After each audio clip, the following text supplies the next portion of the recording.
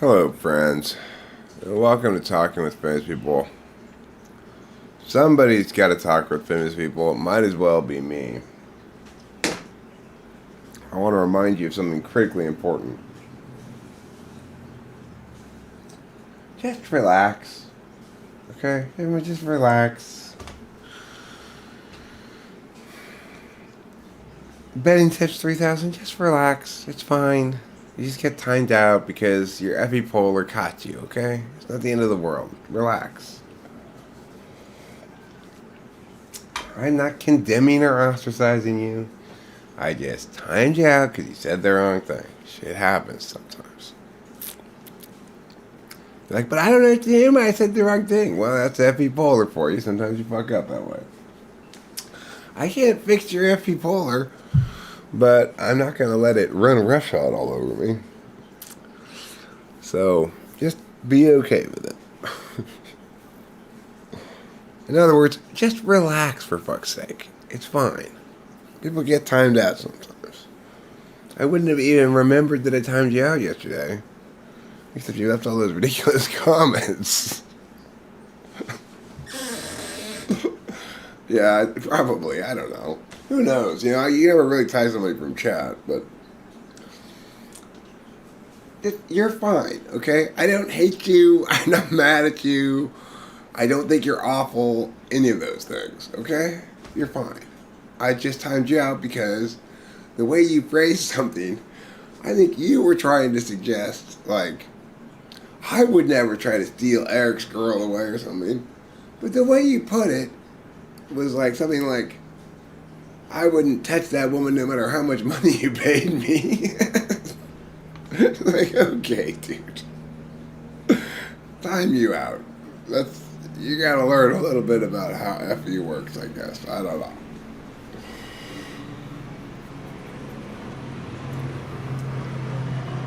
But the point is, just because I timed you out doesn't mean anything different than it was yesterday or whatever. Do I look almost threatening in the thumbnail? I don't know. I just take the pictures, like with what's it called? It's not screen capture, but you just, it's that program where the clipping tool, that's what it's called. It's a clipping tool. Let me get my copy. Right back. Hi, Mr. Man Kitty. What a handsome Mr. Man Kitty you are. Yes, you're a very handsome Mr. Me. I know, yeah. I've heard the good meows. I have. I've heard the good meows so many times now.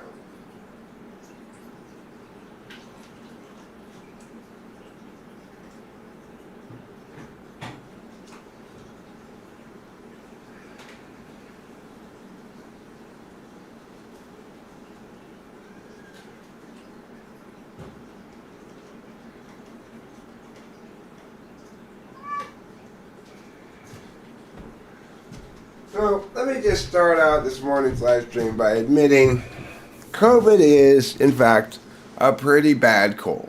There's no avoiding that fact. It's a pretty fucking bad cold.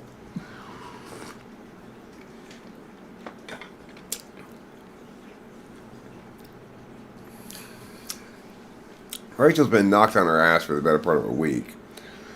And me too now. I started a couple days later than she did. Oh, valuable kitty, man. The value and justice that you bring to the process of living is so astonishing to me that I'm constantly needing to pet you.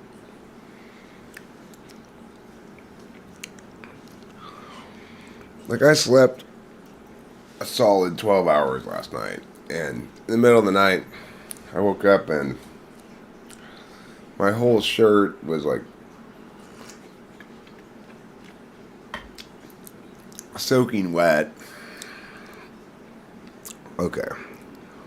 Kitty, I want to talk to you about something that my daughter and I discussed with our old dog. You're sitting on my foot in what we like to call open butt. If you're going to sit on my foot, you should put your tail between your butthole and my foot. Otherwise, you're sitting on me open butt. So Delilah and I don't like that.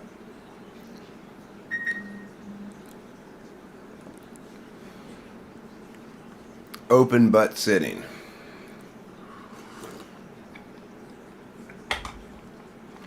I haven't thought about open butt sitting for a long time, Kitty, because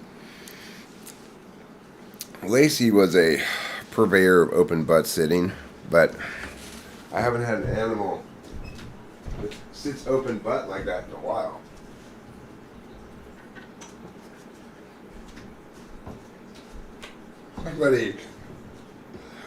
Somebody texted me yesterday this hilarious text, which was like, "Hi, I'm Mia. A long time ago, you typed me as Mia. I began thinking maybe I'm Mia. I wonder if you have any thoughts on it. I have no fucking idea who you are. I have no idea what your typing session was like. I don't remember why I typed you as Mia. So, no, I don't have any ideas about it, obviously. To have any ideas about maybe I was wrong about typing you that first time, I'd have to have some recollection of the first time.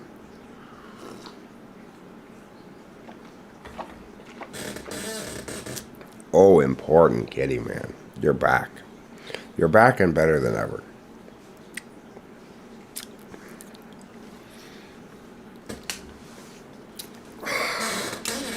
So, yeah, Lacey definitely was guilty as a dog of a lot of open butt sitting.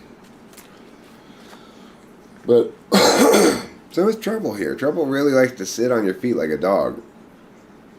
I have to put him up here so he doesn't trap my feet in one spot by sitting on them. He's such a dog kitty, it's ridiculous. Oh.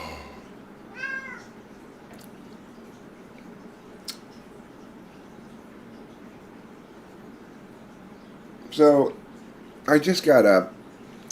I'm live streaming right now, but was there no name attached to it? Attached to what? Oh, the person who texted me? No, they had their name, but it's like, "Hi, I'm Joey, and you typed me sometime back." That provides me zero useful information. I still don't remember who the fuck you are. I don't remember the typing session.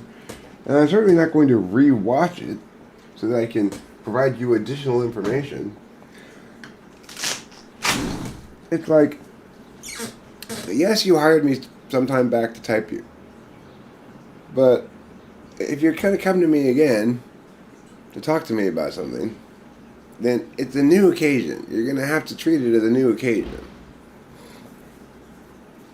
I genuinely don't remember what our first conversation was in part, but second of all, because you get attention from me for 1 hour when you buy it, and that's all the attention you get from me for an hour. You don't get more than that attention. Fortunately, I can honestly tell you, I'm not able to give you more than that attention because I genuinely don't remember that first typing session. But even if I did, you still only get an hour. I might give you more than an hour in the initial burst of it, depending on how much time it feels like to me that I need to get it done. But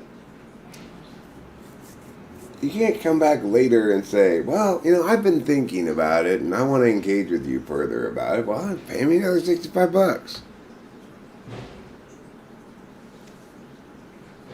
Otherwise, it's not like I enjoy these things on their merits independent of anything else. It's not that they're bad, but it's just like, what do I want to do today? A bunch of whippets or explain to somebody about why their typing answers mean yeah? It's always going to be a bunch of whippets. Hey, Jason Blood, been a long time since you've been here. Apparently, you're still a moderator. Wow. You've been a moderator this whole time. And all that power, you've been wasting it by not being here. This whole time you could have been banning people left and right.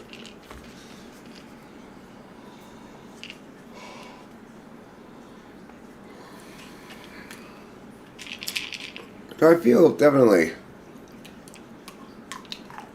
better today. Like, okay, I moved on to the next phase of this COVID. But man, it's a very feverish cold. Like, Rachel and I both had fevers for days and days now. But having a fever is not so bad, really. It kind of makes you feel like, okay, cool. The world's forcing me to really like rest and detoxify or something. Or my body, I guess, is forcing that thing. So, you know,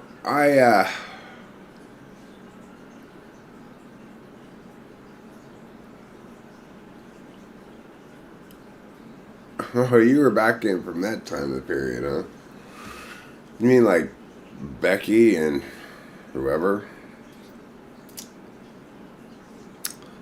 Yeah, well, history has a way of proving you right as long as you continue soldiering forward, right?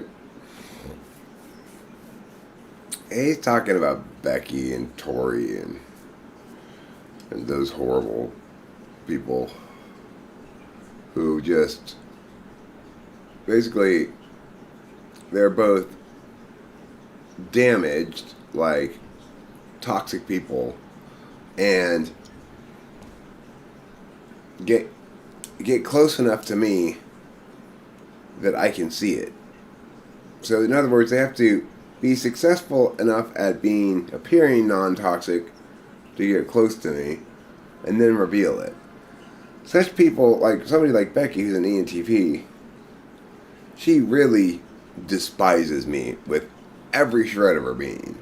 Because I'm what an ENTP should be, open, transparent, just, good, and true, and she's this evil, fucked up, damaged pile of waste, you know?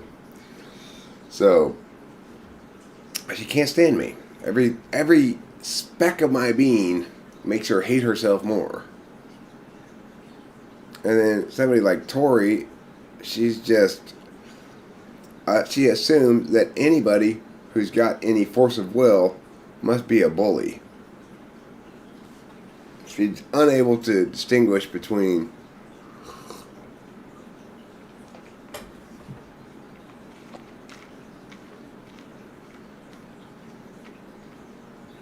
somebody holding her accountable in a just way because of good reason and somebody beating up on her.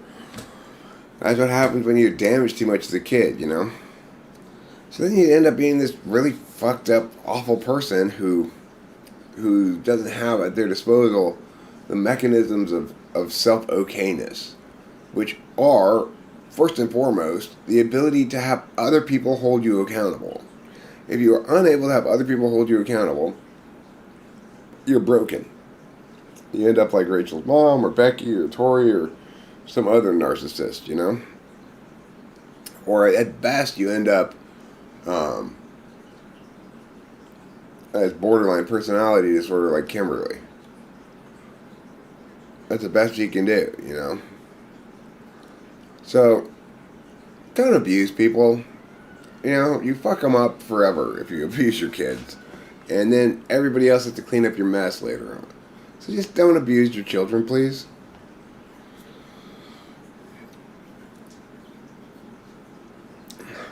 Like when I think about my delightful child, Delilah, I think, what a wonderful child she is.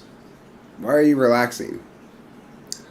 Because you seem a little tense, Jonathan Basanti. Come over here, I'm going to give you a massage. There you go, big guy. Oh, yeah. Feel those squeezes? These are tension-releasing squeezes. Oh, yeah. That's good tension release, huh? You like that? I've got strong hands, don't I? Huh, Jonathan? My hands are so big and strong. You feel so safe, cupped within them. This is how I make people feel safe. I cup them in my big, strong hands.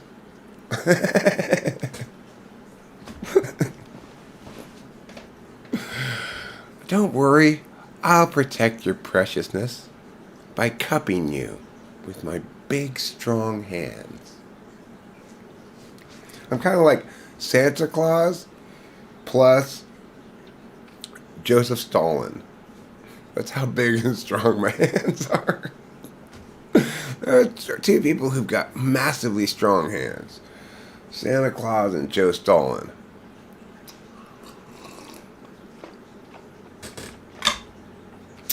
Santa Claus's hands have to be big and strong because he's carrying that big bag of toys. Stalin's hands have to be big and strong because he's murdering all those millions of people.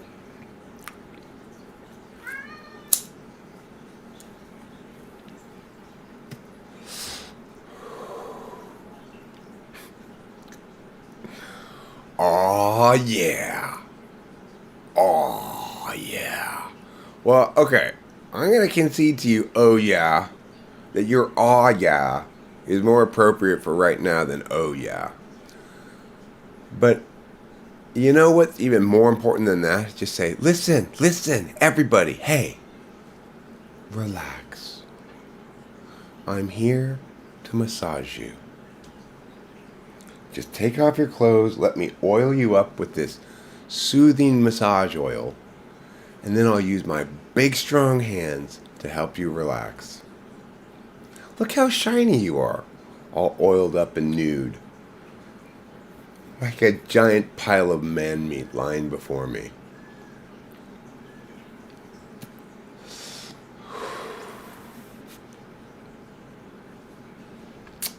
So anyway, right now, really what I'm doing though, while I'm live streaming, I've got no open butt sitting allowed. Absolutely no open butt sitting. If you're going to sit on my foot, you got to tuck your tail between your butthole and my foot.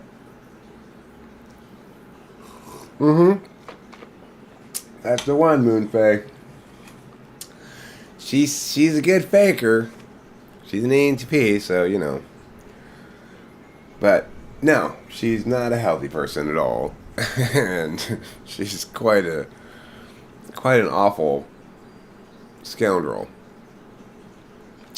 She's the one who emailed my dad threatening to sue him because she didn't like the fact that I was talking about her on the internet. Trying to tell on me to my dad about all these things she knew about me. What she didn't know, of course, was what a healthy family looks like. Obviously, she's not going to be able to get between me and my family members because I don't have a fucked up, stupid, wrong family like she does. I have healthy relationships with the people in my life. We care about each other. We prioritize each other because you got, the world is getting rid of more nuanced kinds of relationships. It's breaking down to two kinds of relationships. Family, inner circle, which can never be more than a few people, really. And then close inner circle. And then everybody else. And the difference between family and friends is really like, I'm lucky. Rachel's lucky. We get to spend a lot more time with our friends than... Yeah, she was part of the Discord hijackers, I suspect. At least that camp of people was involved in that. And so, of course, the problem with being evil is you don't ever have anything to offer anybody but spite at the end of the day. And it can be pretty exciting, I suppose, to gather together in secret meetings for how to spitefully get Eric for a little while. But the problem is, when Eric just soldiers on forward, you've got no affirmations. All you have is negation, right? We don't like this guy. Well, don't like me all you want, but it's difficult to sustain a campaign of spite without being subject to the reality that, oh, I'm weirdly obsessed with this guy and he's ignoring the living fuck out of me. At a certain point you go, maybe I should care about my own life a little bit. And you can't sustain a group of followers on nothing but Eric's evil when there's nothing to actually sustain that position. You've got to she's got to continually refer to things from history and try to reinterpret them to make it look like I'm evil or something, But I'm continually producing new content and engaging with people, and anybody can engage with me and see that I'm not. Anybody can challenge me on anything, ask me about anything or whatever. I give genuine answers and engage with people. Narcissists are huge cowards. They're. It is the reality of the narcissist that they're a coward. They will not be held accountable by anybody. That's what makes them broken. Anyway, like I was trying to say, really what I'm doing at the moment is I'm curing my poop. So, my poop's not quite ready to come out yet. I can feel it up in there somewhere, gathering momentum, generally putting together its little nodules of poop into one big piece of poop, you know. But it's not ready. It's a ways from ready. And my goal today is this. When my poop gets ready to come out, even if I'm in the middle of a super interesting sentence, just get up and go poop, Eric. Do not let it go back inside. Okay, that's my big plan for the morning.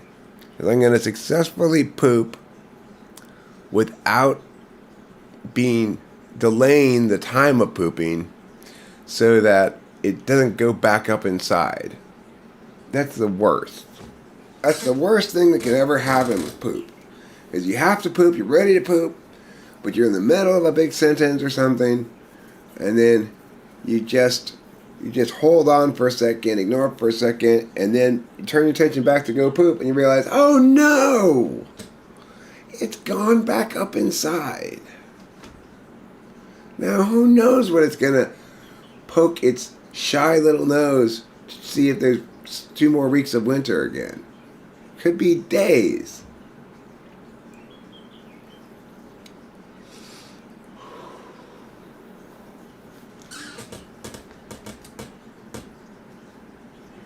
Yeah, open butt sitting is a Delilah term. She made up that term when she was a little girl, talking about the dog, and how the dog would sometimes sit on his open butt, you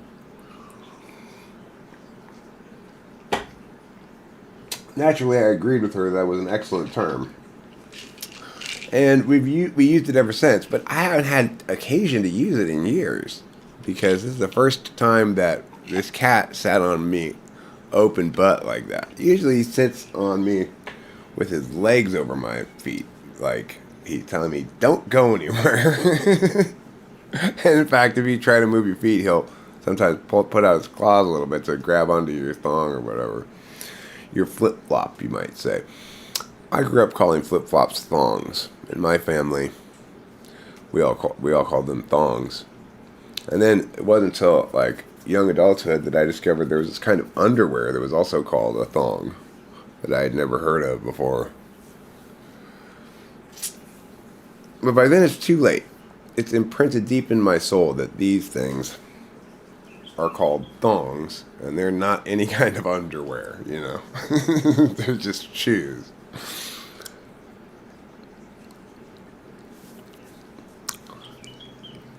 The worst poops are the ones you've already pooped some, and you know that there's more, but your butt's like, nah, that's all the pooping I'm giving you today. I know.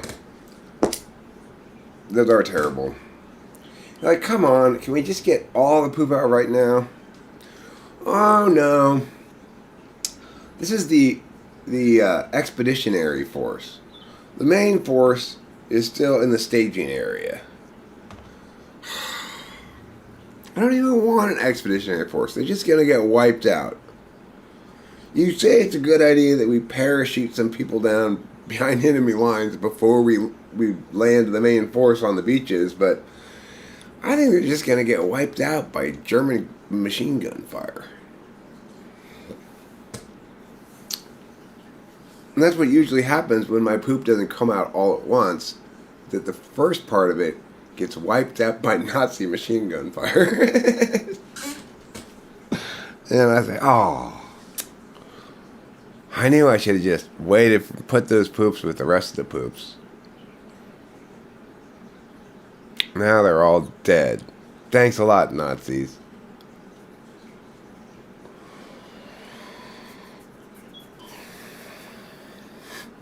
Yes, every poop is a historical reenactment of D-Day. And the toilet, if you can divide the toilet into different sections, the toilet water, those are the various beaches. Sword Beach, Juno Beach.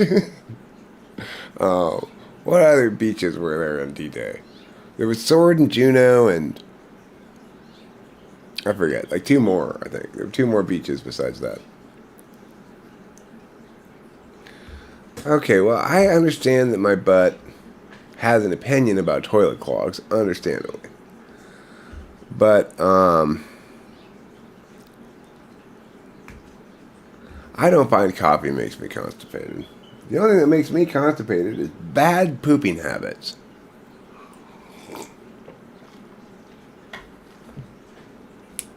The problem is, I think my poop should wait for me. But I just need to concede, I'm not the boss of my poop. My poop's the boss of me. And I'm just getting uppity, and that's why it has to punish me with constipation. It's a way of writing me up at work and saying, you've done a bad job. That's the only thing that ever makes me constipated, is that I'm bad at pooping. It's me trying to be willful about something that I just need to obey my body. Now, I have no typing schedule for today.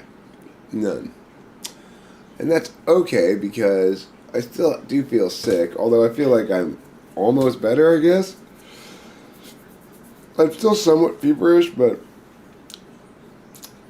after a bunch of sleeping yesterday, I woke up in the evening and I could tell, like, oh, I'm not better, but at the moment, I'm not feeling encumbered by this illness to the extent that I have heretofore. Then I stayed up for the rest of the day. Rachel and I even went on a walk around the block. We watched some shows together. Because most of the last week or so, Rachel's been just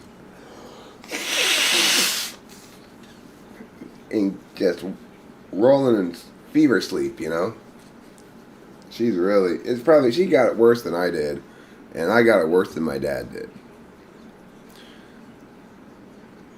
When you get so badly constipated you get PTSD and forget how to poop. Well, I remember, I'm very slow to learn my lesson. I'm 50 years old. It's taken me 50 years to even acknowledge that this is the central thesis of all things poop related, is that, Eric, you've just got to stop trying to think that you're in charge of your poop and let your poop be in charge of you. That's the way to go. If you just live like that, like an ISFJ or something, or ISTJ, just regarding your poops, you won't have those horrible moments of like, oh, my stomach's cramping because I haven't pooped in 3 days. Oh no, ow.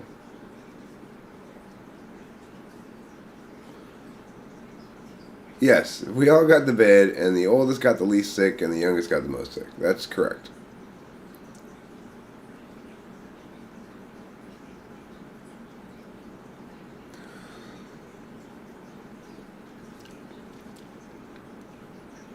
The best way you could explain poop is say, I'm about to complete my magical conversion of food, which smells delicious, into something that smells terrible. That's what my body does. It makes food smell bad. When I eat food, what my body does is say, remember how delicious smelling you were a minute ago? Let's put a stop to that and make you smell the opposite of delicious. And I go, okay, well, if you think you've got a process by which you can do that, go ahead, body. And every time, it proves itself right. It says, look, see, once again, remember how that used to be lasagna? Now it's poop. I I did it again. And not even any oops in front of it. It's hooray, I did it again. I turned all your food into this poop. Now flush it down, cause oops, I did it again. I converted food into this stinky brown.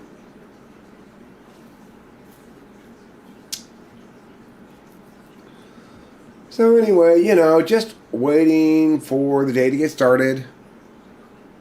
Or as Steve Martin said in his stand-up shows. I love the way Steve Martin would start his stand-up shows back in the day a long time ago.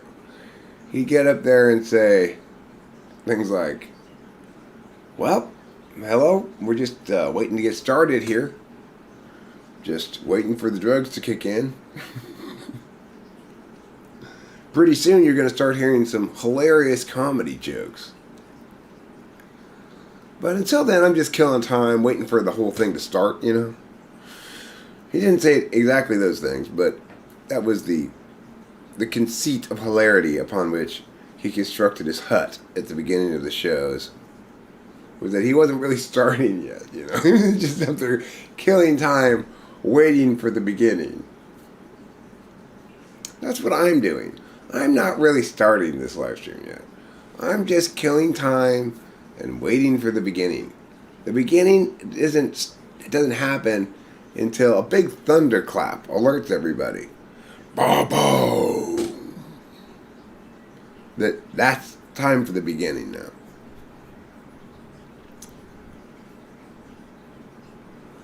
I saw Steve Martin in a skit say, I want to thank you all for being here. Thank you, thank you, thank you, thank you, thank you, thank you, thank you, thank you. It's classic Steve Martin. Steve Martin's a genius.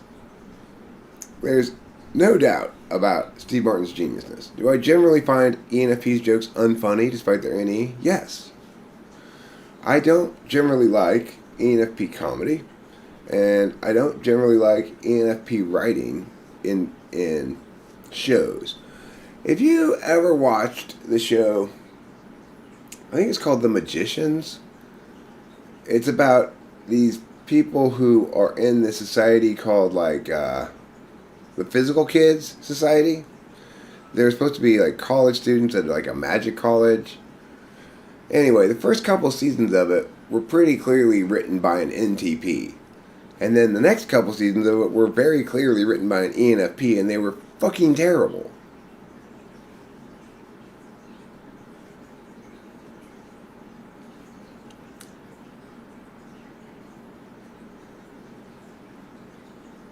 He began his bit by staring at the audience dryly and pulling out a composition notebook out of his back. Well, like I say, I can't necessarily be sure that the people I don't like and the work I don't like is actually done by ENFPs. I just note that it's NE run amok with an FI frame of decision making. So it's like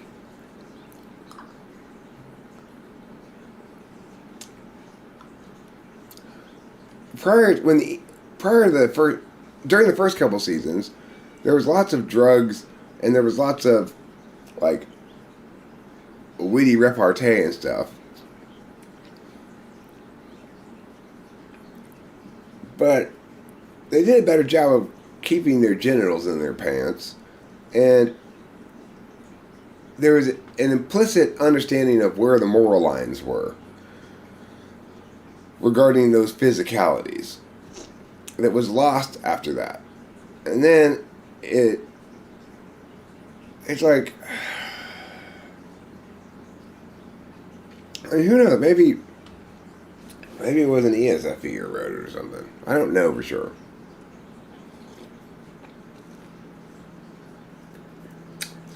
I remember pulling a composition notebook out of his back pocket. He then proceeded to tell all of the jokes from the notebook. Everyone got it instantly. The whole shtick went over really smoothly. But you know what, Jonathan Pisani, it may have took more than the character limit would allow. But the whole thing got read because I was interested in hearing about it.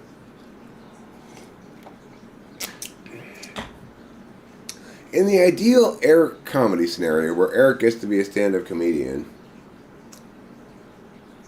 I'm given about an hour, and I start off pretty thwacked and pretty in a funny mood, like good to go to make jokes.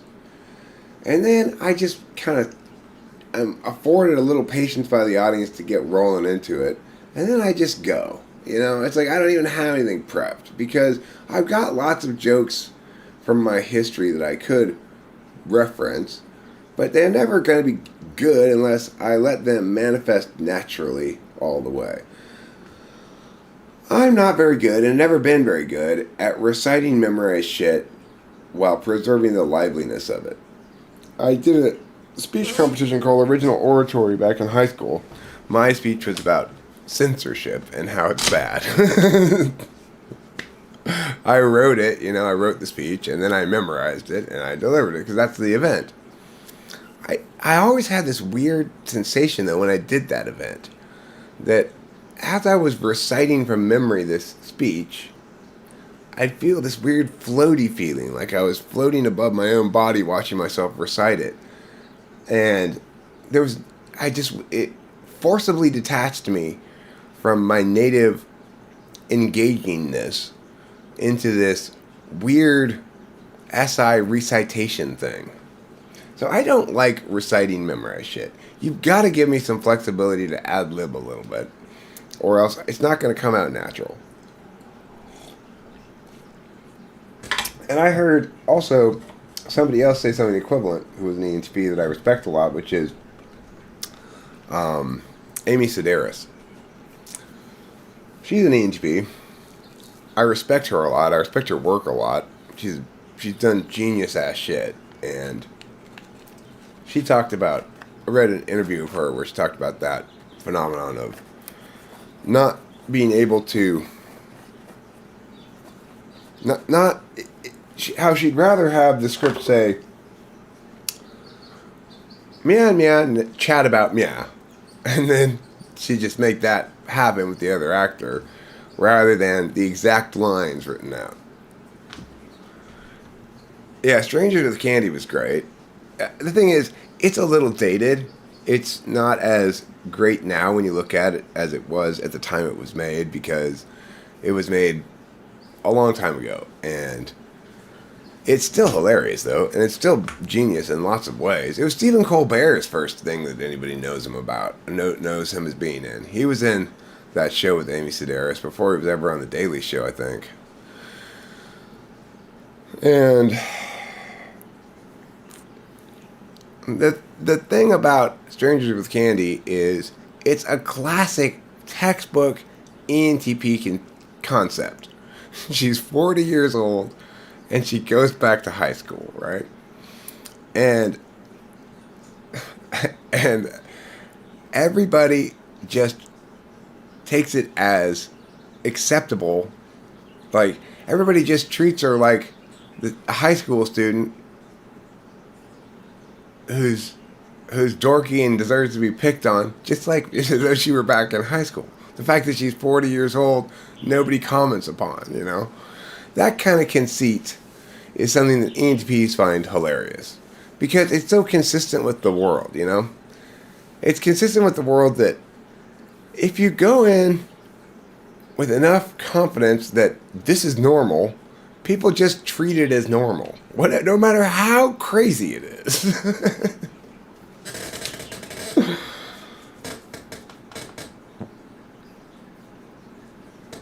And there's like all the other people in the high school were cast from early 20s age people, like they normally cast high school people. And Terry Blank, she's always trying to get on this. She's always trying to fuck everybody. But especially this red-haired girl who is innocent and pure and stuff, and who's always dealing with her character in this earnest, straightforward way, as though she's completely oblivious to the fact that this whole thing is insane. That's classic ENTP hilarity.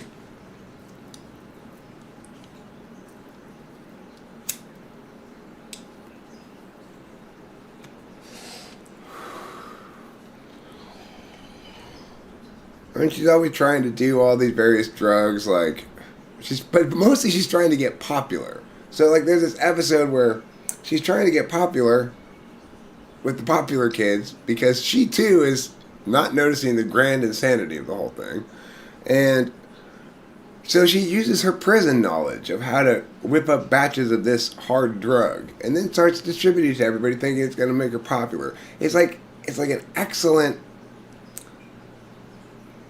absurdist after school special. That's the whole concept of it, right? Is that. And before South Park ever had Token as a character on their show, Strangers with Candy had Principal Blackman, who's a black man.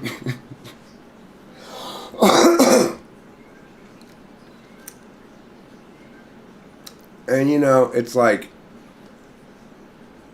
the main character's dad is this guy who's paralyzed and never changes position or facial expression, except every time he's included in a scene, he's in a different position with a different facial expression, but he's always paralyzed.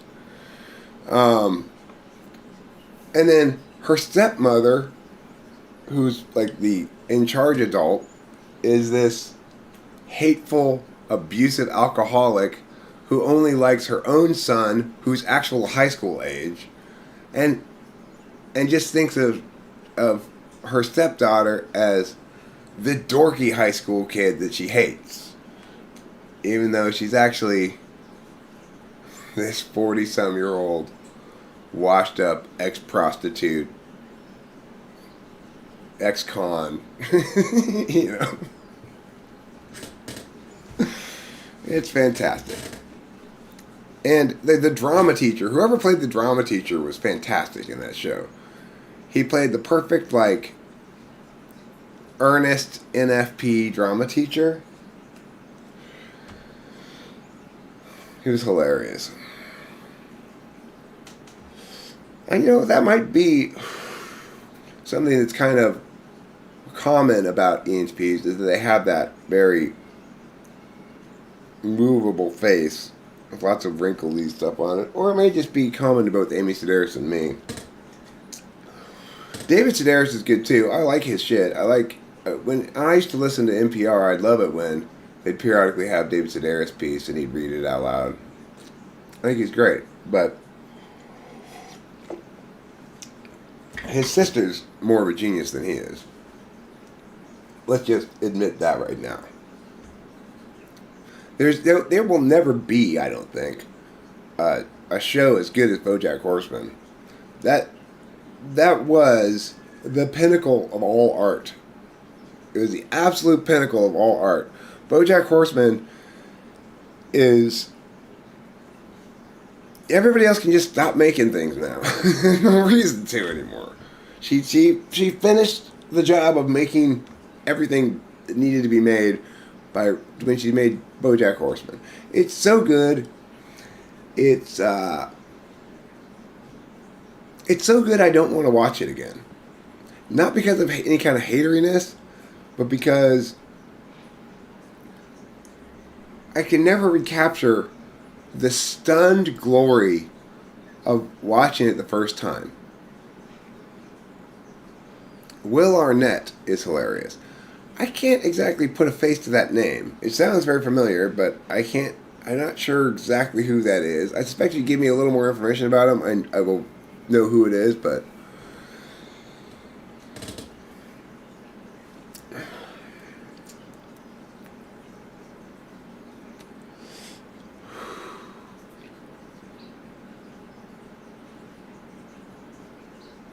Stands up. I remember this one scene from that show where Candy stands up and P's standing up at a urinal. Oh, you mean it's Terry Blank is her name.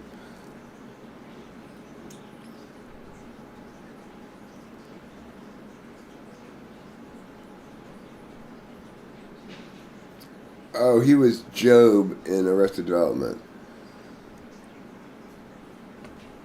Okay. I think I know who that is. He plays like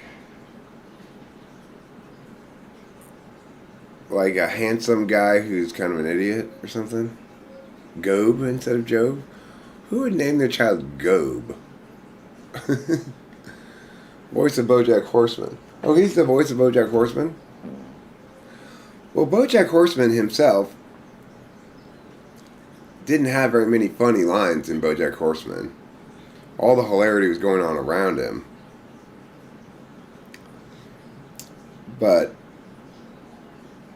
BoJack Horseman accomplished a couple of just amazing things that I will never forget, even if I ever forget the details of them. Like, the joke about the manure falling off of the back of a truck or something. The way that joke is constructed, it's just angels sang and threw down angel light at me when it finally revealed its entirety. And I said, oh my God, the genius! It's pummeling me with its fists. Bag of mulch, yeah. Oh my God, that joke that whole thing was the pinnacle of absolute genius. Absolute pinnacle. Could there be a better joke than that ever written? The way that whole thing played out, that bag of mulch joke? I don't think so. It's spectacularly genius beyond reckoning.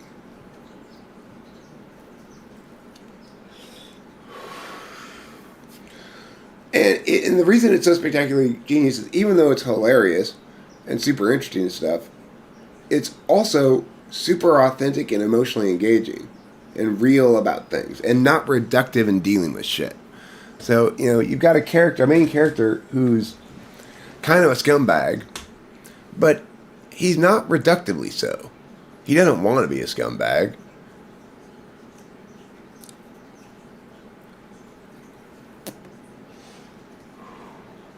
The scene where you get to see BoJack's inner monologue for a little bit, and it's this chaotic storm of self-doubt and self-loathing, and then they contrast to see how his affect is, and it's this flat, calm lake.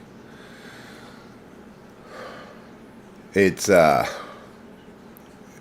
I'm sure every intuitive in the world has some resonance with that, because being an intuitive, first and foremost, is prioritizing meaning over experience. And being an intuitive means necessarily your topmost kind of perception is about perceptions, not about realities.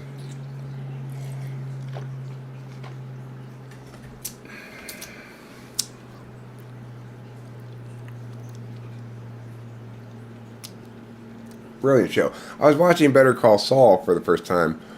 I started watching it last night with Rachel a little bit. She's seen it before, but man, that's hard for me to watch because what's his name? Bob Odenkirk is playing such a perfectly written ENTP character, and he's such a fucking mess.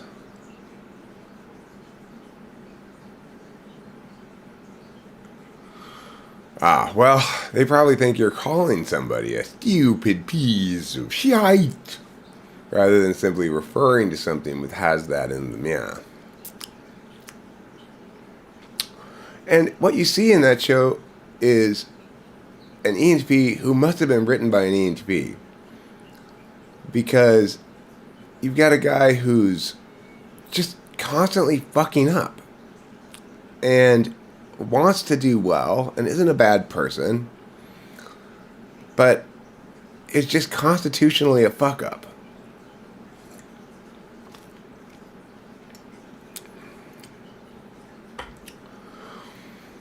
There's also the amazing episode where, well, the thing is, ENTPs aren't exactly constantly scheming, and that's what you get from Better Call Saul, is that there's a sense that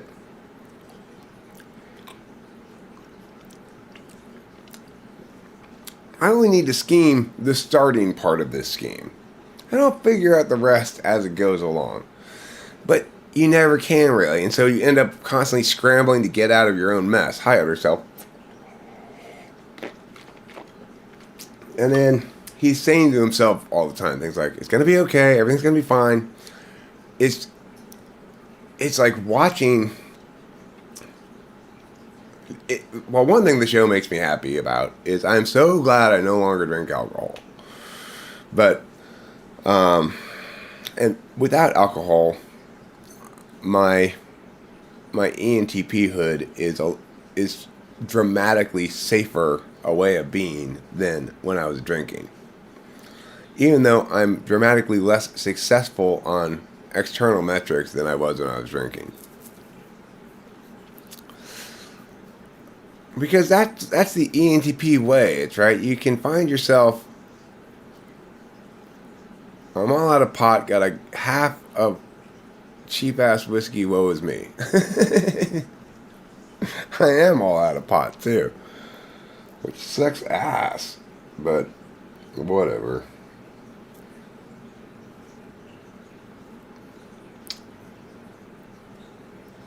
I want to trying to be economically cautious and make sure that I don't spend money that's going to be taken out by auto pays and stuff like that and end up having problems. So I'm just going to hold off on getting more weed for a while. I do have like half a bong rip left probably in this bong that I never finished yesterday. Maybe I'll finish it right now. I don't really feel any pressing need for pot that much anymore like I used to. I don't fiend it at all when I don't have it. I mean, I could get it delivered, but it's way too expensive that way. It's like pizza. You got to be clean in your system for now. Are you gonna get drug tested or something?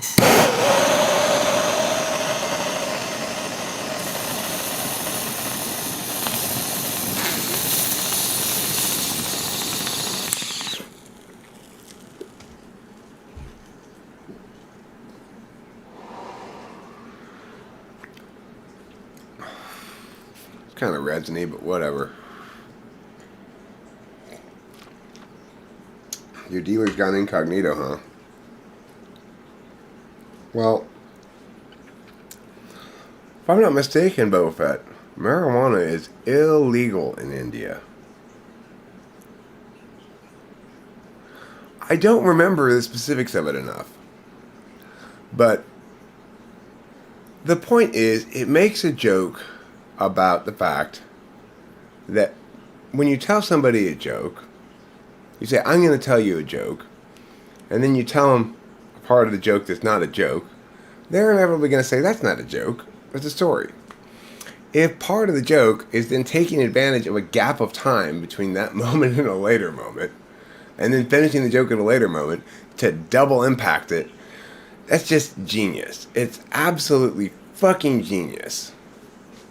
Remember that part of Saul where he was reapplying for his license, they rejected him on the basis of insincerity and got pissed and confused? I haven't gotten that far into it. I only got a couple of episodes into it. Like I said, it's kind of hard for me to watch because I identify with the character too much. Every time he fucks up in his ways, it links so much to various SI things in me and triggers so many bad triggers for me. It's like Better Call Saul is like this TV show that basically says, here, Eric, a successions of ways to remember to hate yourself. But it's also really well written and good. Rachel loves it, you know. And I agree, it's super well written. You know it's super well written when there's this scene towards the very beginning of the show, and like I said, I've only watched a couple episodes of it, where he staggers in drunk to what you assume is probably his dad's house, and you assume his dad is weird about technology and throws his cell phone out on the front lawn, and then when he wakes up, this guy's in a space blanket, and you're like, who is this guy? What the hell is going on? And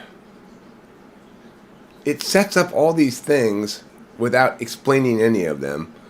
But the setup is revelatory enough that you have to do all this speculative writing in your head. And it gives you just the amount of time to do it. It's like the kind of show that you don't want on 1.5 speed because it's paced correctly. Unlike everything, it's paced correctly. Well, I can tell already that I think it's going to end up being more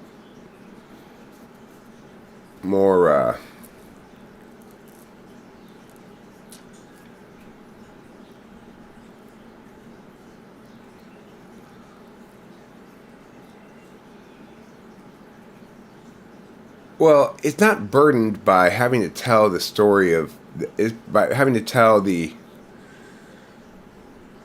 arc of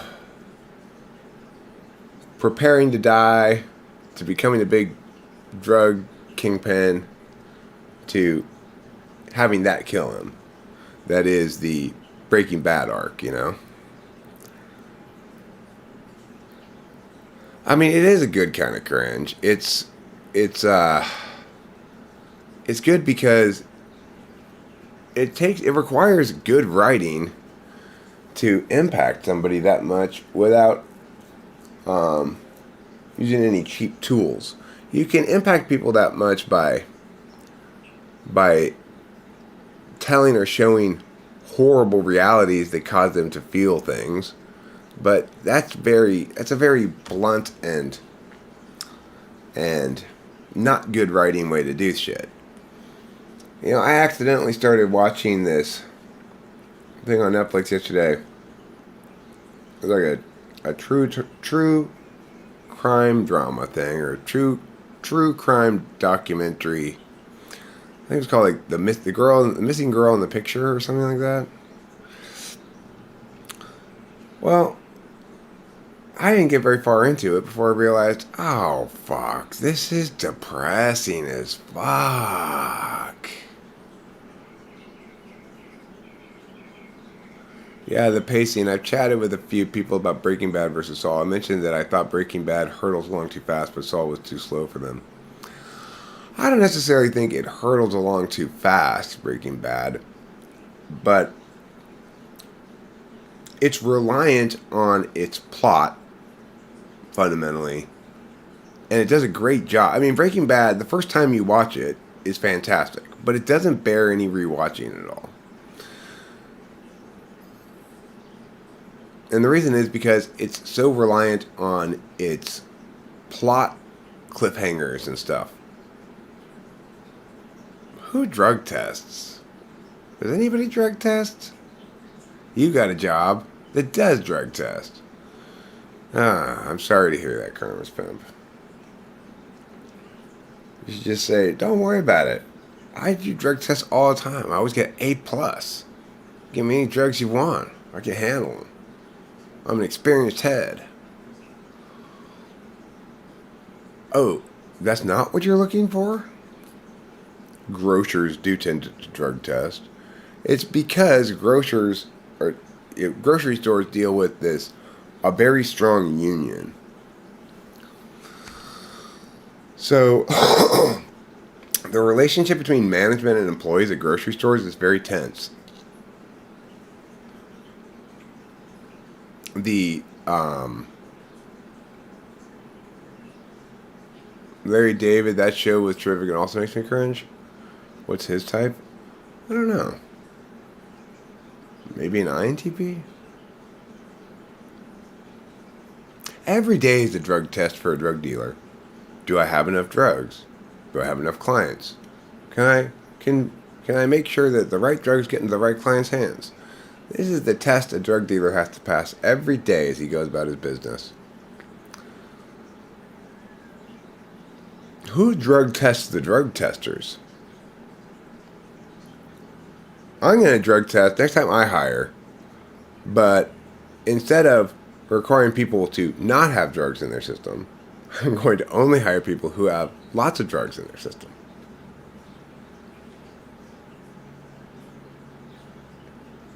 Yes, we do drug tests. Oh, never mind. No, no, no. Probably not in the way you're expecting. I'm checking to make sure there are at least some illegal drugs in your system. Otherwise, you're way too square to work for me. If you still want to work with me and there are no illegal drugs in your system, then our first job is to get you loaded.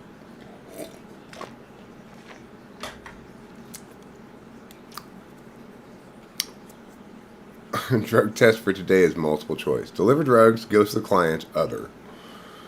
Cock a doodle doo. No, it's true about.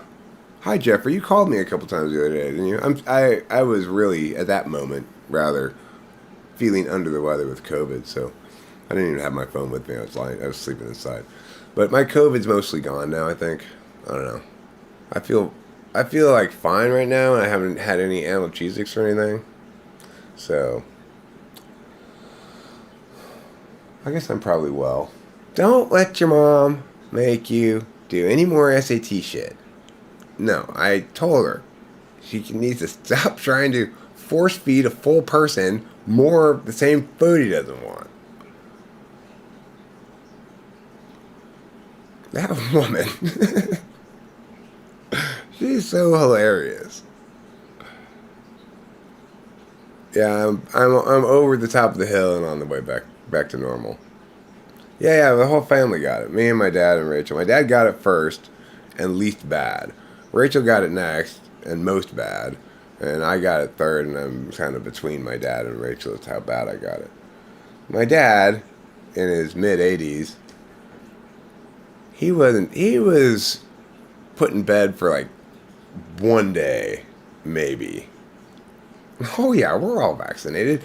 The reason we're all vaccinated is because there was that glorious moment in recent history when the nursing home informed us that we were not allowed to see our wife / mother / boyfriend's mother at all unless we got vaccinated.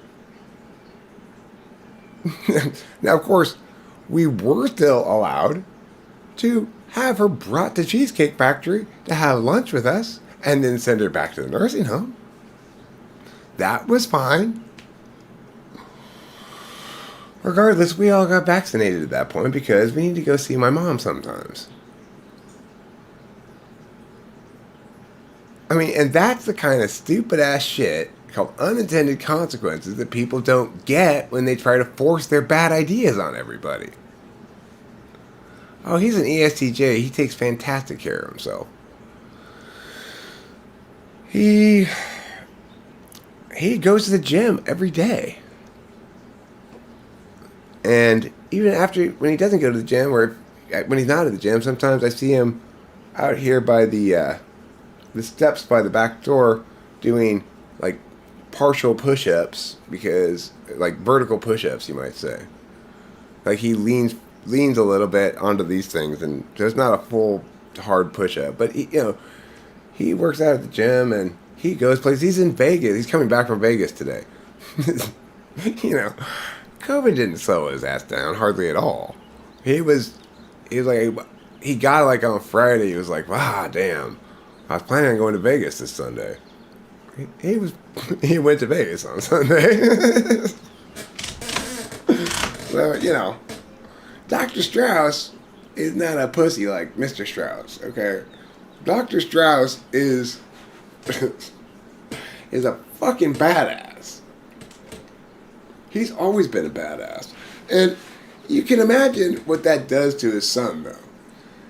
It's like, if you're an ENTP and your dad's a particularly badass ESTJ, who's also a very good person and has a doctorate in philosophy, then why even bother, right? Why even bother? I'm shitty at everything important, and even at things that aren't important, that are my specialty, I'll never have as much official legitimacy as he does. How horrible is that? It's like, oh, fuck it then. This probably explains why I'm such a child, It's like, my whole childhood, I was dealing with my dad, who's a good person and who loved me, but who couldn't help but constantly sigh at my complete uselessness and abject failure at everything that's his way of paying attention. TE and SI. Probably, like I said the other day and yesterday, maybe in a stream, I wouldn't doubt if somewhere near my very first words I heard from my dad were, "Don't try to reinvent the wheel." I heard that so many times in my childhood. He did not like my way of TEing. He never liked it at all.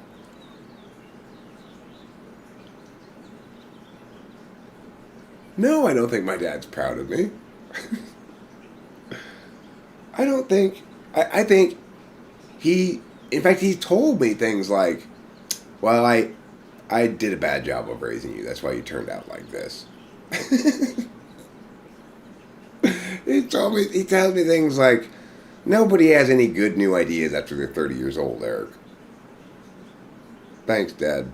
Appreciate it. It's great. Things like, well, obviously, I'll have Delilah deal with this thing because she's, well, do I need to say why? No, I get it, Dad. You have abject contempt for me as an adult.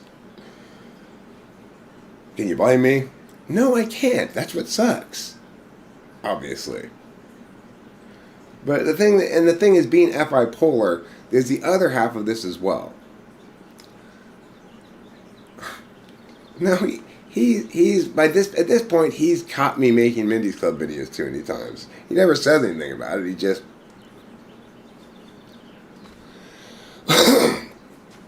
he doesn't even know what I'm doing, really. It doesn't matter what I'm doing. It's just Eric stuff, right?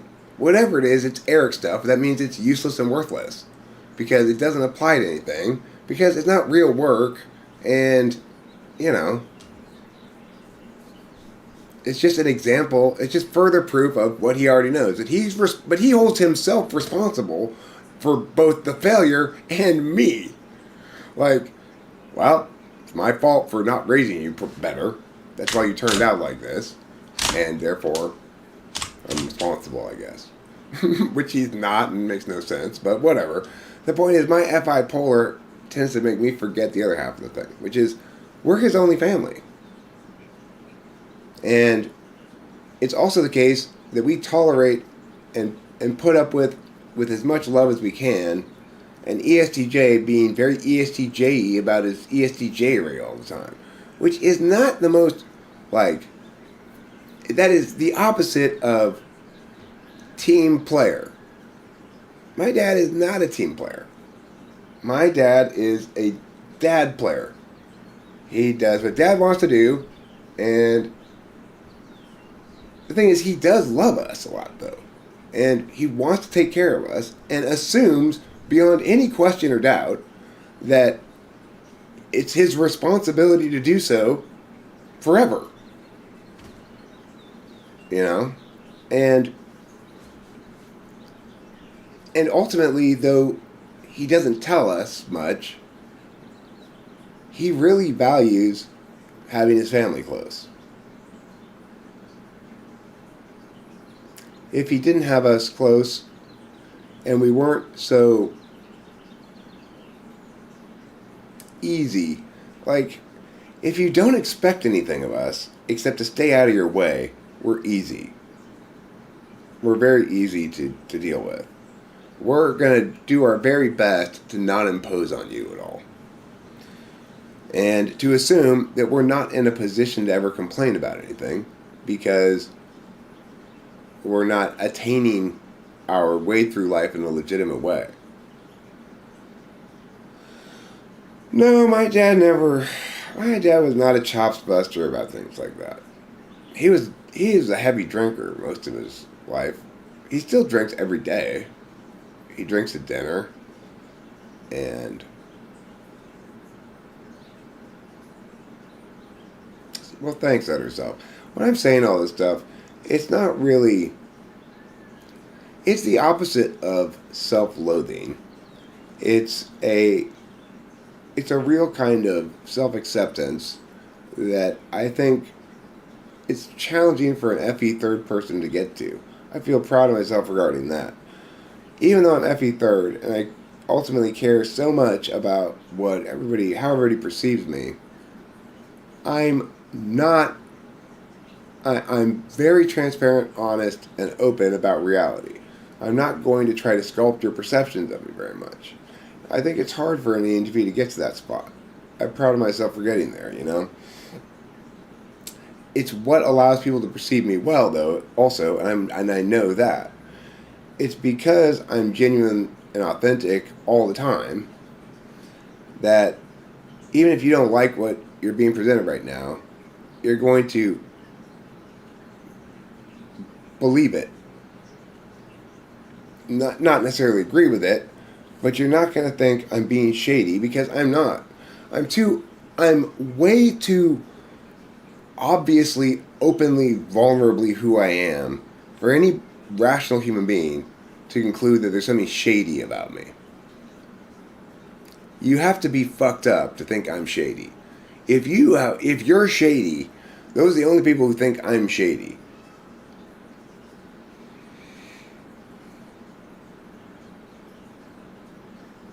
I think the scenario of your dad walking in on you making. Well, I mean, it goes as simply as this. In fact, the truth is the first time that actually happened, exactly as you state there, was the other day, not very long ago. I was out here outside with Mindy and Tiffany. I was trying to get them to sit properly, like I wanted them to sit to make this video, and I even had my camera on a tripod. I had it set up properly, you know, rather than just doing it handheld. Those tend to do better when you have it set up properly, although not necessarily. But you know, people want to see a lot of interesting stuff in the visual field if they're going to click on it on a short. Regardless,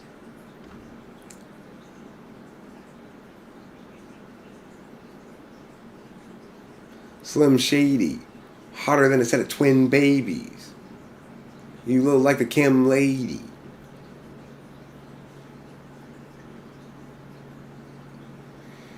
Mindy being aware of your father is an interesting concept.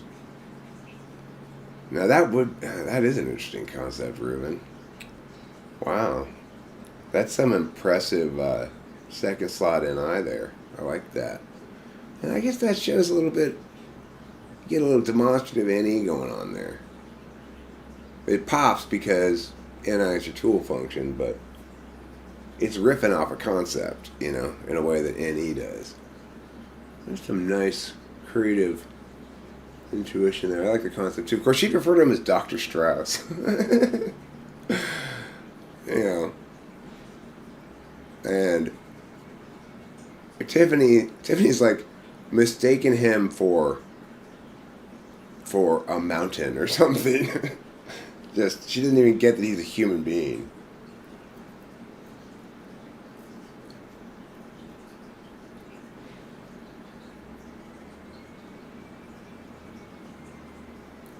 Sometimes maybe I can imagine eventually working up toward the scene where I'm about to put my foot down and finally stand up to Tiffany, and then Mindy goes, "Do I need to get Dr. Strauss?"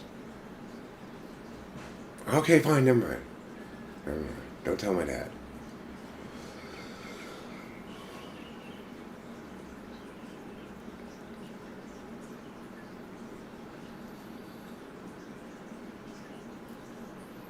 Well, what I'm saying is, he probably has many such riffs that potentiate before his consciousness.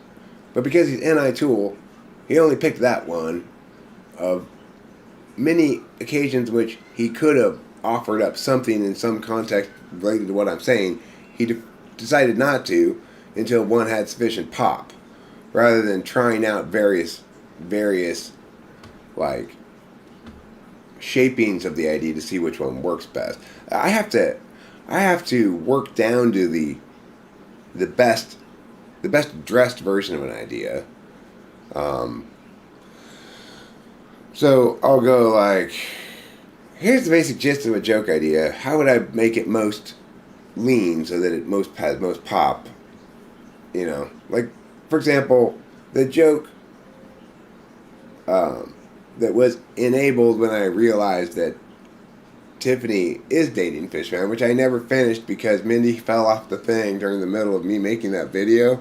So instead, I made a Mindy's Big Accident video where she's about to start saying her line, and then the wind blows her over, and she goes, "That's a."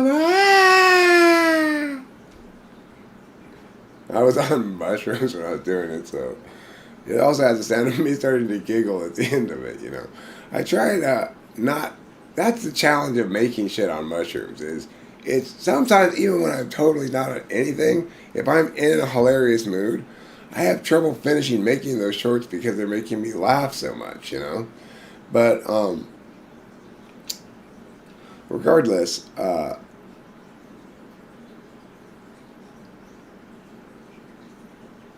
Where was I going with this? I don't remember.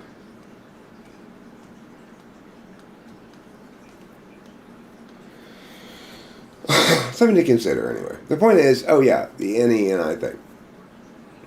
So then I'd say, well, it could be, so the idea is that Tiffany's gets a text from Plenty of Fish saying an activation code, even though she didn't ask for it or anything. She doesn't know what it is. She talks to Mindy. Mindy says it's a dating site. She goes, "Oh, well, that fast. That's disgusting. They're all wet and slimy," or something like that. And then,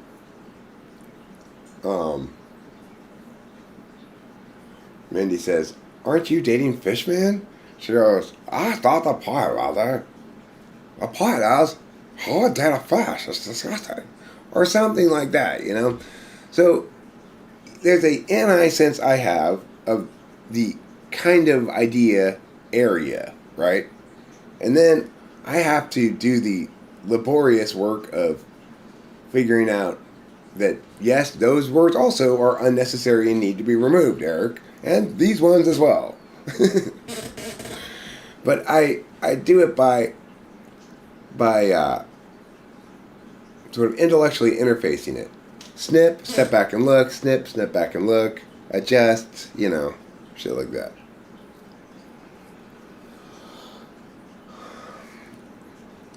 It would be cool if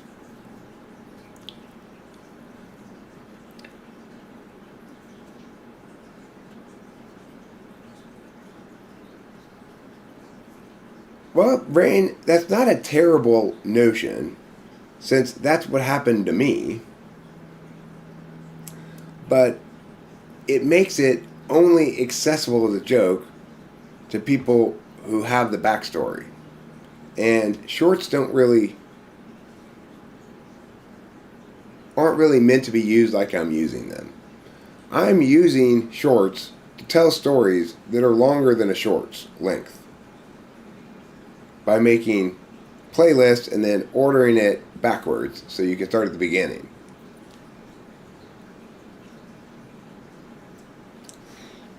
It's not really clear where Mindy comes from. She may originally be from, like, Tulsa or something. You know? But Mindy's not one who likes to reveal things about herself. She doesn't ever reveal anything about herself. She's always cool and perfect. And one of the reasons why she hangs around Tiffany is that Tiffany's constantly revealing things about herself. Exactly what she wants and why and and her thoughts on everything. And so it's like an extra layer of identity armor between other people and Mindy. Nobody can ever really engage Mindy on an honest level because she's always got Tiffany nearby. And Tiffany's so forcefully expressive of Tiffany. This is Tiffany's world and everybody's following behind me, right? You know, Tiffany expects, like, right now as she's sitting somewhere, Tiffany, she is assuming that everybody in the world is waiting for instructions from her. So, you know, she might be by herself, see some dumbass thing on the ground, like a crinkled up cigarette box plastic, and be like, "Oh my God, what is this? Everybody gather around," unaware that nobody's paying attention to her except for her, you know. And if she then realizes she's by herself, she'll be like, "What is everybody? Oh, horrible, selfish people," because they're not as she wishes they were at that moment, arbitrarily. So, and she expects that basically the world operates like they're waiting to hear Tiffany say, gather round. Everybody gather around me and listen to what I'm saying. It's very important."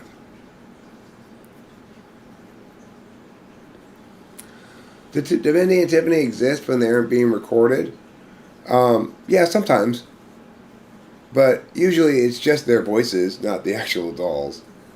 Like, and it's usually just Tiffany who's existing. Tiffany chimes in on things a lot of times when I'm not making any media, when I'm just walking around with Rachel or whatever. Tiffany will still chime in on things. I go through stretches of time where I let Tiffany be the voice of everything stupid I have to say, basically. So, if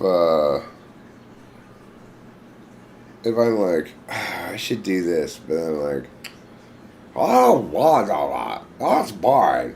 Sorry after that. I'm doing that." I'll just say it in Tiffany's voice because I realize I'm being Tiffany, you know? I mean, many of the popular shorts that I see that have millions that get recommended to me when I'm logged in as talking with famous people include cats, which at least I can understand. I might want to watch such a short. Nobody's too good for a cat's video, okay? Nobody is too good for a cat video. It doesn't matter how intellectual you are.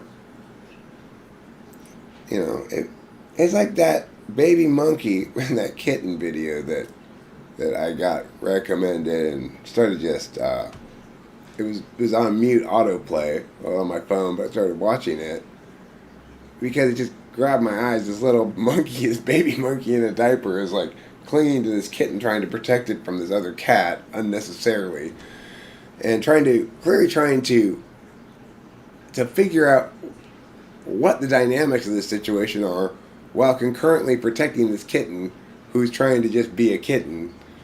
And like this baby monkey is taking ownership of this problem that it doesn't understand, and it's hilarious. It's like, "Oh, you silly monkey, you don't need to worry about that kitten. That's its mother. Its mother's not going to bother it or anything. Even if it's not its mother, it's obviously a friendly cat. It's not trying to attack it or anything.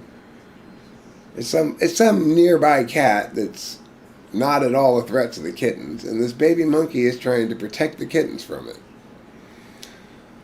So, and the kittens are trying to go to the cat. The kitten's trying to go to the cat, and the baby monkey is clearly saying, "Look, until I figure out whether this is safe, you just need to stay over here. Okay, I'm still trying to determine the reality here." But of all the parties involved, the baby monkey least well understands the reality, and yet is taking the most ownership of it. That's what makes it so funny. Are we planning on visiting New York anytime soon? No, but we do plan to go to New York at some point because I'd like to give Rachel a chance to visit her dad in New York and show me some New York and stuff like that. It's important that it's like the other day I said on a live stream, like, why would somebody waste money on plane tickets to New York or something? Well, it's different for us because New York's her home, and that's where her dad lives. And even though she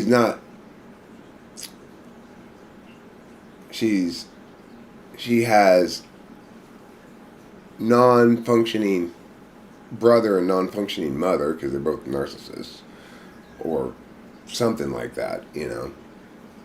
Her dad is somebody who loves her and she loves, and I love and appreciate that he's there for Rachel and honestly cares about her, and it's why Rachel's okay rather than a narcissist herself. But yeah, we will go to Long Island at some point, visit Rachel's dad, and have Rachel will have a chance to show me around her hometown and stuff in Franklin Square, and I mean, how close are you to Long Island? Show me to you. Do you know where Long Island is? If you look at a map and you see some short islands, skip past those. When you see the really long island, check to see what it says on it. It might say Long Island. If it does, that's the place where Rachel's from. But note, it's a Long Island. So you might want to know where on Long Island she's from. Well, she's from the part down here that's closer to the stuff, not the part over here that's farther away from the stuff. If you want clarity about where she's from, that's where she's from. Franklin Square. But nobody knows where Franklin Square is. If you tell somebody, I'm from Franklin Square, they go, okay. But if you tell them, I got more information for you, it is on Long Island, then people would know maybe where Long Island was.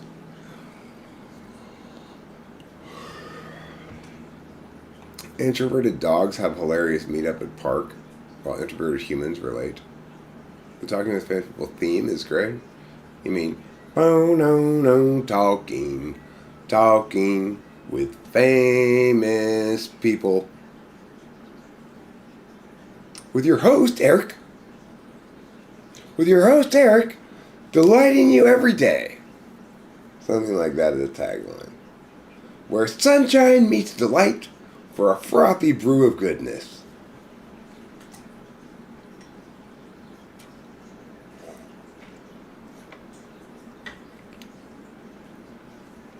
I was thinking about some expression I was thinking about yesterday and saying to myself, here's a nice few,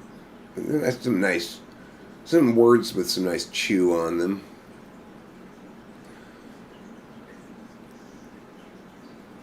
You live in the same neighborhood that Larry David grew up in. Somewhere in New York, I take it. Oh, Brooklyn. I've heard of that. I'm assuming there's a brook, a bubbling brook somewhere in the middle of it. Based on the name. It's a land of brooks. Either there's a bubbling brook going down the middle of it, or all the women there are named Brooke. And a onslaught of naming your daughter Brooke that occurred after Brooke Shields became popular.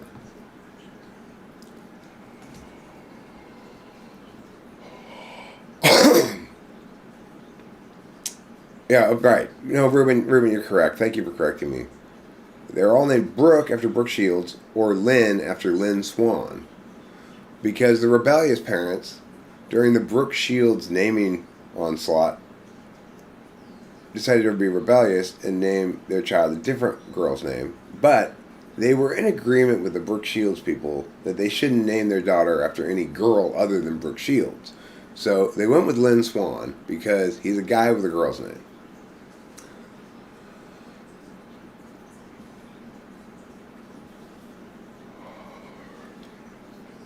When I was a kid and we used to play football on the lawns and stuff, if you caught the pass over your shoulder rather than like turning towards the ball, that was called a Lynn Swan catch.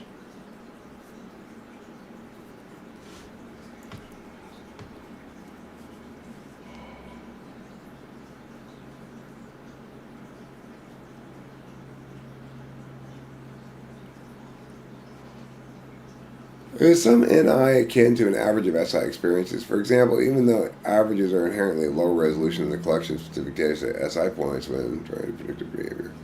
Uh, I mean, it assumes that what's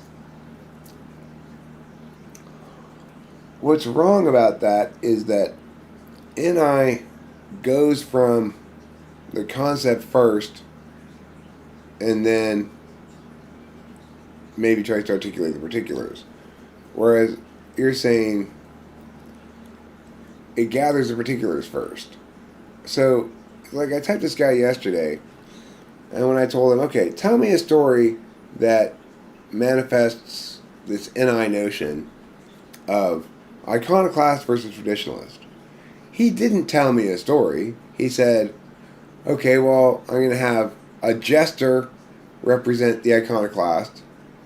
The king is the thing being teased and adjudicating the matter, and a knight will be the traditionalist, playing as, I guess, the lawyer for the king, so to speak, in this narrative that I would hypothetically actually generate the particulars for if I were going to be generating a narrative. Whereas when I asked the question, I expected his answer to start with, okay, so one day Bob was walking down the street, blah, blah, blah, blah. Like I would have done it if asked that question.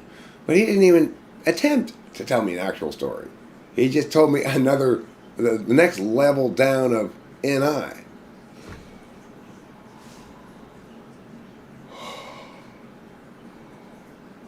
The thing to remember about NI is it's what you can know about things without knowing their particulars, because their particulars are either their unique expressions of their universals or they are ways in which they deviate from or inform us about their relationship with those universals.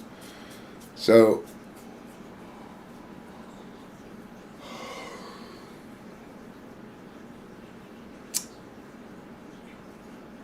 if you want to be my lover, you got to get with my friends. Fuck all of my friends first, then I'll let you in. It's a weird standard to have for whether or not you're going to let a guy have sexual intercourse with you. Before you have sex with me, you need to fuck all of my friends first. Otherwise, I won't believe you qualified.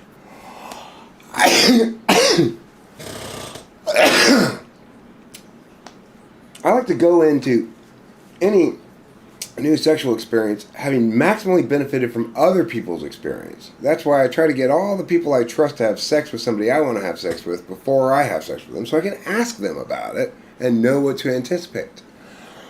It's the ultimate SI Dom without any FI at all frame of reference, right? Look, you can take your intuition and shove it. I trust my interviews of people I know from my experience I can trust. So I need you to fuck all my family and friends before you're ever going to fuck me. I can then ask them about it and feel confident, yes, I have it on good information from sources I trust that it's okay to fuck you. Isn't that kind of like using all your friends and family as a decoy? Well, you know, if it kills any of them, we will know that was a bad idea to begin with. Oh, he was a murderer? Yeah, I'm glad I had him fuck Julie first. See? That's why I do it this way. It's like, he really wanted me to go on a date. I said, okay. But you're going to have to fuck Julie first. I need to talk to her and see how it goes with her. If she likes it, then I'll think about it. And turned out he was a murderer. That's why I used it. It's like having a food tester when you're in the Middle Ages and you're a king. He might be poisoned at any moment. So you get some regular people who don't matter to taste your food first. If you die, then I'll know there's something wrong with this food. You're fine? The only problem is I'm constantly having to wait like hours after somebody tastes my food to be really confident that I can eat it, so it's always cold. It's like I can't give it to somebody to take back into the kitchen and microwave it because they might poison it, and then I have to have it tested again, and it's just delaying the eating even further. Oh, kitty man. You are such an important kitty man. Yes, you are. Oh, yes. So good and just. So true and fine and special. The truth of fineness is special within you. I'm trying to convince my sister to get typed by Eric. She reminds me a lot of Rachel, but on tests she's gotten ENFP and ISFP. Tests aren't very reliable. Like that guy I typed yesterday. He was came in fairly confident he was maybe an INTP or some other kind of NE person because he just didn't get how extroverted intuition and introverted intuition actually operated and stuff. Right. The food was fine, but because you waited 2 days to make sure that your mayonnaise was good to eat, and you left it out in the sun the whole time, by the time you ate it, it was no longer good. And that's why you got sick. That's how almost every single one of the European kings died. They waited too long to eat mayonnaise.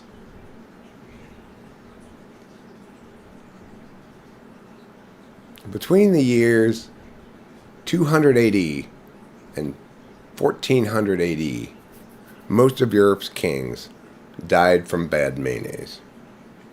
True story. And most of Europe's queens died from, therefore, a mayonnaise-related broken heart.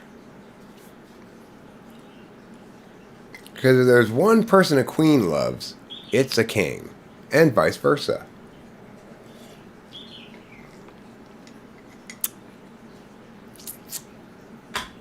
Alright.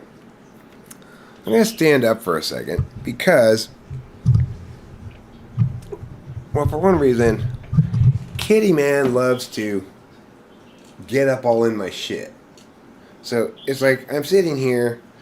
The only way I can preserve my ability to exist here comfortably is to put my feet up on the ottoman because he likes to get all naked so I can't move my feet or can't, like he's such a dog.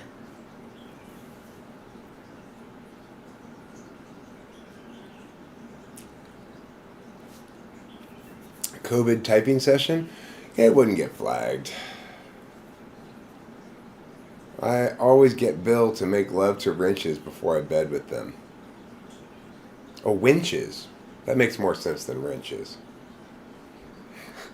I mean, you do love wrenches, but winches makes more sense.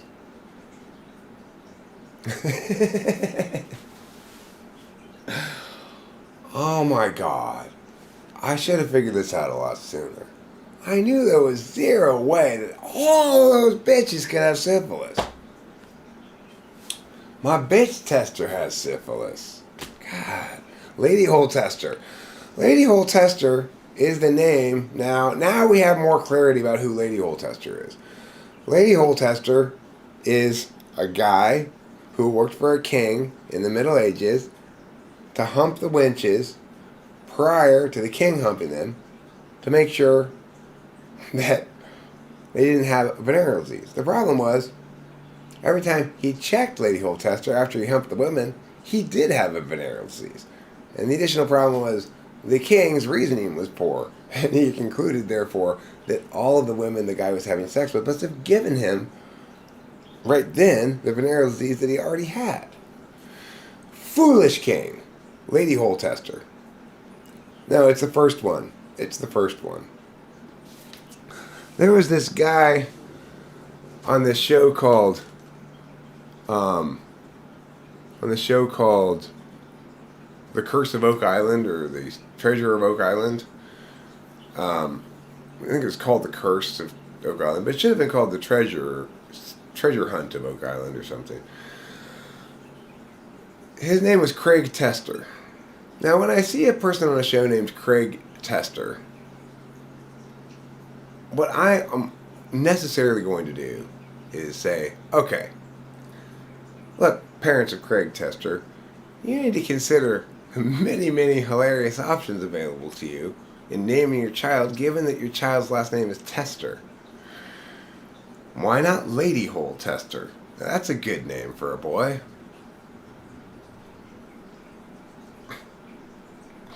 And of course, in general, lady hole is a good word.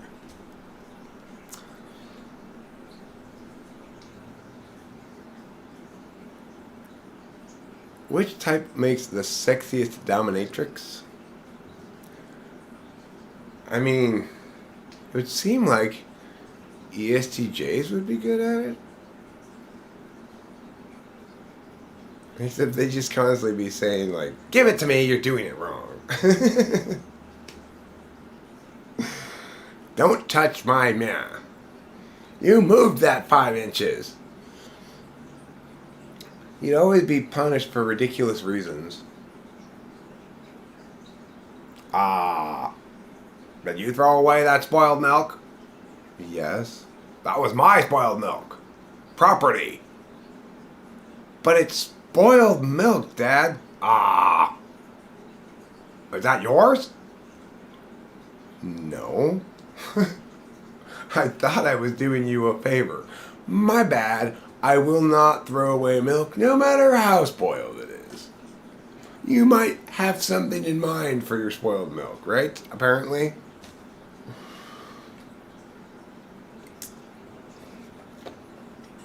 What's that? It's time for punishments. I have to mow the lawn? That's not very sexy. I have to be scrutinized about how I mow the lawn while I'm mowing the lawn? That just sounds like a constant battle between am I annoyed or am I stressed?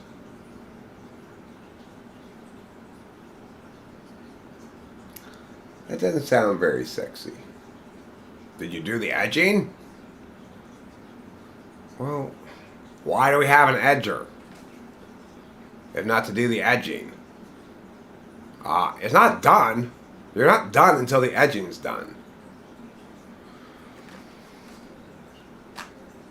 So, what I've concluded about lawns in general is there are things you put onto your house because once a week you want to have to make it flat again and make the edges square again. That's the only reason to have a lawn is because you like the sound of lawnmowers once a week and edgers. Can you believe this shit? It's like you've got two distinct gasoline-powered machines to mow your lawn. The main lawnmower and the edger. Otherwise, your edges won't be clean enough. You don't need that. What is this lawn doing for you? When I was a kid, yes, we used to play on the people's yards, but the problem was the only yard that was really big enough to do any kind of sport things on was across the street from my house because it combines two people's whole front yards at the biggest spot. So in other words, the driveways are at the very end of that. And that's like a pretty good sized chunk of grass there. But we never had kids in both of the two houses. For a long time we had kids in Tracy's house, but then there was old people in the other house, and it's like they might come out and say, get off our lawn or something. And then when Kelly moved in to that other house, then Tracy's house burned down and they moved away pretty shortly thereafter. Oh, Tracy Flack. I've chatted with you as an adult in the last 5 years, and I chatted with her a couple of times, or exchanged a couple of Facebook messages about the fact that we were childhood friends, and her house burned down, and she moved away, and she's no longer Tracy Flack. She's got a husband's last name of some sort that I forget. But anyway, I think she's. It says Flack in parentheses. So Facebook's pretty good about not letting it be difficult for you to find somebody because they no longer have their maiden name. It seems to have figured out how to get around that thing.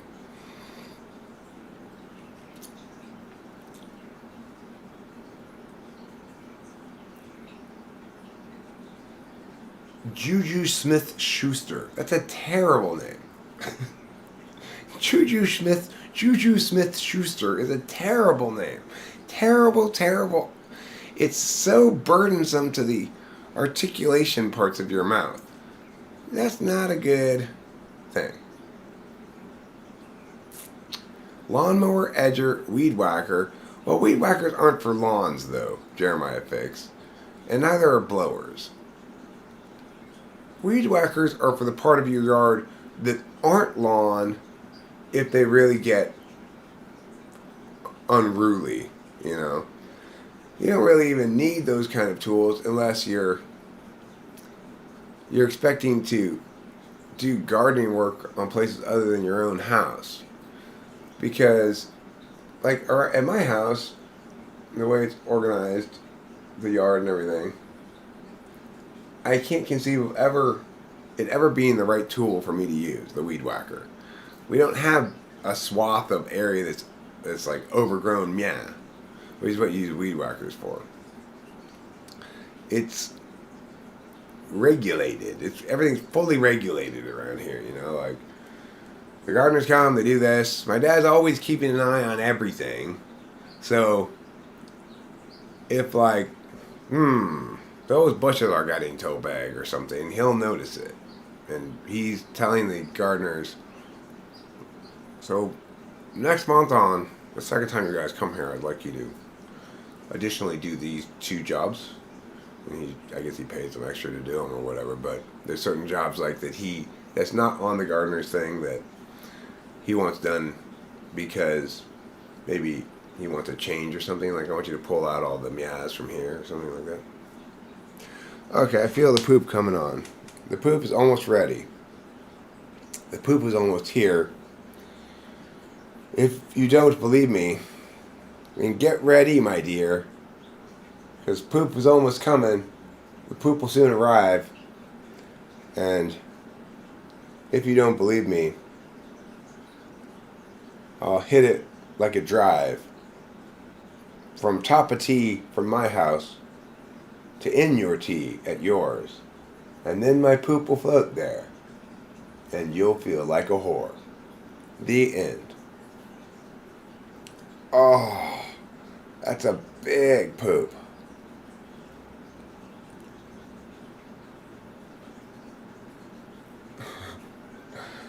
So much paperwork to fire his ass, and it's like, I could just be like, well, we don't have any work for you right now, but I have to pay him either way, so might as well fuck the bitches, I guess. Bye, Moonfae. Sorry you have to leave. There is a bun in my butt oven. I'm going to put on something for you to listen to while I go let it out. Well, I got to take it out of the butt oven, slice and butter it, and say, oh my God, this is heaven. Heaven. This is absolutely heavenly. Ah.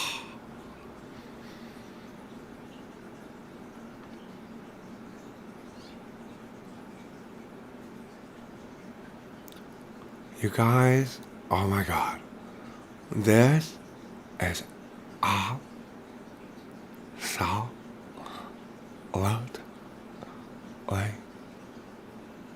fantastic. I've never met anything so absolutely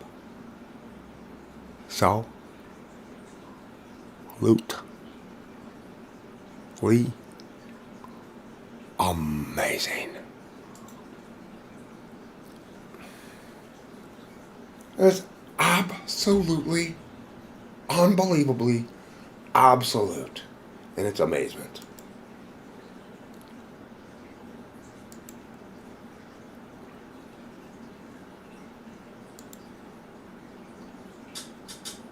The battle's never waging and the battle's never won. If you stop yelling, then the fighting's all done. And the fight's been raging, though the war's no fun. If you're not engaging, then the fight's unwon. The battle's never waging and the battle's never won. If you stop yelling, then the fighting's all done. And the fight's been raging, though the war's no fun. If you're not engaging, then the fight's unwon.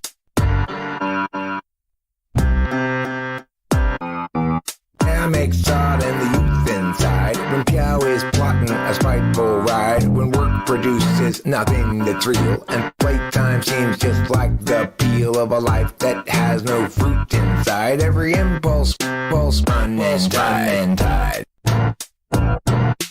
Run and tide. The battle's ever waging and the battle's never won. If you stop yowing, then the fighting's all done.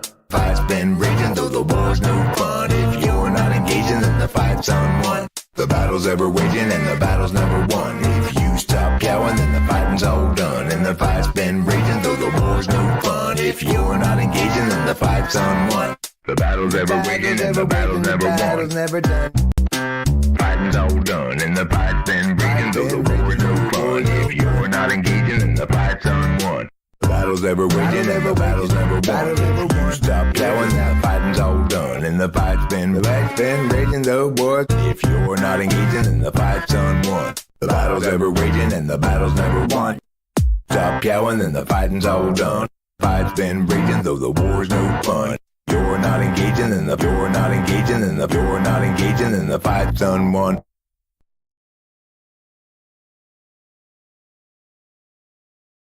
To the undertown, Angeline in tow, for a secret unattended show.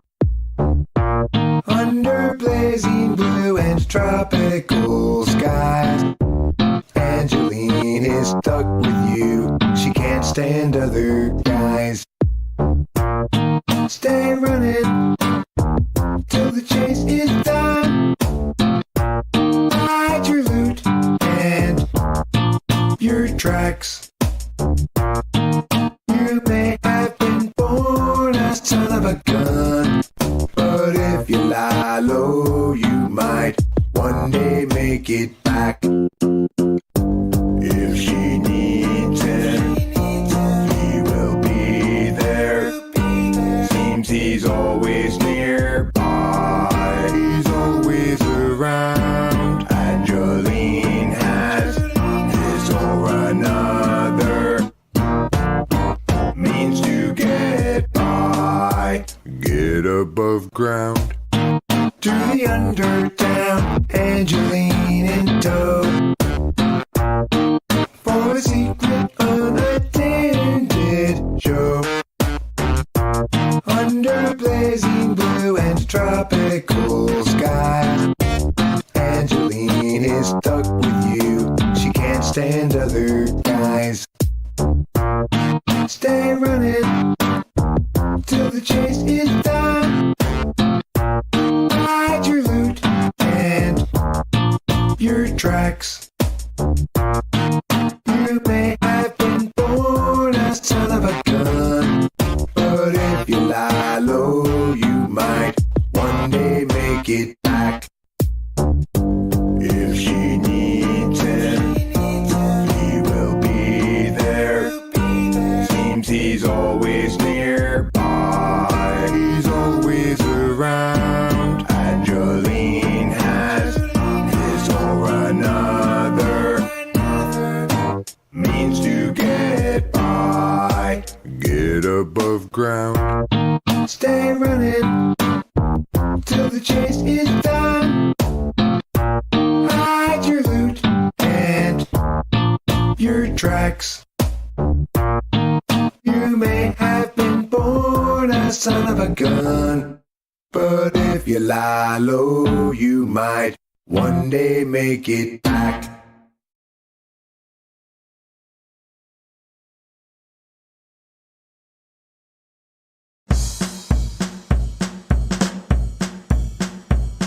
got my hose, I got my bins, I got my cats, and then again, I got my drugs and my gang and my strippers, all the same. I've got everything that I need. I'm rolling down the highway, moving at top speed, looking out for a reason to see a G. I got my hose, I got my gat, a super awesome conference. I got my clubs, I got my strippers, I got all kinds of fun stuff. Rolling in the Benz, down the highway super fast, going to another super awesome conference for Florida's natural grapefruit juice. Florida's natural grapefruit juice. Florida's natural grapefruit juice. Florida's natural grapefruit juice. Get your hose, got your gats, got your guns, got your band. Yet don't forget your grapefruit juice, my friends.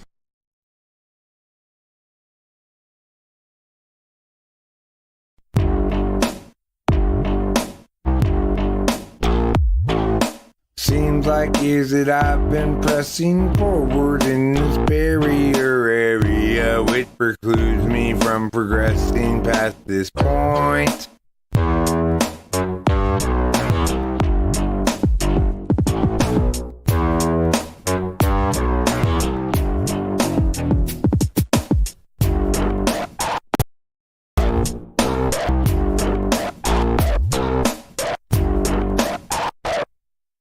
Every time I step on that, I learn just as little I know about what.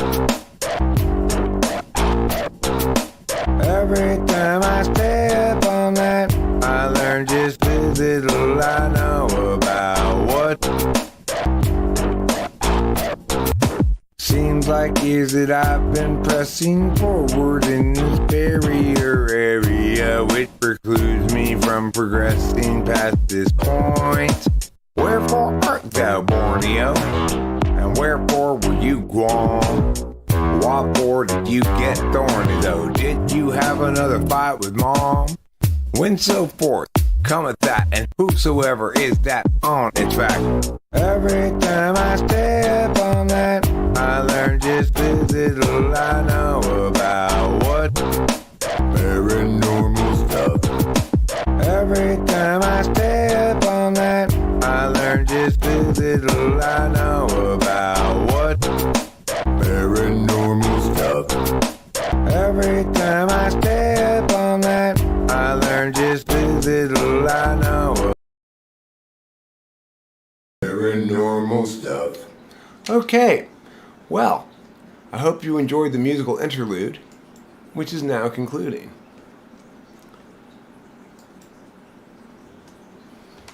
That poop was the evacuation of my bowels was clearly organized by an ESTJ. It was quick, efficient, thorough. There were hardly any wiping involved. The best poops involve as little wiping as possible. Wiping means, right off the bat, you've done a poor job of pooping. I mean, you're going to wipe no matter what, right? But needing to wipe, extra wipes a lot, means you did a bad job before you even got to the wiping stage. You should have addressed this. If you had mixed it better, you wouldn't have had all these problems to deal with in mastering. You know? Just go back to mixing if you can. You can't. Once you pooped, it's too late to go back to mixing. You just have to clean up your butthole, whether you did a good job of pooping so that it's already clean, even though you just pooped, or whether you did a bad job of pooping so it's dirty. Regardless, once you pooped, it's time to clean the butthole. I'm just glad we live in the era of sewers and indoor plumbing and toilet paper and things like that.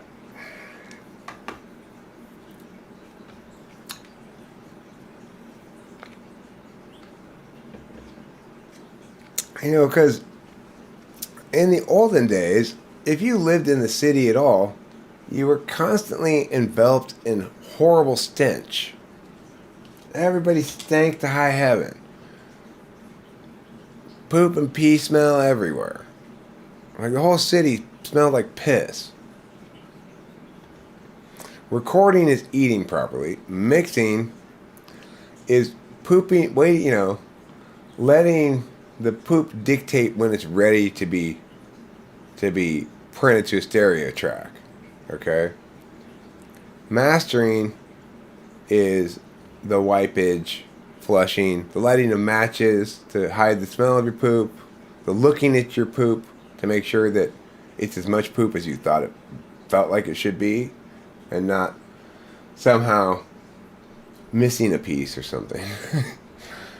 It's not quite sure. It's not exactly clear why you're looking at your poop, but just trust me. You got to look at it. When I looked at it before I flushed it today, I said, "Hey, now that's a lot of poop." That makes me happy. It's like I look at it, I go, "Oh, wow. I really filled up the bowl here." Then I think, "Good. That should hold me for a while. I don't have to think about pooping for a few minutes, hopefully." But sometimes I'm totally wrong about that. Sometimes I think, okay, that must have evacuated all the poop in me. And then 10 minutes later, I've got another massive poop. I'm like, how could there possibly have been that much poop in me? So, the body is a mysterious place, the insides of it. You can't see with your eyes.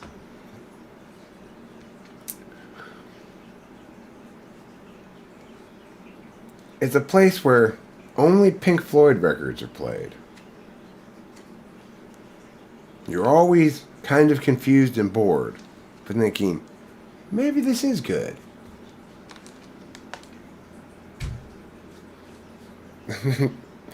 That's what I would call being someplace that's dark and wet and Pink Floyd albums are always playing.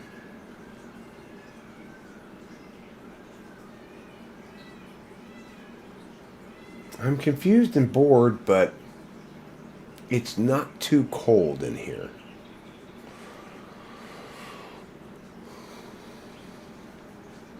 So anyway, you hopefully the point is, I think you've all gotten the gist of what I'm getting at here, which is I have successfully executed the morning's business of pooping, and much more successfully than I often do. So I'm feeling pretty proud of myself. That's a good day, I'm saying to myself. That's a heck of a day.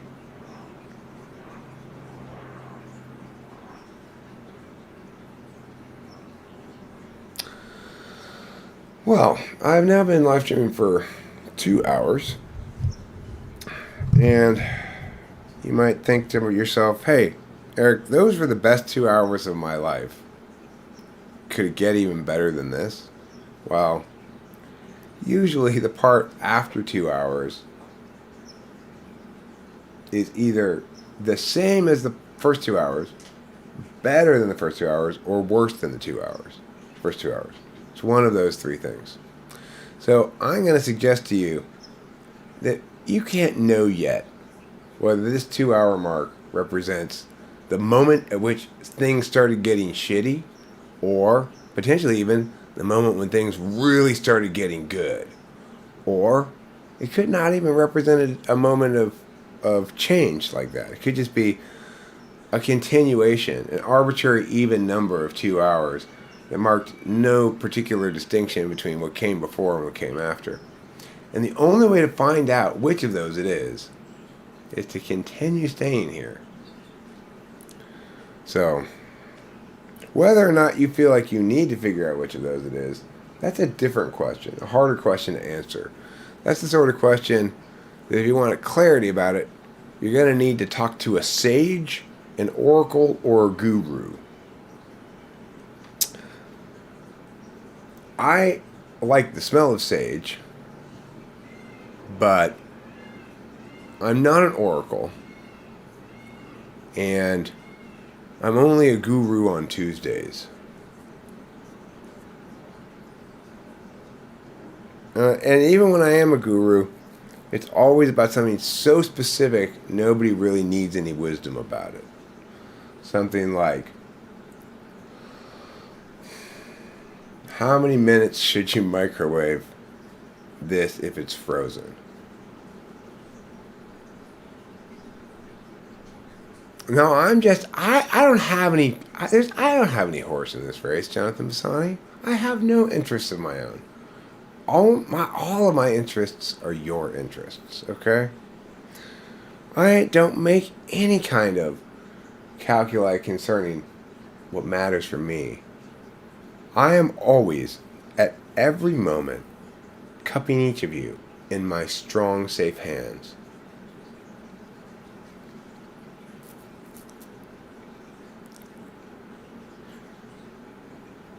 That's why you feel so cherished. And maybe isn't that really our ultimate bottom line?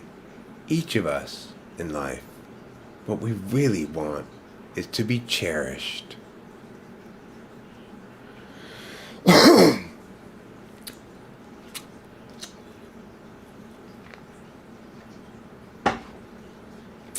Things I've been thinking about recently.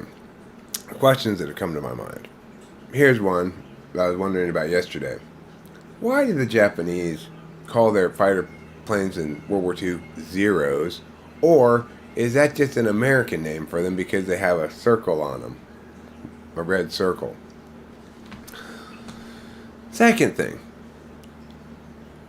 Japanese people, at least in a recent anime I was watching, when they said, when they were counting down 5, 4, 3, 2, 1, 0, they said Japanese words for 5, 4, 3, 2, 1, and then they said 0 for 0. So, did the Japanese not have a concept of 0 or a word for 0 prior to the West introducing it to them? And if so, why did they take on the English word for it rather than, say, some other European language? Or is that the word everybody uses for 0? Questions I've been musing about without resolving them by Googling them. So George Morris says, I found out I am an Enneagram Type 5. Does that mean I'm INTP or I can't be INTJ because I'm the least assertive person possible? It doesn't mean anything of any sort like that. Enneagram doesn't drive type. To the extent that there's a correlation, it's just that. Like, this personality type is more likely to be a Enneagram yeah than an Enneagram yeah, but any personality type can be any Enneagram type. Pull the trigger once you got them in your 0 sight. Wentz's mom says the A6M is usually known as the 0 from its Japanese Navy type designation, Type 0 carrier fighter. 0 taken from the last digit of the imperial year 2600, 1940, when it entered service. That's great.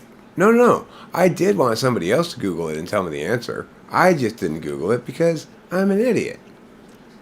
Hi, Carrot. Are you the one who's in charge of the Discord thing? If so, good job. Rachel seems to like it. It always makes me happy when I see Rachel engaging with channel people in ways that I don't necessarily engage because they're not my preferred way of engagement, but make me happy because it looks like it's Rachel getting to engage in her preferred way of engagement, you know? She is a sweetie. She's a big sweetie pie.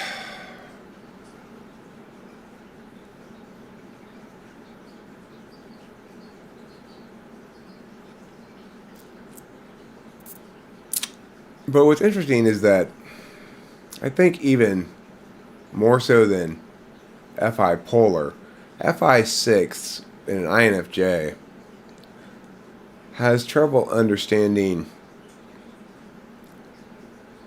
their value for particularist reasons. Like, Rachel has trouble getting that because of my SI frame of reference and my FI absolute value,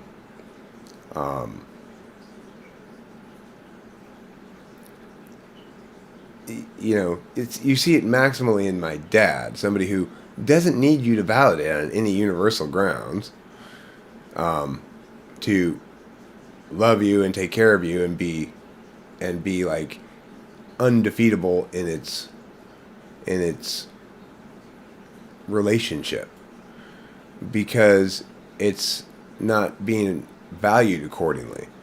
It's being valued on particularist grounds. So it's like INFJs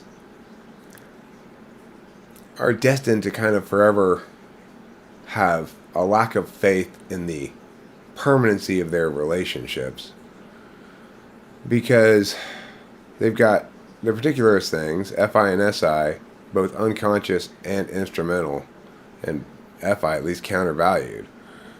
So it makes it difficult for them to understand that people with more particularist frames of reference view things differently. Like, I view Rachel and my relationship as growing ever stronger the longer it persists in non-hurtful ways.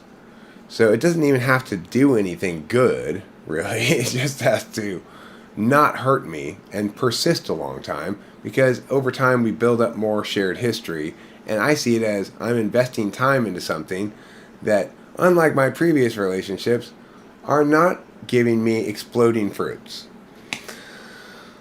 So, normally I expect, well, some of your fruits are going to explode. You plant this thing, you put a lot of fertilizer on it, you put some water on it, and naturally it's going to blow off your hand occasionally. But really, in a healthy relationship, you don't need to put up with hands blowing off very much. Regardless, my point is, because I'm SI, and because I have FI as an absolute value, I am never reevaluating the statuses of my relationship unless things compel me to. So it's like, if my partner is being unsure about whether or not we're a good match or something, then I will struggle to make that unsureness go away. But I'm just saying, hey, these statuses aren't supposed to be subject to reevaluation. The longer you spend in something, the less concern you need to have about whether it's what you think it is. Because it's, from an SI perspective, it is what it is because of what it's been.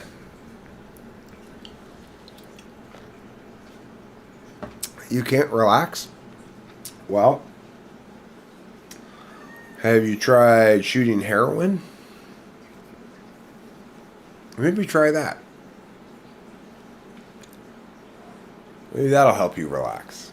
I've never tried it, but I hear it's quite relaxing.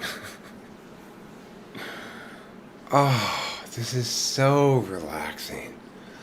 Barbara, Jules, it is so great that we girls were able to get together and have this relaxing heroin spa day.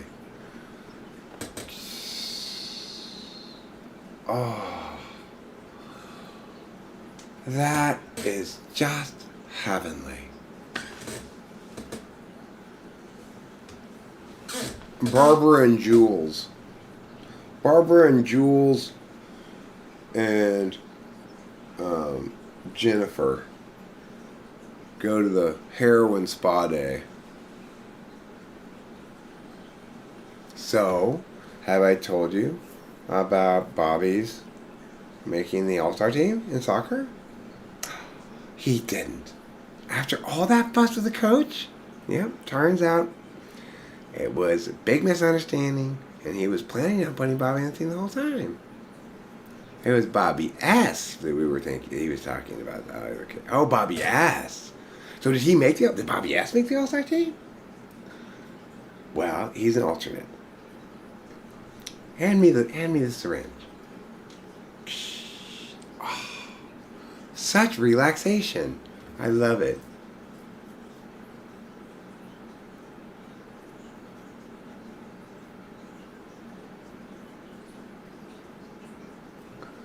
Well, unfortunately, Rachel's experiences are counter to you being true to your guy nature while others were not. Well, it is the case that Rachel has some challenge with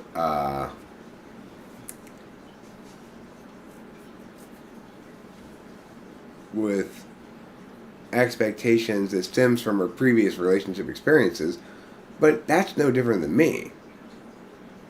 Like, neither of us successfully pulled off our last relationship until now.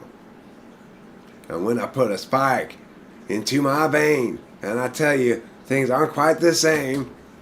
That's the Velvet Underground song lyrics. Those lyrics are from the Velvet Underground song Heroin.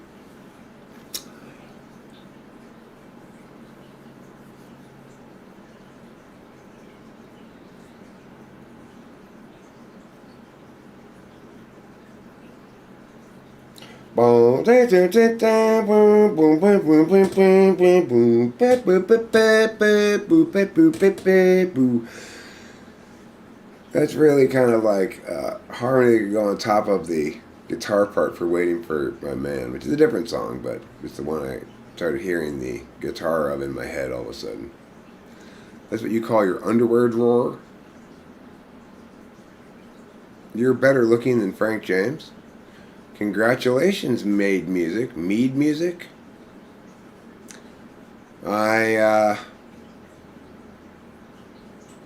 You should be a YouTuber maybe then. Apparently being good looking is important. Unfortunately, it only goes one direction. Being good looking helps you to be successful, but you cannot conclude that success makes you more good looking. Bobby. Why are we talking about Bobby?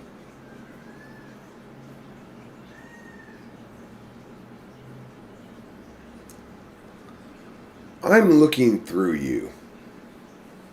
Where did you go? I thought I knew you. What did I know? You don't look different, but you have changed. I'm looking through you. You're not the same. Why tell me why? Did you not treat me right? Love has a nasty habit of disappearing overnight. No, it doesn't. I think NI people, though, get that it can and operate fundamentally as though it does. Because, yes, love can disappear overnight if you cheat on me or something. But from an SI perspective, relationships are built in units of time. And from my perspective, the longer you've spent investing into some relationship, the longer it should take to get out of it. So since Rachel and I are coming up on 3 years deep, I guess. Is that right? Yeah, I guess we're coming up on 3 years deep here pretty soon into this relationship. Because of that, we will, and because it's not, because right now represents 3 years of peaceful, happy, good relationship with some stretches of difficulty, but that those stretches of difficulty didn't represent problems implicit to the relationship that were going to doom it no matter what, but solvable problems, resolvable ones. And when you have the resolvable kind of problem in a relationship, then the resolution of it strengthens the relationship. It doesn't weaken it. When you have unsolvable problems, those are structural deficiencies in the relationship which guarantee it's going to eventually collapse. We have nothing to suggest we have those kind of structural deficiencies. I have all this positive relationship past, including our successful resolution of problems. It's not been problem free, but we've successfully resolved them in healthy ways. So from my perspective, for us to break up at all, she'd have to cheat on me or do something really horrible, or it would be at the tail end of months of fighting and proving through failed engagement that the relationship isn't what we have ample reason to think it is, you know?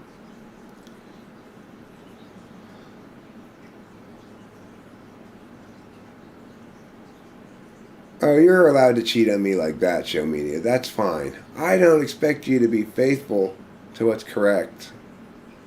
Not everybody prefers that. Have I ever been recognized by a stranger on the street who claims to know you from your YouTube channel? No, I've not.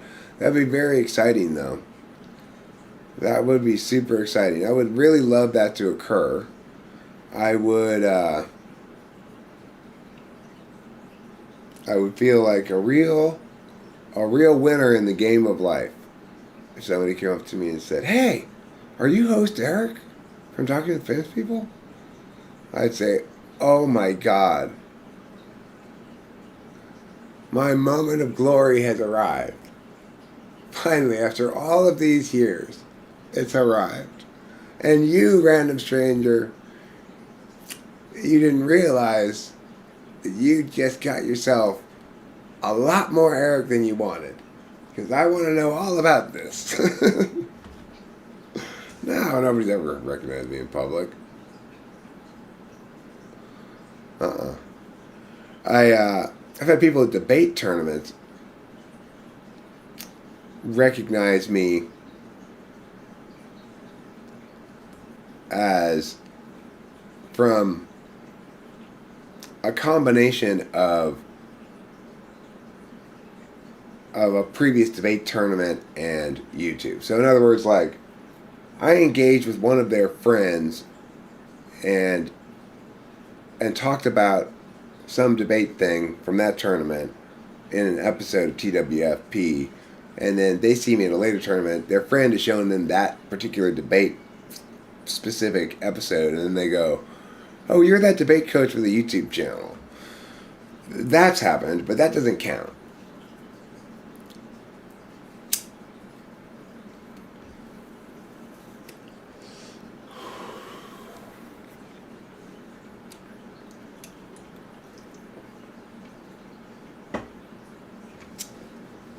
It doesn't count because they see me first and foremost as a debate coach. That's how they really came to know me, even if it's indirectly through their friend.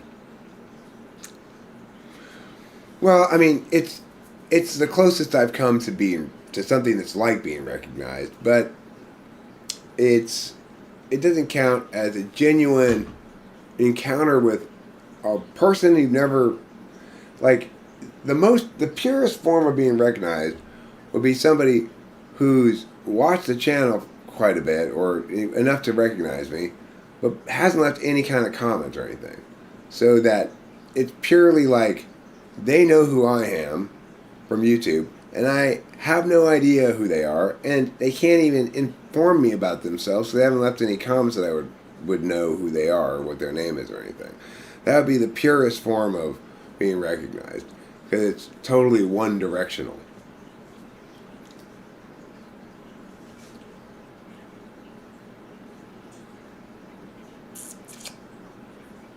You gotta keep them separated. It's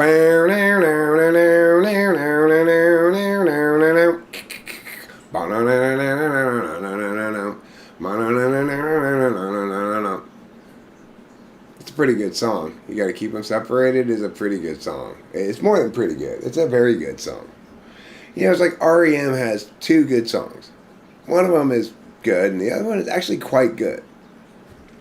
Stand is a good song. It's a catchy, hooky. It's a little NI. Here you go, kind of song.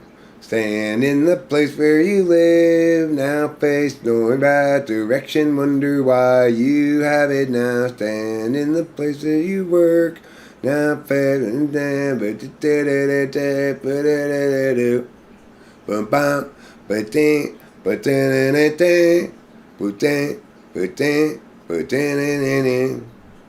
That's a good song. But what's actually their really genuinely good song, and they only have one of them, is "It's the End of the World as We Know It." That's a good song. For being what it is, and any explosion of too many words and shit, it successfully pulls it off because of when it was made and how it's NI that and not something else. Now, everything else REM ever made is horrible, painful, disgusting, evil, awful, not good, excessive extroverted intuition, countervalued apparently NI Michael Stipe wankery. Nobody wants any amount of Michael Stipe wankery.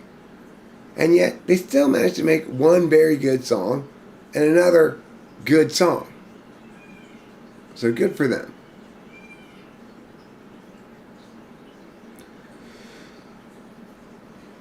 You know, it's like people who don't get that any without NI is garbage.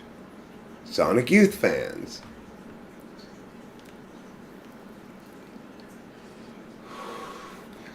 And how is it that Sonic Youth got any fans in the first place? Well, the answer is they were quite NI in their visual stuff. Michael Stipe wankery is the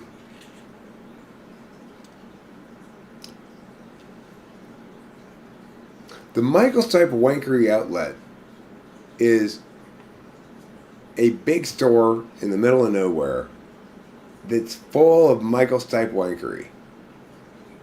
Self-important meowings, self-indulgent avoiding of things that are resonant, wearing bad hats, not being able to dance well but having to be on music videos, lacking in vision. All these sort of things that Michael Stipe represents are all artistic failures.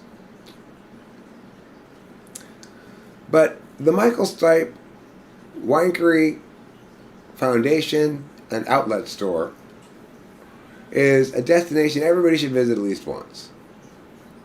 So at least then you go, yep, that sure is stinky. Maybe I'll learn from it. How not to be that kind of stinky, at least. And the beautiful thing about stinkiness is at least it provides an example that you can say, okay, well, I may or may not be able to generalize much from this stinkiness, but at least I have clarity that exactly that is stinky, and some sense of why being that makes it stinky. But because y'all stink! Thanks, Tiffany.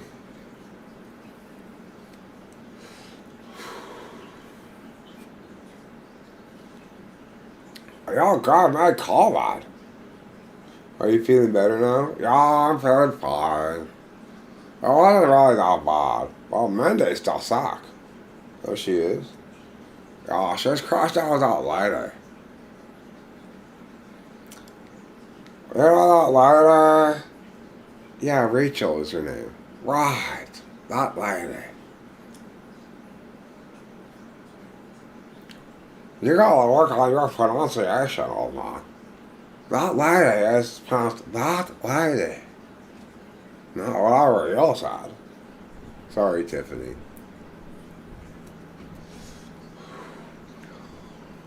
Hi, Tiffany. Man, Monday. Well, sometimes with this savage old man and that lady.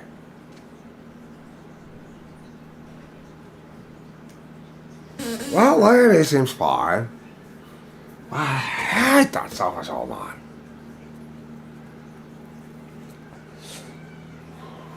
I'm about to send him an angrily worded letter. Y'all stink.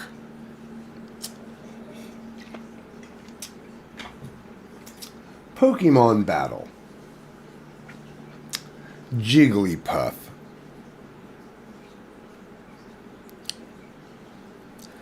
I'm gonna shove my E-cans in your Jigglypuff.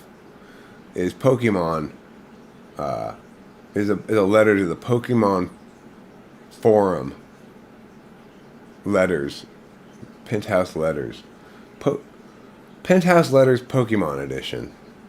So, I arrived at Professor Oak's Academy when two hot young co-eds walked up, bursting forth in their Jigglypuffness. They sang, Jigglypuff, Jigglypuff. I whipped out my e-cans. And I said, open wide, girls. I'm going to use my e-cans to attack both your Jigglypuffs using an attack called irrationally repetitious probing.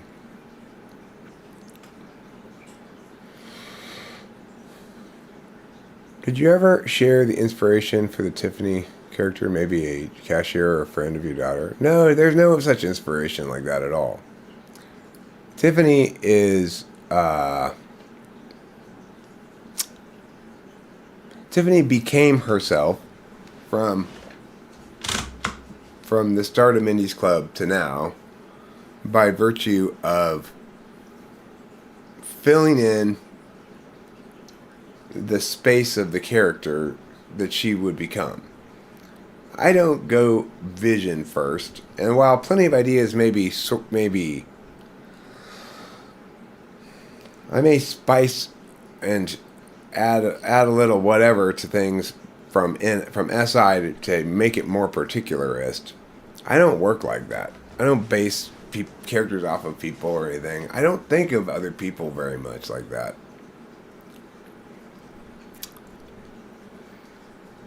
Well,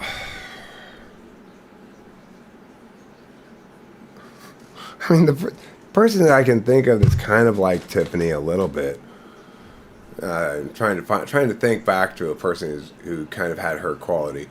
My friend Chris Morrow's girlfriend a long time ago, like when he and I were both 19 or something, was named Sora. I guess it was when we were still in high school. Her name was Sora. That girl was so dumb. It was ridiculous. But she was sweet, unlike Tiffany. But she was dumb like Tiffany. Like, oh my God. Look at those balloons. They're flying up in the sky. Yeah, Sora. They sure are. Oh my God. But she was sweet, you know. She's probably an ISFP, I would guess Sora was. And she wasn't like Tiffany. She wasn't. Tiffany's just Tiffany. That's all. I think of Tiffany, when I think of who she is exactly, I tend to think of combinations of archetypes. She's like a blustery little Mexican boy who's pushing his chest out and saying, "Oy, mira, mira, I can do it." You know, just like that kind of thing. Crossed with like a Kardashian, I guess. Kind of archetype. But, you know, Tiffany has her own kind of sweetness too. She's not evil. She's just wreckage-inducingly dumb.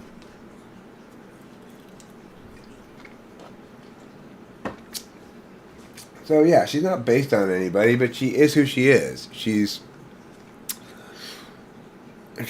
I understand it from an SI perspective more than an NI perspective ultimately, which is she's Tiffany. And while I only ever talk about her really meaningfully in NI sense rather than an SI sense, the link to Sora is the first time I've ever made any kind of SI linkage to the character. Dangerously stupid. You know, except because it's Mindy's Club, the danger's somehow contained.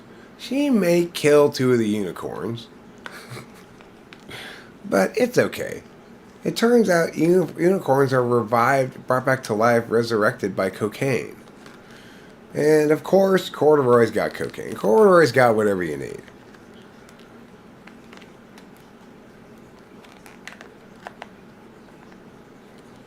You're a conflictor type, who knows? Melting Zero says, at Jonathan Basanti, are you talking about Googling? Who knows? Ay caramba. I noticed you caught Drillbur and Wingle suspiciously easily. And I know with a high certainty you didn't have a clue what the names were beforehand. Are those Pokemon? They're Pokemon I don't know. Drillbur and Wingull.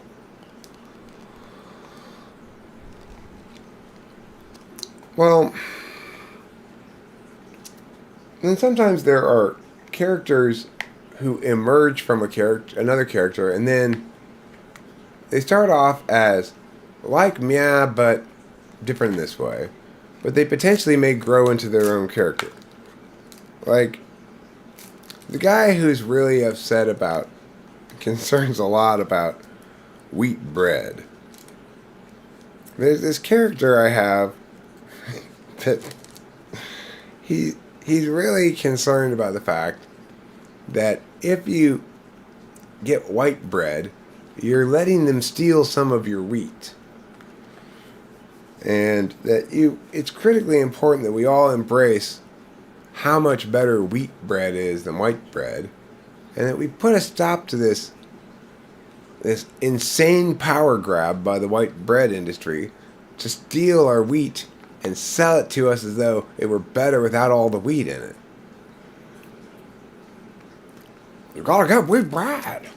So he starts off as kind of like a similar voice and concept in his expression as Tiffany. So he's not really emerged yet because he hasn't differentiated enough from Tiffany. But if I were to play with him more, sort of off media, then he might like bloop and become his own thing. He might, but I doubt wheat bread guy ever really will, because he's too much of a one joke guy. You know, he's obsessed with wheat bread. He goes in the supermarket and he goes in the bread aisle. Before he even selects his bread, he spends some time informing people who push their carts past him if he sees them reaching for the white bread. Don't! You don't know what they're doing to you.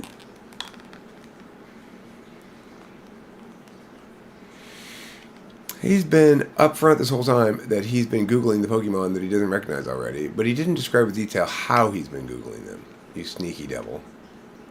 Wingull is a seagull. They're from generations 3 and 5. A gull that is 80% wings, 10% gull, and 10% sea.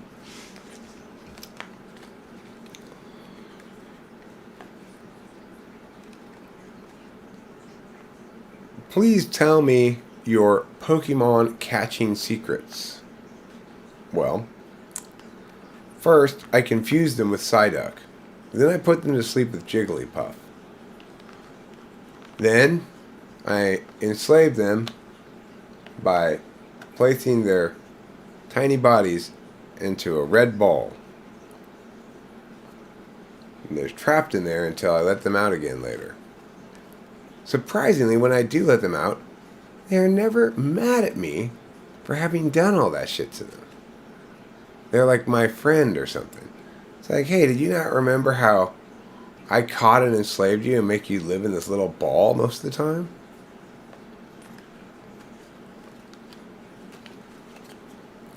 Psyduck is the Pokemon that appears most frequently in the wilds of the world, because that's the only explanation for why everyone's always so confused about everything.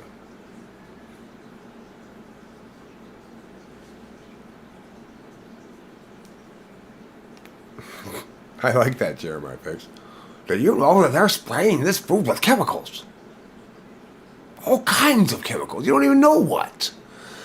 I mean, just think about it. If you take all of the wheat, what color is the bread gonna be? It's gonna be brown. They're spraying bleach, poisons, toxic waste of all kinds. It's the only way they can remove from wheat bread, the very core ingredient of bread, the wheat itself, and replace it with just whiteness.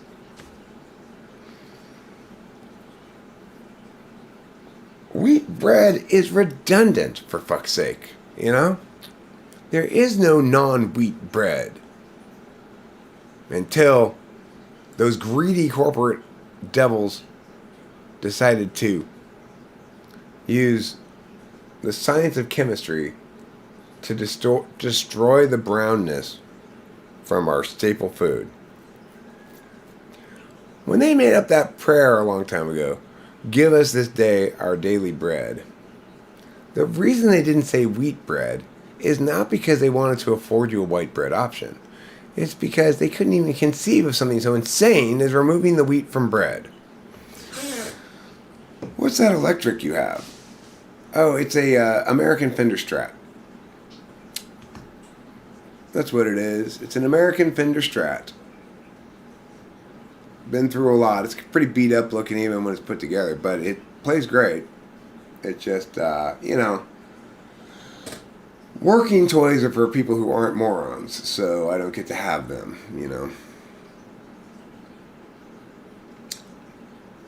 When you're such a moron that you break your only electric guitar, you no longer deserve to have one to play with.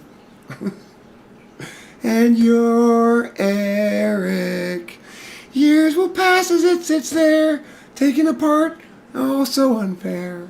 Too bad you were so stupid, you took it apart for no reason. You thought you were going to change the pickup. Why would you ever think that you could possibly do something like that? You fucking tard. That's the song I sing to myself about my electric guitar. Well, yes, like I broke it because I thought to myself, I'm going to change out one of my pickups with this cool, interesting pickup I found at a yard sale. It's not like I was still 25 years old when I did this and could explain that I hadn't had enough opportunity to learn that I have no business ever attempting anything like that. I was 46 years old or something, 47 years old, And I still was sprung enough to think that was a good idea to take that thing apart. Oh my God. Horrible Eric. Shame on you. Bad, bad, bad Eric. That's what you get, you fucking tard. So I now just have to live with that reality every day.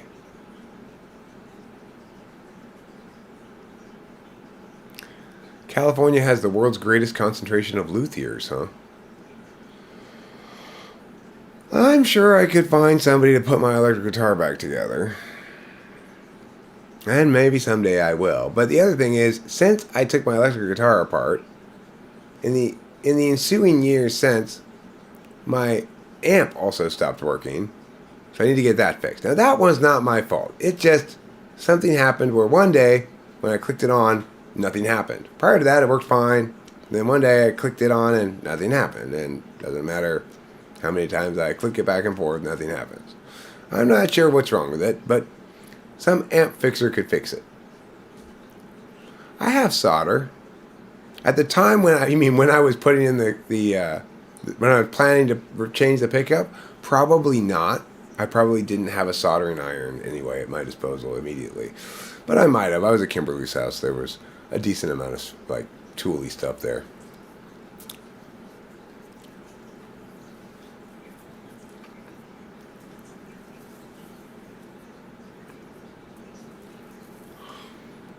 Well, amplifier simulators are fine, but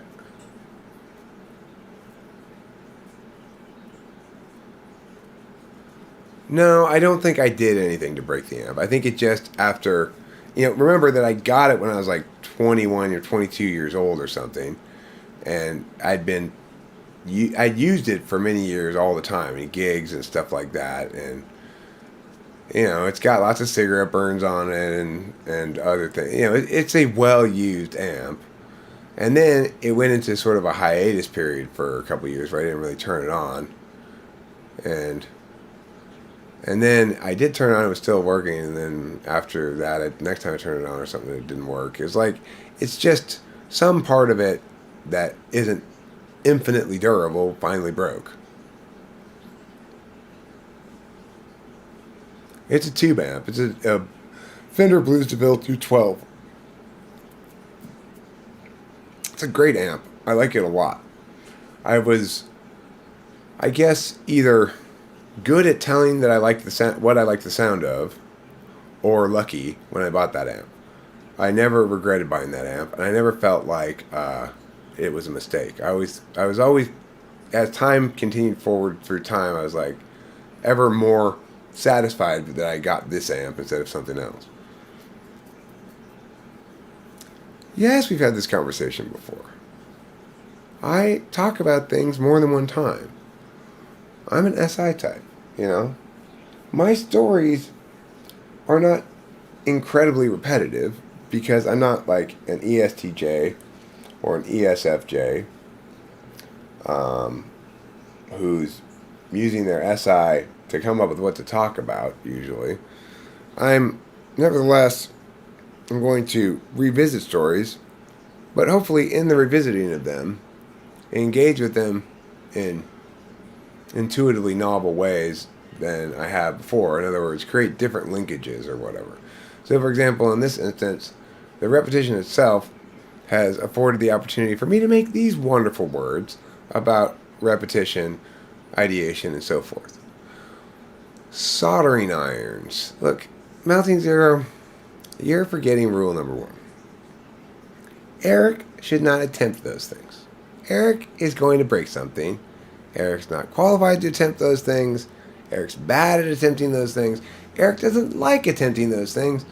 And even if he's really feeling like it at the moment, he will regret it soon enough when he realizes, oh, this isn't like, I just quickly meow the meow. This is like one of those horrible TE things. I have no idea. Oh no. No. I'm in the middle of this river now. I thought, I'm just going to hop over this puddle. Now I'm standing in the middle of the river. I'm trying to keep this thing's not getting wet while dragging this thing behind me, and the current is about to push me over. Why did I ever think I was ever going to get across this river? It was very dumb of me. I should have assessed the river better before I even thought, oh, it's just a puddle I'll jump over, you know? Rachel can't help me fix my kid. Rachel's even worse at that shit than I am. I don't want your instruction. I don't want to do it myself. That's the whole point. I don't like doing things like that myself. Dr. Strauss doesn't want to help me with my shit, okay? And I don't like his solutions to things usually anyway. You see, he fixed our family antique rocking chair when it got a split in the wood in the back with fucking this silver metaled, like, you know, it's like, it's just like a really functional, ugly metal brace thing with like 4 holes to drill screws into. That was his solution to it. He doesn't care how shit looks, really, you know? Like our couch in the family room there. It's this kind of orange reddish leather couch, and it got a rip on this thing. He just put fucking orange reddish duct tape on top of it. That's the kind of solution he has about shit. He's got a PhD. He's got a PhD in philosophy of all things, ridiculously. That doesn't make him a very good philosopher, though. You really can't be very good of a philosopher if you don't have NI somewhere other than polar, at least.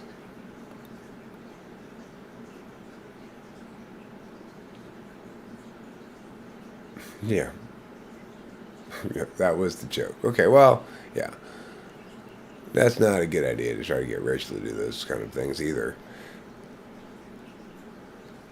This is what I hate about TE stuff, is when you start from the shore, you can't tell the thing in front of you is a little teeny stream that you can step over, a puddle that you might have to step through, or a medium stream where you're going to get your feet wet, or a big fucking river like the Mississippi that you're never even going to get across before you're swept downstream. You can't tell until you're already wet. That's what's wrong with TE. You have no real clarity about how long this is going to take, because the fact that you're using TE means you still need to figure out how to do it.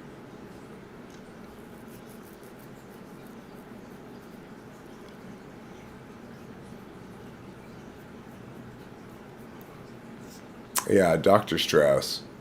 He doesn't really go around saying, like, insisting people call him that or anything. But, I don't know, most of the time, like, for example, hotels and stuff, they always seem to know, because they always greet him as Dr. Strauss. But I don't think he goes out of his way to make them aware of it, so I'm not sure what's going on with that.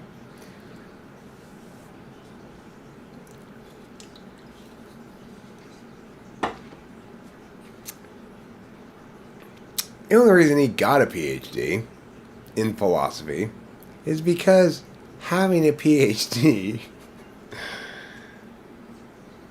because he was in a public, like, he's in the teachers union kind of, but it's a part of it that's for administrators and stuff. And their salary structure links to your level of education.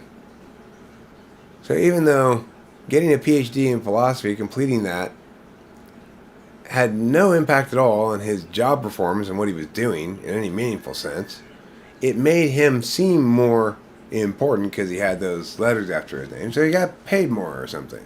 It's so TE, the whole thing. So anti-polar. Like, well, we have to have something external and concrete to justify our pay schedule that is accessible to everybody. So anybody who gets a PhD will get this much more than people who have a master's and then people who have a bachelor's. Because it's fair. It's fair if you're incredibly stupid. It's like, well, since we can't find anything empirically steady, like not moving around, that does link to the actual job performance, we'll just pick something that doesn't link to the job performance. Yeah.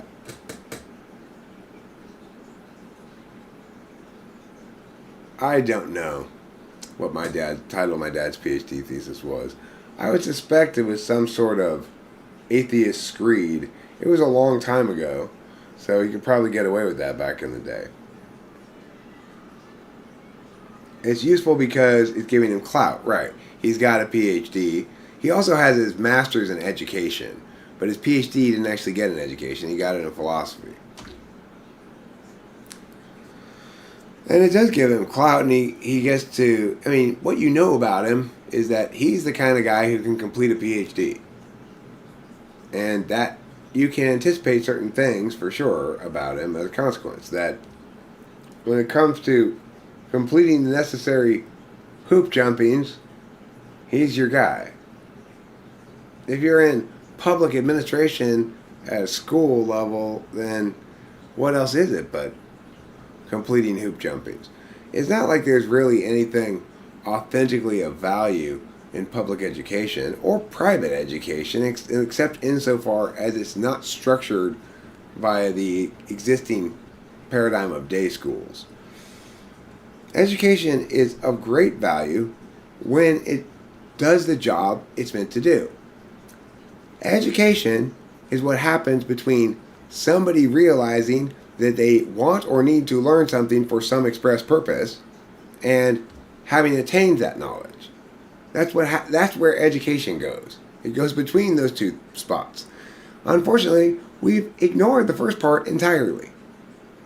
Inauthentically motivated education, in other words, trying to educate people without paying attention to that first part that's necessary, the person should have encountered a barrier caused by their lack of knowledge.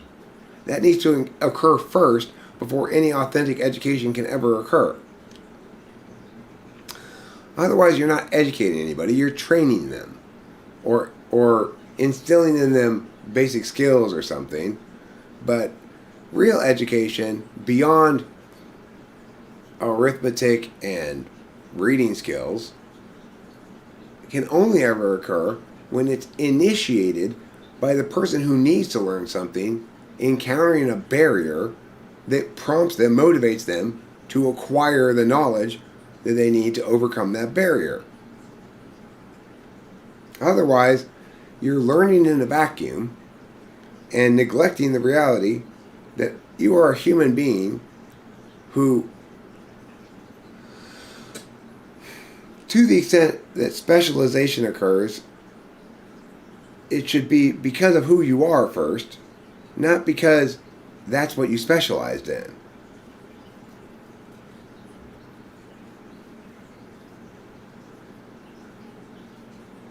The struggle with the world is, how do we eliminate all use of NI? Yeah, right.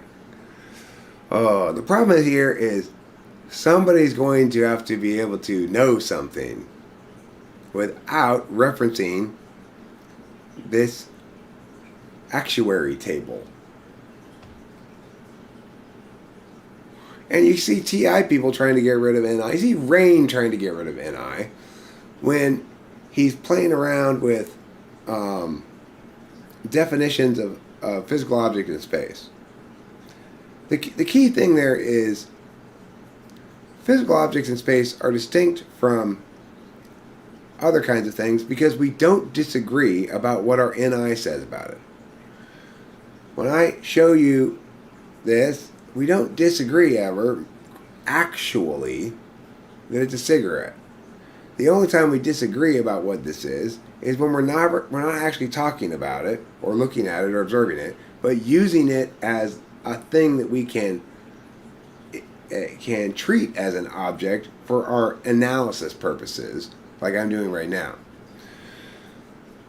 The fact is, NI is the reason why, if I tell you sort these dogs and people into groups of dogs and groups of people, into a group of dogs and a group of people, nobody will ever make a mistake. Even though nobody can explain exactly what test they used to determine whether each individual was a dog or a person. He what? He did what?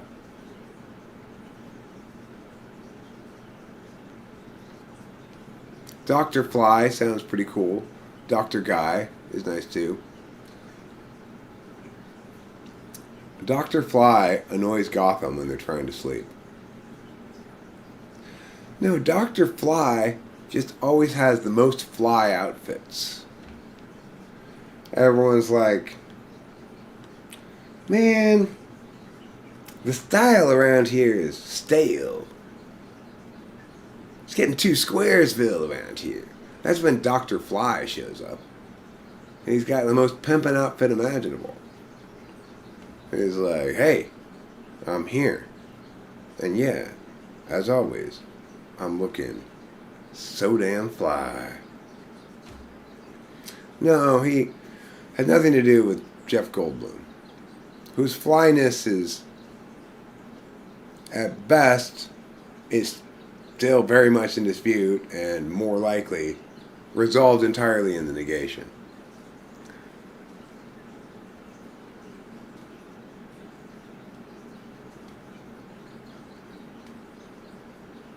Oh, right. Rain might be a girl. I don't know. I think he's a dude, but I assume people are dudes unless they tell me they're girls. And a lot of girls take advantage of this by even giving themselves kind of boy names or indeterminate names, because then they just get to not have to be... They don't have to worry about being a girl, you know. If you're a chick... You're like,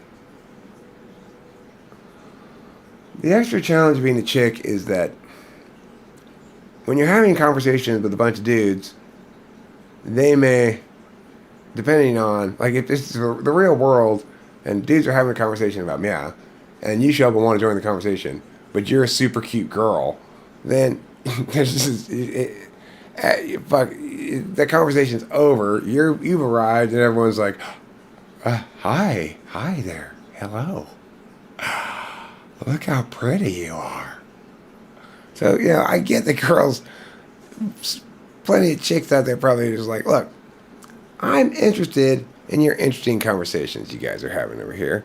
And unfortunately, though I hate to talk smack about my own gender or whatever, I have discovered the case that lots of times girls have kind of boring conversations about pretty boring stuff. I mean, it's really a typological thing, not a gender thing. But nevertheless, if you're a certain type and you're a chick, you're probably not going to want to have girl talk about, oh my gosh, you guys, this top is so adorable. You should know. Oh, we love you though, Barbara. Oh. Like, that kind of girly stuff is boring. Everybody knows that girly stuff like that is boring. And so I can't blame girls for not wanting to have those kind of conversations.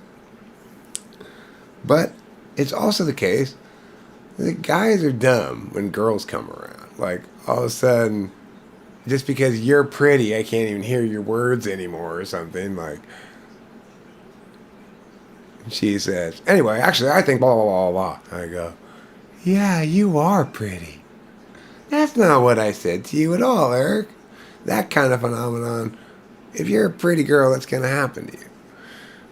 It takes some adjustment for you to get actual real life guys, when you're all together with your respective real bodies, to adjust to the fact that your boobs are there, they're not going anywhere, just put them back into ignore mode, Yes, you're pretty, but it's easy enough for me to segue back into my normal way of being because I'm in a relationship, so that's just default for me when I'm in a relationship. And additionally, I'm super metaphysical, so I'm less susceptible to that reality than most guys, but everybody is susceptible to that to a certain extent. Like, this super cute girl with big old titties comes and says, hey, I want to join your discussion about politics. Then there's like 3 or 4 guys sitting there, so they go, what discussion about politics? Hi, please, have a seat. Can I get you something?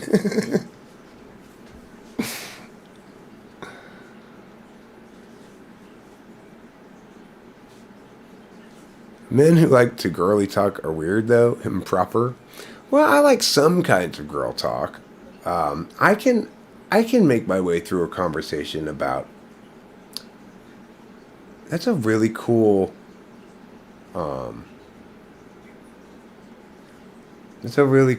cute little craftsman home over there. I love the way they've got these bushes over there and this. I can get behind some conversations like that. They are girly conversations, but they can be fun and interesting. If you're taking a walk, If you're taking a walk around the block and you're like, hey, I really love what they did with their flowers right here.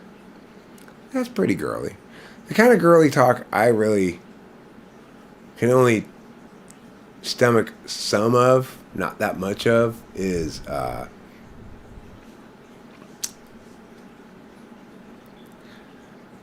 it's just, I really wish that he would just get that I want us to spend time together that's really meaningful, where I have his full attention. And when he's being distracted by this and this, it's just like, hey, be present with me. Be here with me. Like, listening to a girl complain about her relationship partner for not being relationship-y enough, I have a very low tolerance for that. That's okay. It makes me want to go like, okay, I don't want to hear about how your man who's obviously busy doing important things, whatever it is he's doing, that doesn't have time for your nonsense, doesn't have time for your nonsense, as I'm supposed to side with you. I'm not going to side with you on this shit. I was thinking about Liz in this instance, like Corey's wife. Oh, dear God. Will you stop telling me about how Corey's not FI enough?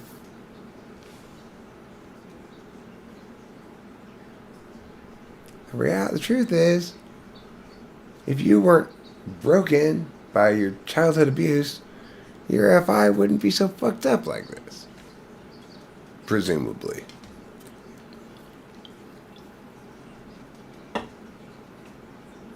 Look, I'm no expert on cognitive functions, but if I were, I might say, knock it the fuck off. Thanks. We appreciate that. That was well said, Eric. Well said. Poor Corey. As Rachel and I walked around the block last night, I talked to her a bit about the challenges of real life friendships. You know, it's like if I knew Corey from talking with famous people, he would successfully make it such that I wouldn't encounter or deal with Liz's abusive ways. If it's not in my face, I don't have to respond to it or pay attention to it or know it even exists. And our engagement would be fine and happy or whatever.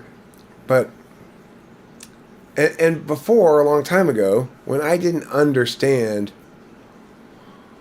why Liz was the way she was, I just, ignoring, bowled ahead, trying to solve the problem in my function projecting way by explaining to her that she was wrong. And we have these endless conversations where it just go around a circle where I'd say, no, but you don't listen to me. You are spending all of your energy explaining to me all the time what's wrong with Corey. But that's not how you be in a relationship with somebody.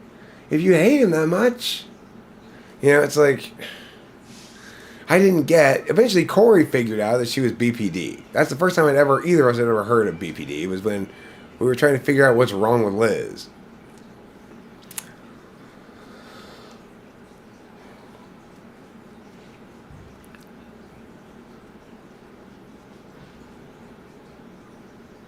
Doesn't enmeshment basically fuck with FIs and personal boundaries and things being justified just because that's what you want?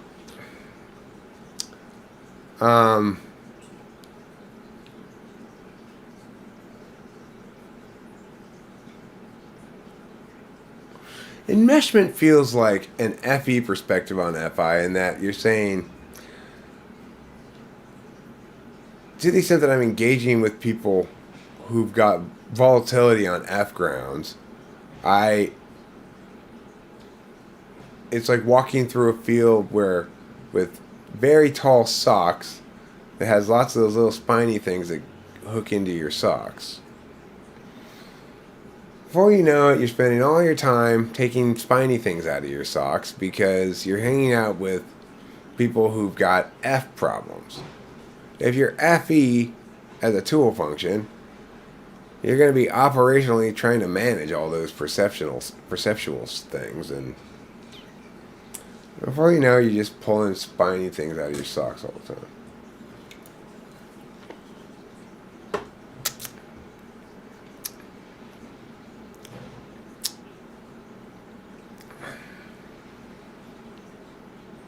How does one explain people with nice childhoods, devoid of tragedy and drama, yet still turning out fucked up in their adulthoods? Well, it depends by what you mean by fucked up. If you mean, like, wicked, I don't know how to explain that exactly. If you mean ill-equipped for life, most of us are. The people who are most well-equipped for life are least well-equipped to understand it. People most well-equipped to understand things, they're least well-equipped to deal with them. It's just the nature of trade-offs, you know. It's like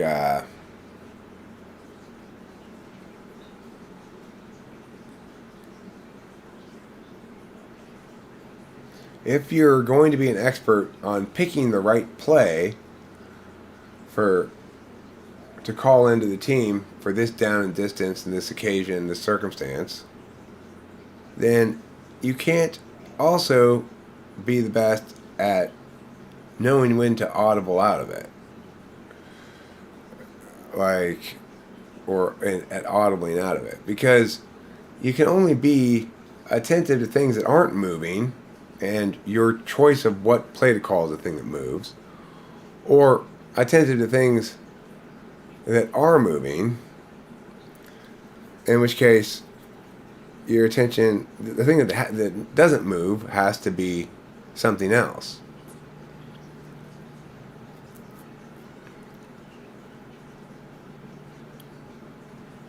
Everybody's had a little bit of blood on their poop at some point, I'm sure, because of this harsh and challenging reality that this is a universe in which we all live, which is sometimes your poop is so sharp and rough that it'll scrape your butthole as it comes out.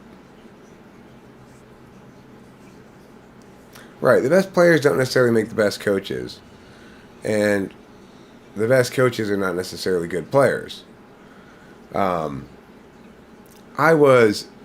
a much better coach than I was a debater. I'm a better debate coach than I was a debater, because as a debate coach, I'm dealing with it most of all conceptually, foremost, and I'm able to delegate some of the particular stuff to the actual debaters. I also have good reason to. It's like I'm properly motivated.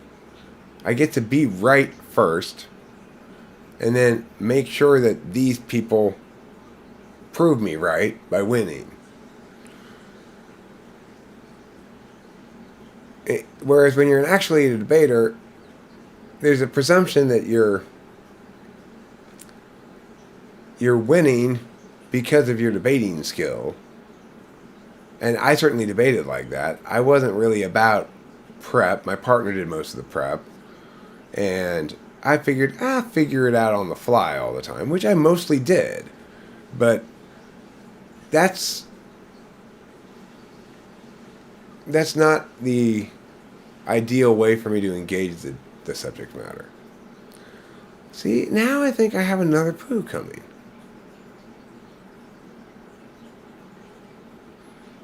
Yeah, I should make sure It's just that twigs, especially the kind that still have the bark on them, nobody can eat just one. They're like Lay's potato chips.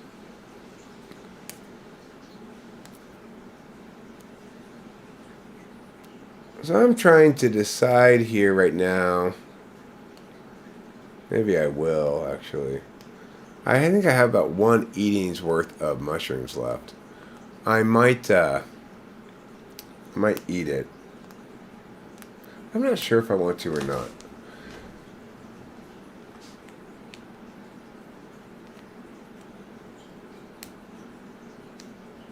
Because it's that devil nug that I'm afraid I know is going to make me puke. It's like, I don't really feel like puking. That thing looks so disgusting to eat that it must be destined to make me puke. And while I do like being on mushrooms, I also invariably have this after shame that follows from eating them, because I feel like I've just been indulging in ways that are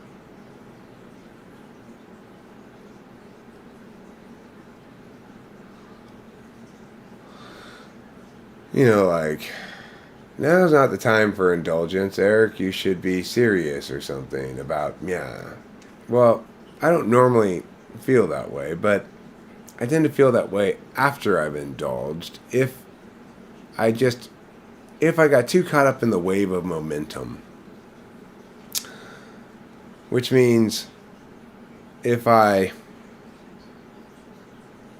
just rolled along being Eric-y and enjoying being Eric-y too much without any linkages to something that has purpose after the fact, then I'll feel bad about the indulgence. If I get stuff done, it might be different. Do you think an ESFJ and INTJ can work well together on a team?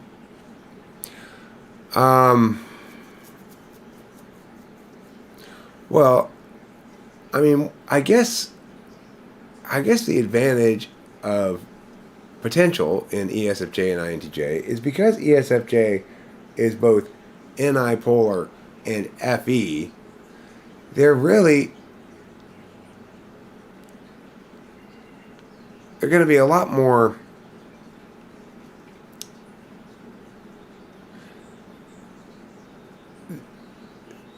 they don't try to do jobs above their pay grade very much. That's one thing you can say about ESFJs. It's a good thing, right?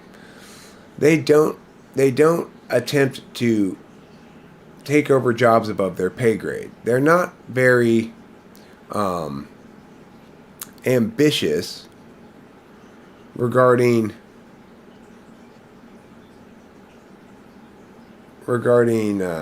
controlling people's perceptions about their competency. Their competency comes down to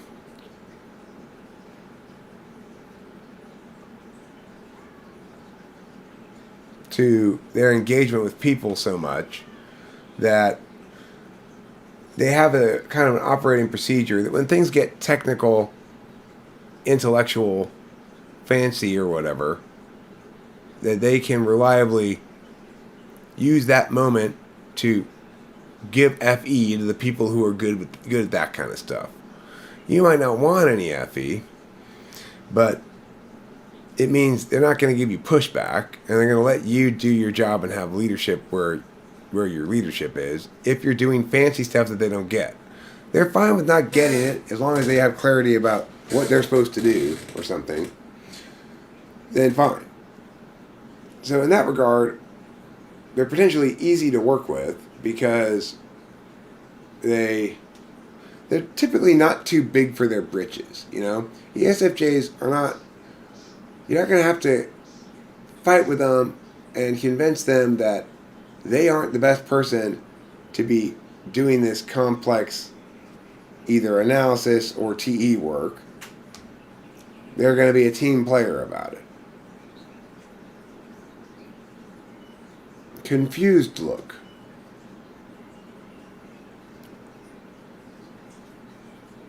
That's a confused look.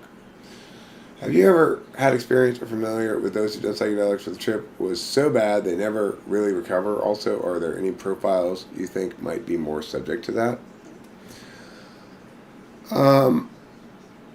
No, I've never. I mean, I've encountered people who have clearly been reduced in some capacity by their relationship with drugs, their engagement with drugs. Not everybody does a bunch of drugs and comes out the other side okay. The people who I have found historically to be most like ruined by drugs, typically, but what I mean by ruined is means after you quit doing it, you're still not you don't ever go back to really being yourself. The drug that does that most of all, I think, is cocaine. If you do a lot of cocaine, you never stop being cokey. And I saw that a lot in AA meetings and stuff. You'd meet the people who were obviously ex-coke addicts, and they were still really cokey. But I've also met people who were heavy trippers, who were just like, But I suspect they were like that to begin with. It's conceivable that you could do way too much acid or something, and it'd be so psychologically traumatic and so take you so deep away from normal operating principles of consciousness that it takes you a long time to return to your sense of normality. Obviously, acid's a very strong drug, and if you trip too hard, it can get really scary. And you can trip for a long ass time if you take a bunch of it or something, you know. But I've never known anybody like that who's been the victim of that. I've seen various people though lose themselves to drugs, and I've seen various people not, and I've seen myself not lose myself to drugs. Like, there were stretches of time when I was a meth addict when I thought, okay, Eric, you're kind of losing yourself to this a little bit. But when I stopped, I came back to normal.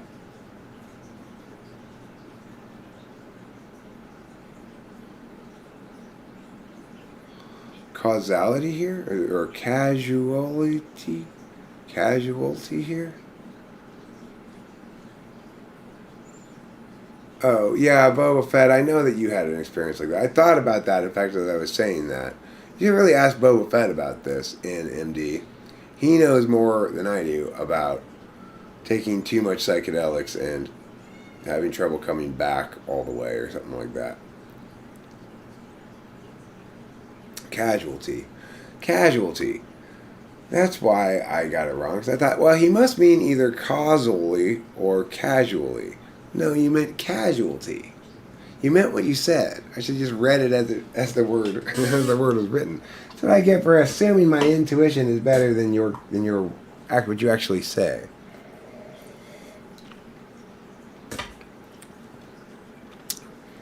Prior to taking a whole bunch of acid, Boba Fett never once said Gibstream. But ever since he took all that acid, it's like a tick he can't get past. He just, as he's walking down the street in India, he'll just abruptly go, Gibstream! Gibstream!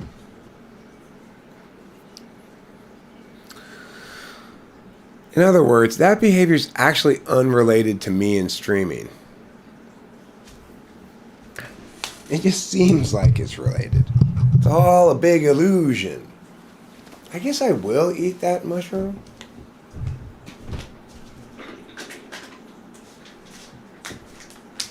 But I'm going to eat it with some food. I'm not just going to eat it plain. Be smart, Eric.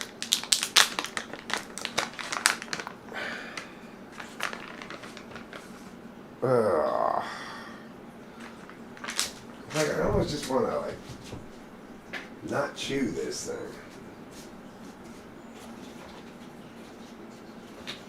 It looks so disgusting, I don't want to eat it. That's the problem. Fortunately, I've got this sausage here to help me get it down. I think I might just break off pieces of it and swallow it like a pill or something. Look how gross this thing looks. What the fuck is that, you know?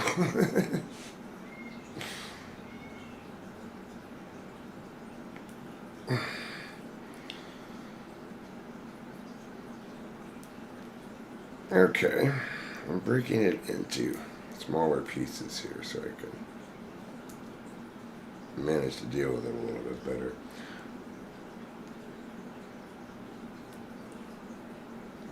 Alright, what I'm going to do is I'm going to put a piece of it in this sausage here.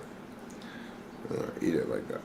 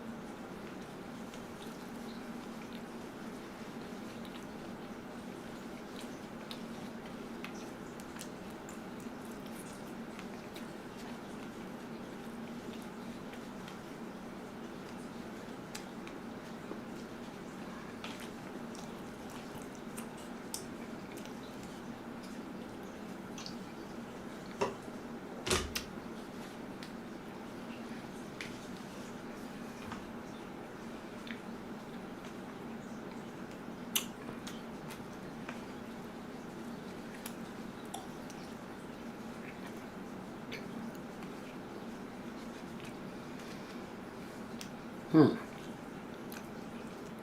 want some sausage?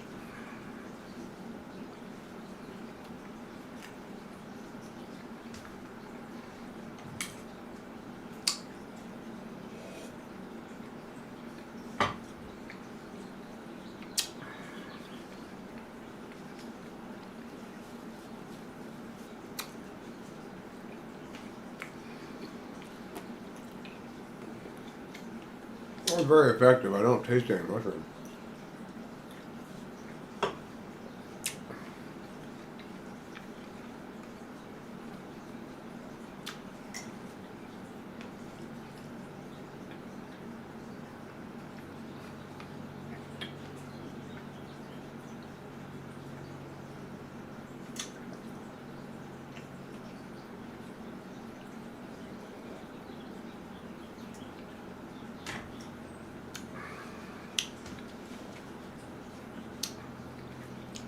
Oh, you eat that?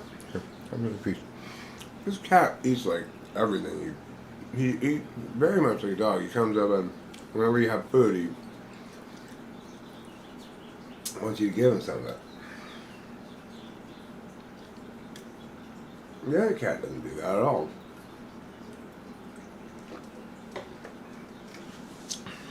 And he eats it too. He eats steak, he eats bacon, he eats chicken, he eats whatever, you know.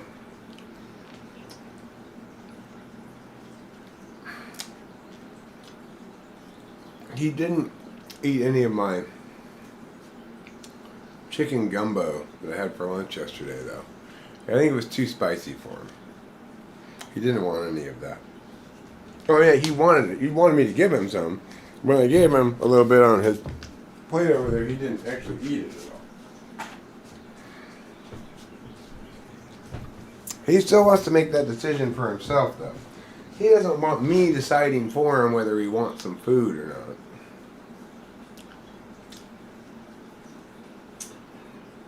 Let me refill my coffee.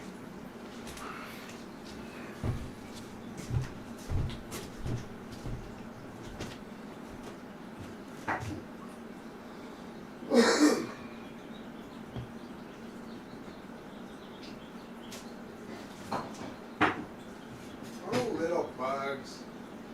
You horrible little bugs. Why do you exist?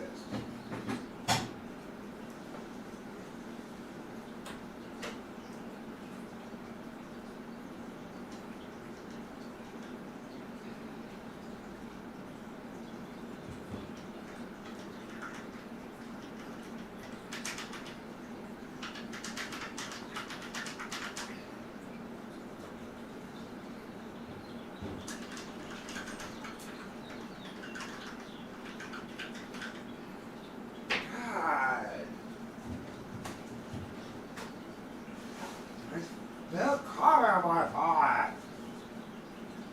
God. Just don't do that anymore.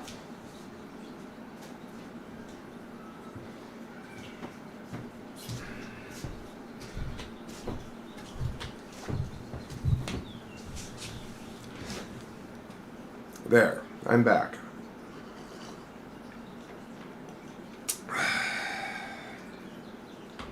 Let's see.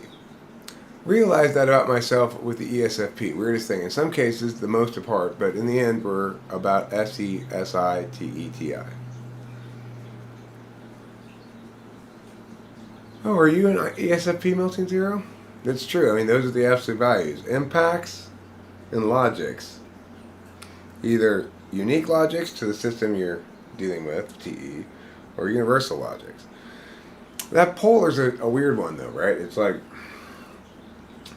it's pretty easy to see in me how I uphold FI as an absolute value. And yet, it's difficult to see me ever really upholding it in any instance, you know? Like, my operational value opposes FI in practice out in the world all the time. And yet, if you watch Eric enough, in his live streams or something, especially there, you'll see very clearly how I uphold FI as an absolute value and respect it in some sense, in a way that your 6 slot function is what you really expect and need everybody else to do. And you have enough awareness of that to be critical of both your own and other people's failures in that area.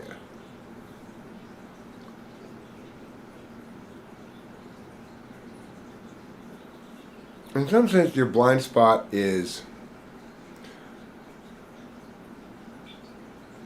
the reduction of whatever that function is to its smallest and most selfish form.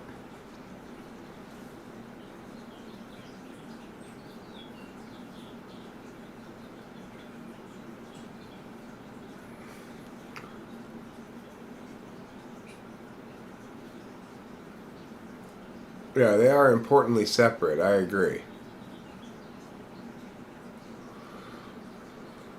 The 2-7 dynamic is interesting, and that ESFP lady from Hong Kong that I talked to the other day, who is dating apparently an ENTP, and I believe she probably has it right, because I asked her a bunch of specifics about the guy.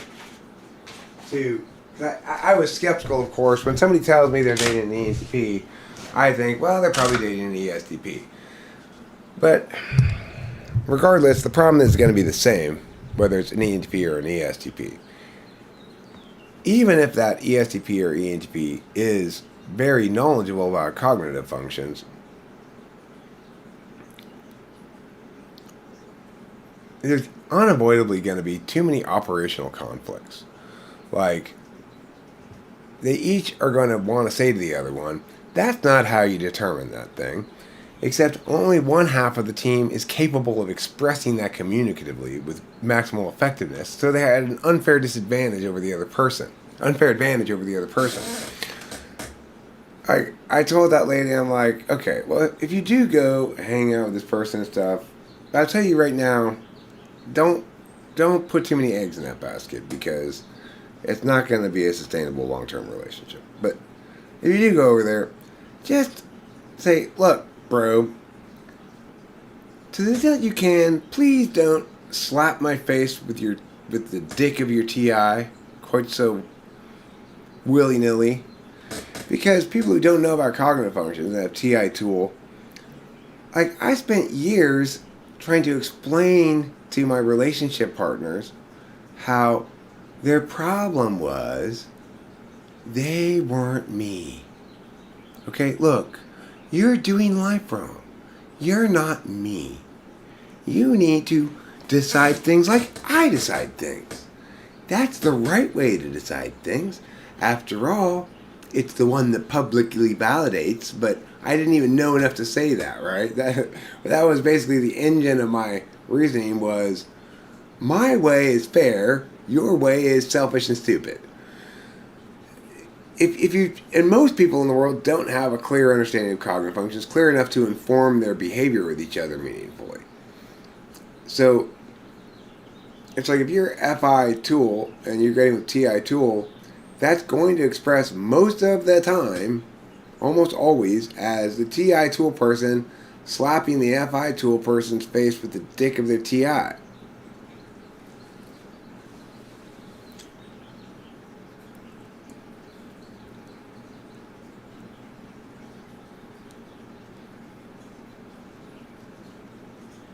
People get confused with the tool function, thinking, if I insist on it so much, I must really uphold its value. You uphold it as an operational value in the sense that, like, you uphold the need for roads because you're always driving. But you're not happy when you're driving particularly. You just don't want there to be any traffic. You don't like driving. It's operational value because you see things other than your tool function as traffic on the road that your tool function should be driving down.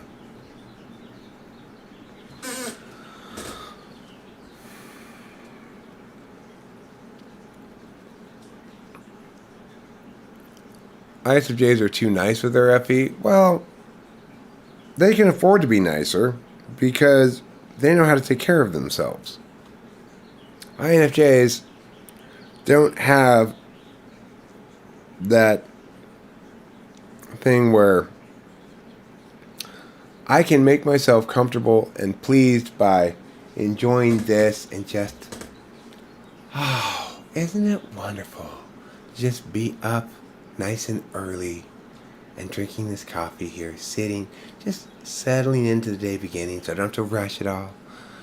I know I have to go to work maybe later, but I'm just going to really enjoy this. I'm just going to enjoy the living fuck out of this right now.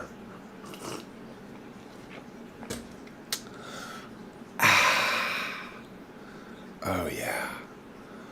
I'm loving myself with comforting SI right now.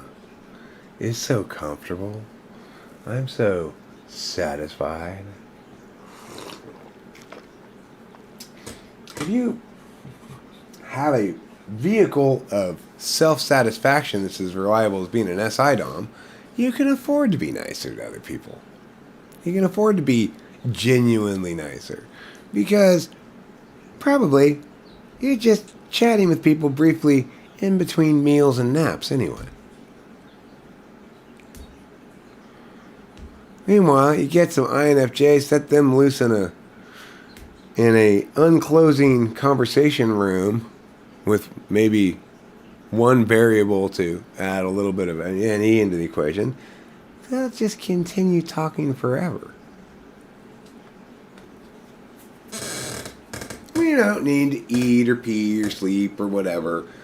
We're in the middle right now of understanding things together via communicative wisdoms and insights. That's not subject to your clocks and biologies, okay? Mind of a girl knows how to take care of herself. She knows how to enjoy the delicious comfort of this cup of coffee. When Mind of a Girl gets up in the morning, she goes, oh yeah, this is creamy and hot, and I'm going to drink it with my mouth. Oh yeah. Feel the warmth going down into my stomach. Oh, self, you're so comfortable. That's Mind of a Girl's every morning. And she started, ISFJs need to cut their shit a bit. Facebook page. No, they don't. ISFJs are fine. ISFJs are great. I love ISFJs. But it's also the case that, unlike INFJs, what occupies most of an ISFJ's attention, ultimately, are ISFJ things that are particular to them. And while they may, when they're engaging with you, they might not be displaying a lot of that, you gotta remember that your engagement on intuitive matters with them represents the time they've set aside for engagement on intuitive matters from the important business of their day, like that thing I have scheduled later, and lunch.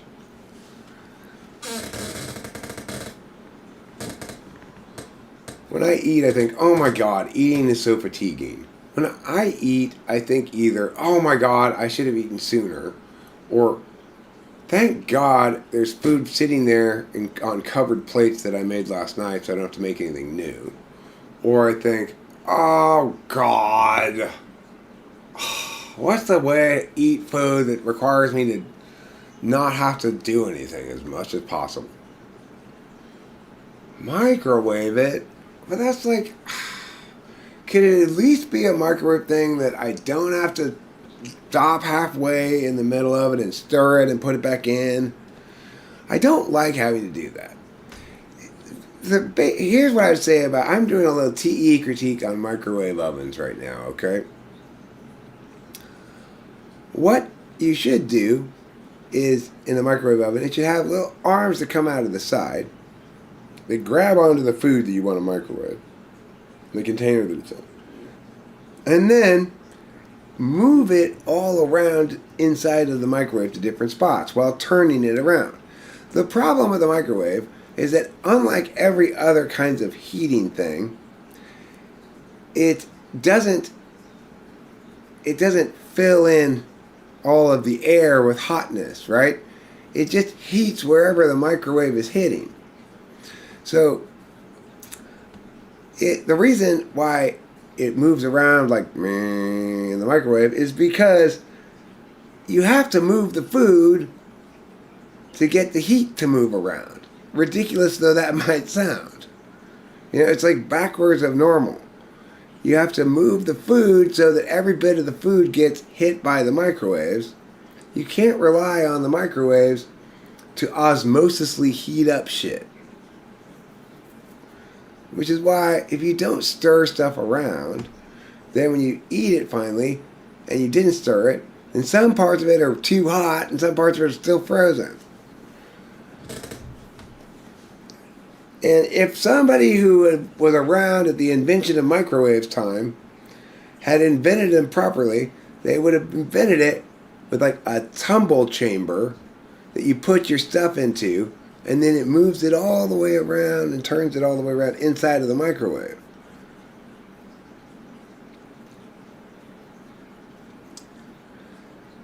Not when you're cooking with an oven though, Rain. If I put in a roast into the oven, I don't have to move it around. The only reason you have to move things around in a pan is because the part that's at the bottom of the pan will get burnt. It's not because the heat's not moving throughout the whole thing. It's that you got too much heat moving throughout the whole thing, coming from one direction.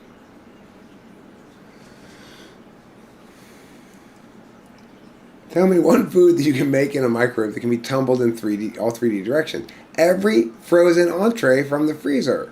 As long as you don't care that the various components of it get mixed together, which I don't care. If I'm going to eat like Salisbury steak, mashed potatoes, corn, and Jell-O, just go ahead and mush it all together. I don't give a fuck. Hi, Rachel.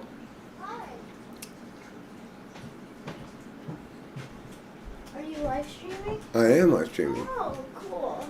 How are you feeling, my darling? I'm feeling pretty good. How about you? I haven't even taken any analgesics this morning. I feel like I'm mostly not feeling bad, although I'm still sick, obviously, a little bit. That's good. Well, hello, Trouble Bubble. Meow. Meow. Meow. Popcorn also tumbles about this way and that. Yeah, and while with a microwave, you'd have the ability of cooking both sides of the thing, unlike a pan, because the radiation penetrates. So it's a trade-off in that sense. That's true. Yeah. It's like, really, if all food didn't have any width to it, then you wouldn't have to worry so much about that. It was all incredibly thin and flat, like a crepe.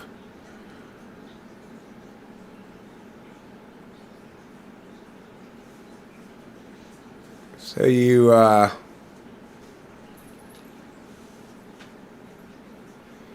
got any thoughts about today, Rachel, now that you're up and about? Any expectations, desires?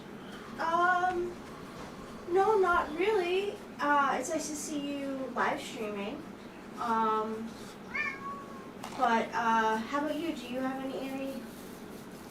No, I just want to make sure that I've been streaming already for like almost 4 hours, so that when you come out and I start talking to you, that I give you sufficient attention before I get caught back up into what I'm doing, that I've addressed anything that needs to be addressed, potentially. Like, I'm here because we need to get tampons or something.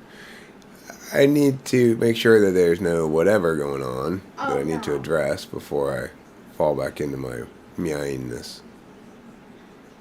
No, I don't have anything planned for the day. Well, it's like Ruben R. says. Ideally, Rachel, your plan for today is for me to be a little shroomy. Because I ate that demon nug, which is the last little bit Oh, of yeah. shrooms there were. Except for that piece that you have right there. If you Oh, wanted to that's eat that, fine. you could eat that, you know. I don't know if it would do anything, but it's not inconceivable. Do you still feel like you have a fever? No, Good. just congested a little bit. Yeah. I also feel as though my fever is mostly gone now. That's great. Meow. Meow. And having COVID has made me think of two names a number of times during the course of this.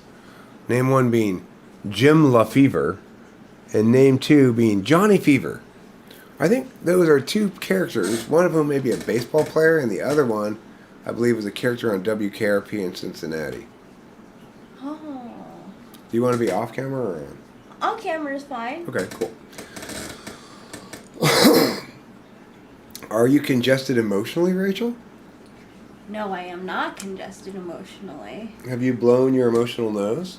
I have actually. Okay, so tell us, how did you manage to successfully blow your emotional nose? I took a paper towel and I blew in. I like put it up to my nose and I blew my nose and everything came out. And everything that came out was an emotion? Yeah. Good. I see you as blowing your emotional nose when you're listening to videos about how this person, Oh my doesn't, God. things like how to deal with being the child of a narcissist, basically. Yeah, you called me out. I definitely was watching videos about astrology before coming out here because my chart in Vedic astrology is different than the Western astrology, so I was checking out the Vedic signs. And what do they say? Everything's going to be fine? Yeah, things are gonna be fine. Everything's going to be fine. That's how it always goes down anyway. Okay, so I want to read this thing that Rain said.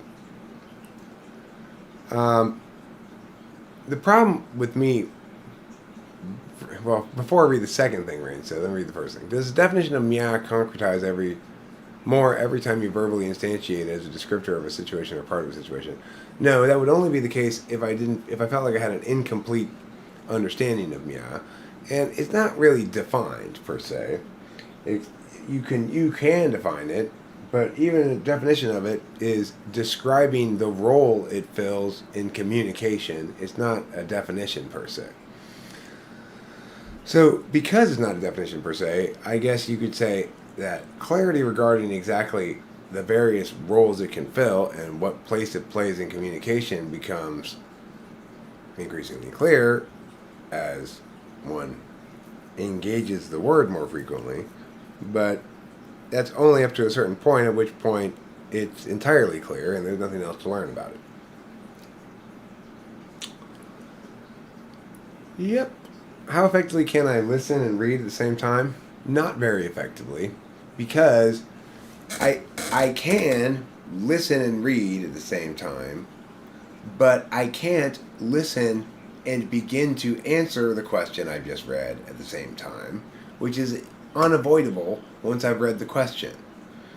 So what you'll notice if you see streams where Rachel and I are both in them is plenty of occasions in which Rachel's talking about something and I interrupt her and go, no, meow, because I'm failing to do what you just described there, reading and listening at the same time. To listen to Rachel properly, I have to be reading what she's saying. She's not saying it in text, she's saying it in spoken out loud words, but it's nevertheless the case that if I'm not reading that, I'm not going to be understanding that very clearly.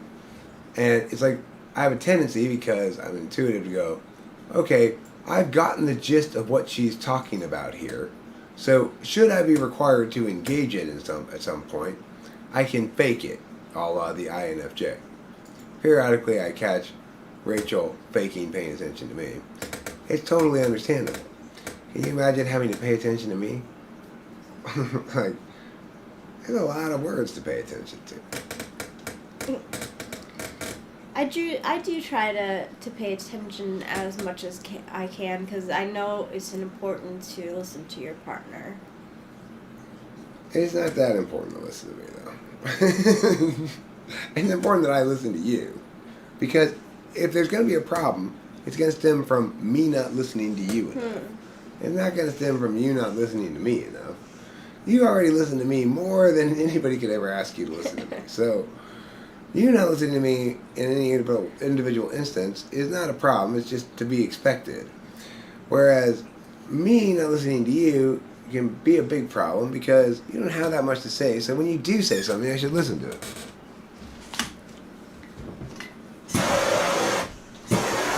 Stupid flies.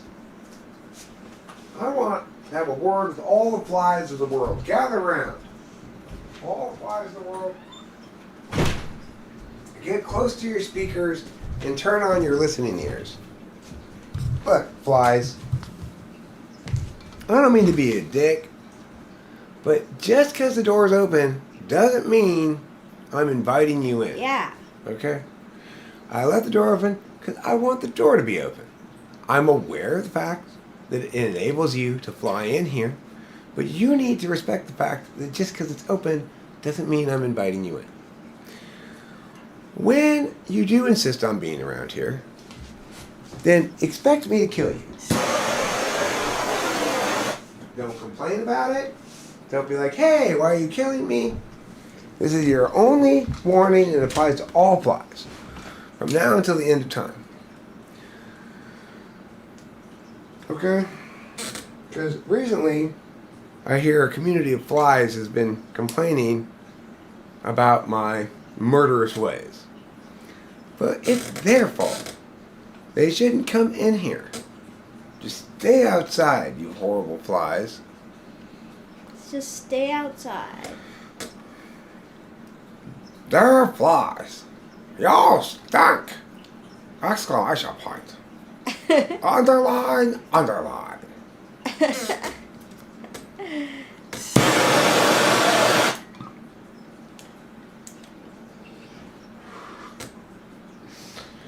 I'm really rather enamored with my idea the other day of a tarot structure called the self-loathing cross, which explains who exactly is the me that sucks.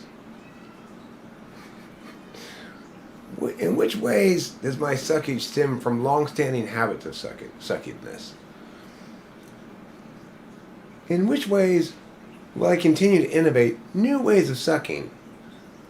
In which ways is my suckage subject to me attempting to not suck? And how are those attempts guaranteed to fail? This is the self-loathing cross. It's like the Celtic cross in tarot, but it's for people who have a problem of themselves getting too uppity. And you wake up every day and you read for yourself the I suck self-loathing cross. Here's the me that sucks so hard. Here's why I suck, how I've always sucked, how I'll continue to try not to suck, and how that was guaranteed to fail. Whew. I almost walked out of the house today with a little too much self-confidence. But thanks to the self-loathing cross, I've reminded myself before leaving the house just how badly I suck.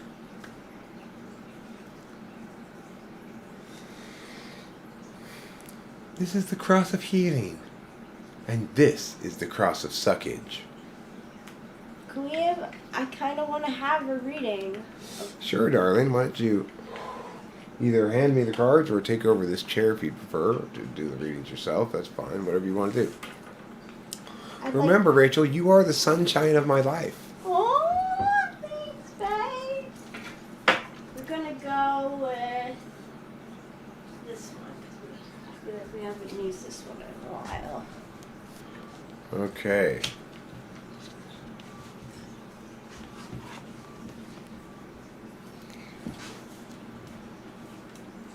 So this is the what?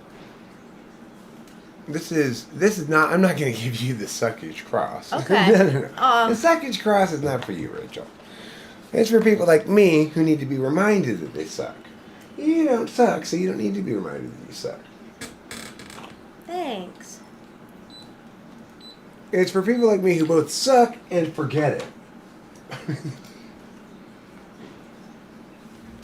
I put this cigarette out, and I'm going to give you today's Rachel. Today's Rachel comprises the middle Rachel, which is today's Rachel. It comprises the bottom Rachel, which you'd say is the relationship between today's Rachel and ongoing Rachel. Then you've got the one behind, which is the ways in which today's Rachel is just a representative of always Rachel. And then at the top, the way in which today's Rachel informs us about tomorrow's Rachel. And then, lastly,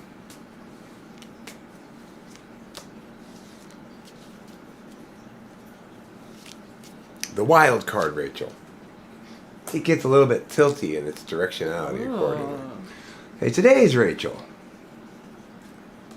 is the Six of Cups. Ooh, that's a nice card. Nostalgia. You're just chilling. You're looking at this old shield you got. I remember when I found that shield. It was in Barstow. Now, this is ongoing particularist Rachel, you might call it. Two of Cups. Oh, that's Look, nice. it's you and me, and we're hugging. Yeah. We're hugging with emotional loves. That's so accurate. And this is, I guess, the Rachel that always was or something. This is the Three of Cups. You got a lot of cups in the mix here. Yeah, feelings abound. Party time. My girl likes to party all the time, is basically what this card says. It's true. And this is what today's Rachel tells us about, I guess, future Rachel, or not so much future Rachel as overarching Rachel. Is that Judgment? This is Judgment XX. Which means at the end of the day, you can't be without judging yourself. And then this one is the wild card Rachel. Temperance. Ooh. Today's Rachel is informed by the fact that Rachel's been engaged in forced temperance for the last mostly week by being sick. Damn accurate. That is a really great reading. Thanks, Thanks, you for darling. that. Thank you.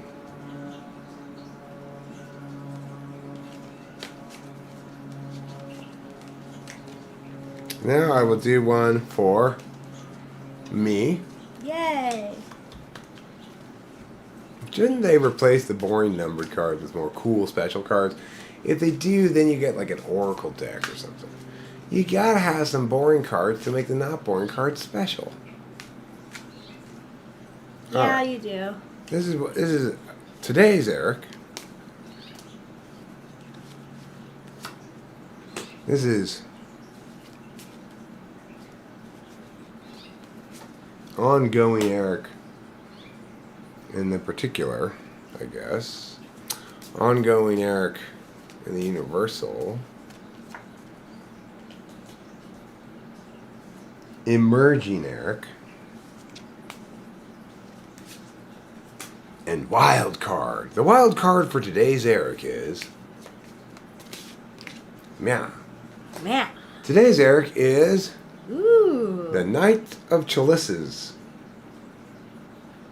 I'm a guy, I've got a horse, and I'm making it stand still so I can drink from a cup, of course. 'Cause if I ride along at a gallop while I'm sipping on this wine, I may get there in time, but I'll be covered in wine. Don't drink wine while riding a horse is the message of that card. Now, this is yesterday's Eric, the Hierophant. Yesterday, I was all concerned with being sick. Take analgesics and stay in bed. Oh, yesterday I was the Hierophant.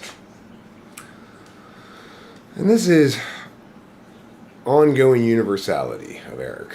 I get strength. That's a nice one. Ooh, that is a nice one. Strength. I'm ongoingly strong, I guess. Mm-hmm. I see the strength card as really being a patience card more than anything else. Yes. Because, look, there's that, in the original picture, there's that lady with a lion, right? Yep. Being strong in that instance is not, she's not overpowering the lion. She's using her patience to make the lion not eat her. This is if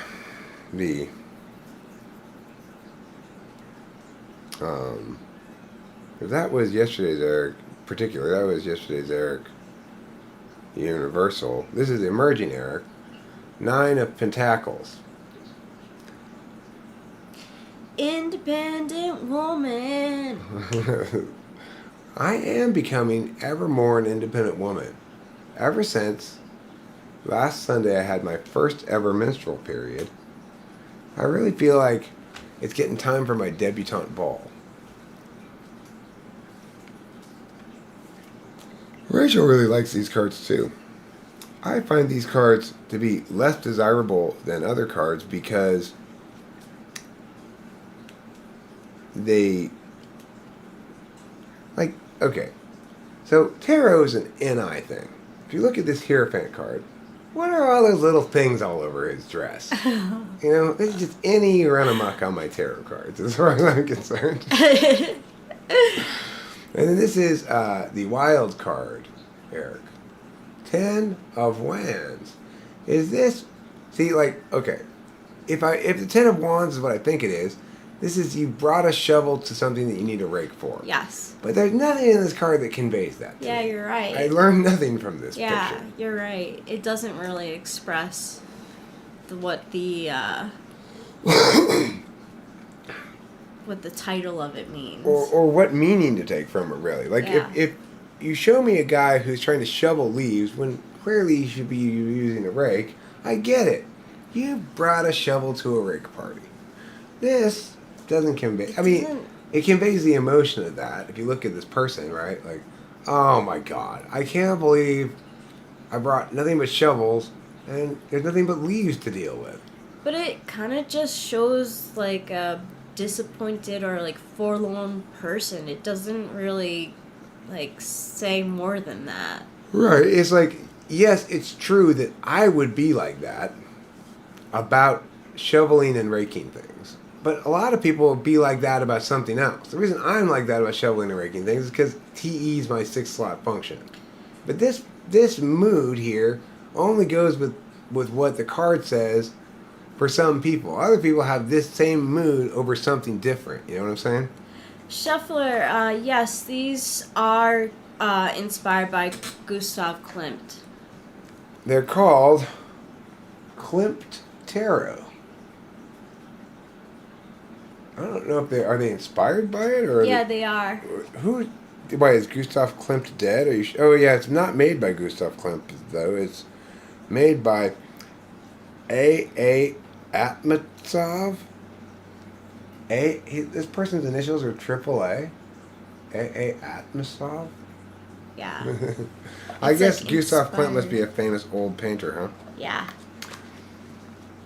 Would anybody like to get today's you, yesterday's you, ongoing particular, yesterday's you, ongoing universal, emerging you, and wildcard you?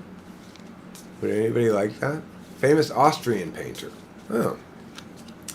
Oh, Cool. Austrian, that's cool. He's the Mozart of the brush and palette. Okay, Shuffler. Shuffler. Hey, Aga. Hello, Aga.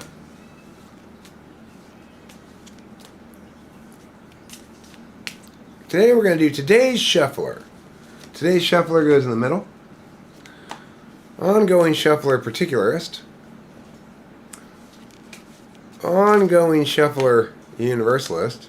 In ways that inform today's Shuffler, of course. That's why today's Shuffler is in the center. And then, whoop!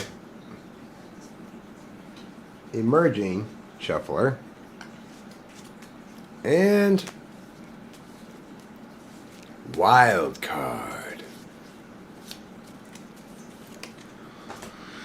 Okay, so today's Shuffler is the Queen of Wands. It's a pretty one. This is a card that represents your willingness to wear a red jacket, mishmash jacket, on top of a blue mishmash dress. It's pretty bold. It's a rich, frothy relationship with your feelings. Particularist ongoing Shuffler, 4 of Wands. Known as the Stop Smelling My Baby card. Oh. What does the 4 of Wands mean? Harmony. Harmony. Dude, it means keep smelling my baby. You're smelling the right baby. That's what that means. Okay? It doesn't mean stop smelling. It means keep smelling it. Universalist self. 15. The devil. The ongoing part of you that universally is so is the devil. Like, let me fuck all those cows. The devil card is behind the bison's way of being. You know, they work their whole lives to be the strongest bull so they can lord over these 12 cows and have exclusive fucking rights over them, no matter if it kills them or not. Not saying you're like those bisons, I'm saying that's the devil card. This is the emerging Shuffler, 3 of Wands. This is the Shuffler that looks at himself in the mirror and goes, I've got red hair, boobs, and a vagina. What the hell happened to me? What does this one mean? 3 of Wands? It usually means waiting for your ships to come in. Waiting for your ships to come in. And now this is the wild card factor. The Knave of Chalices. Sometimes known, I believe, as the Page of Cups. And as you can see, you're feeling pretty good about yourself. That's why you've chosen to go shirtless. You want to show off your abs and the fact that you've been working out. What's the, that's typically not quite adult enough about your emotions. Yeah. Not quite. The ginger of pubis. That's a perfect name for this card. This is the ginger of pubis. It's fantastic. Gib drinkage. Oh, this is Gib drinkage. Let me have a drink of emotion. Can I have a sip from your emotion cup? Okay. That's a good way to Ludife is explain right, too, that sometimes I think the 4 of Wands is the twin flame connection. That's how a lot of people interpret the 4 of Wands, too, because it's like this, like 11. It's like 2 people making peace signs next to each other. Yeah. Does anybody else want a reading before we put these away from Aga did. From Gustav Klemps. Okay, Aga. We're doing today's Aga. This is the cross we're doing today. Is this format? Ongoing particularist Aga. Ongoing universalist Aga. Emerging Aga. And wild card Aga. This is the wild, zesty part of Aga that provides uncertainty. Otherwise, I'd just be able to tell you exactly what's going to happen with my magical tarot powers. Today's Aga is the Knight of Swords.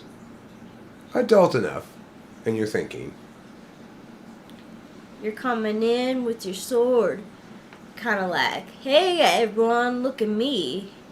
It's kind of like saying, look, whatever you need chopping, no problem, I'll chop it. But I'm not going to necessarily prioritize chopping. I'm looking fancy on my horse. Ongoing particulars saga. Oh, look at me. I'm covering my ribs with my arm and my badge with my other arm. This is the Five of Wands. The Five of Wands. Conflict. Ongoing particular saga is in conflict. She wants to show her boobs and badge, but she also wants to cover them. Now, ongoing universalist saga.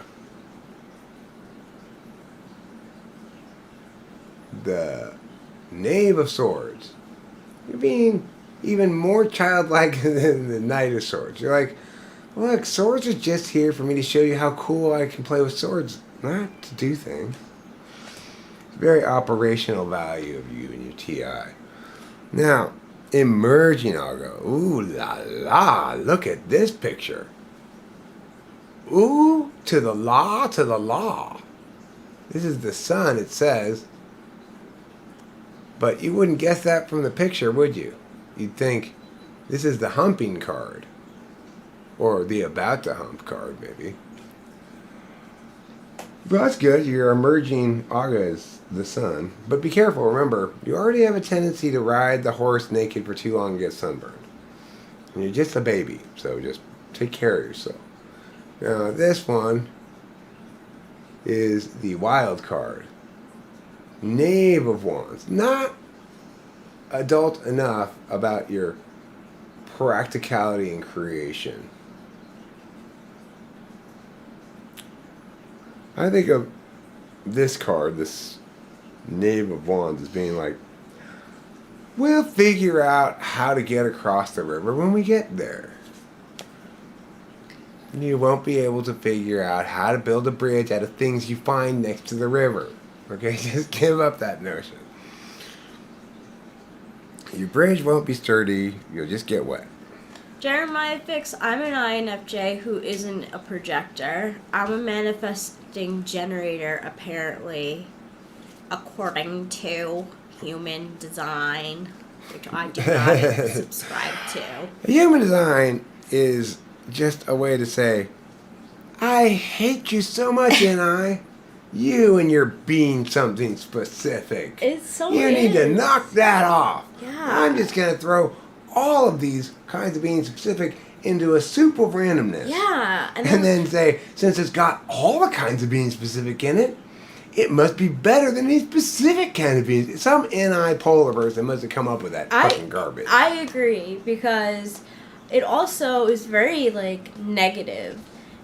It's like, if you are a large percentage, so say you're a generator, which a lot of people are, it goes on to tell you how boring you are.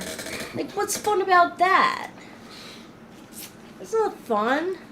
Well, I mean, it's like everything else that gets it backwards, right? You can't start from realities of your processes and therefore conclude static things from it. You know, the only thing static things can do is inform you about their processes. And everything that tries to inform you about who you are by determining things about your process of being and then telling you how you are statically in a non-process way is fundamentally running a fool's errand to begin with. It doesn't work like that. It works the other way around. I might take particular things and conclude this is more strongly correlated with these process habits, and that's fine. I might look at process habits and say people with these process habits are likely to deal with these particular realities in the following way, and that's fine. But if I'm trying to tell you, because you've got these process habits, we can now know who you are without engaging you as a process, well, then you're human design and every other butt-fuck backwards kind of thing like that. So, no. Not cool. Not cool. It's not exactly willfully uncool. It's just what happens when, like, an ESTJ gets into those things. They think, Yeah. and now I'm just going to push them all into a soup. And Yeah, because and we'll see what happens. yeah, because it apparently also includes I Ching. It doesn't matter if the I Ching and the this are in direct contradiction to each I other Ching or is whatever. a fortune telling thing. It's not like a So human design is like, I refuse to have any clear identity at all. Yeah. I'm neither descriptive, nor prescriptive, nor predictive, nor anything. I'm just a mishmash of randomness. Doesn't matter that you can't combine, like, weightlifting and eating breakfast into a single sport.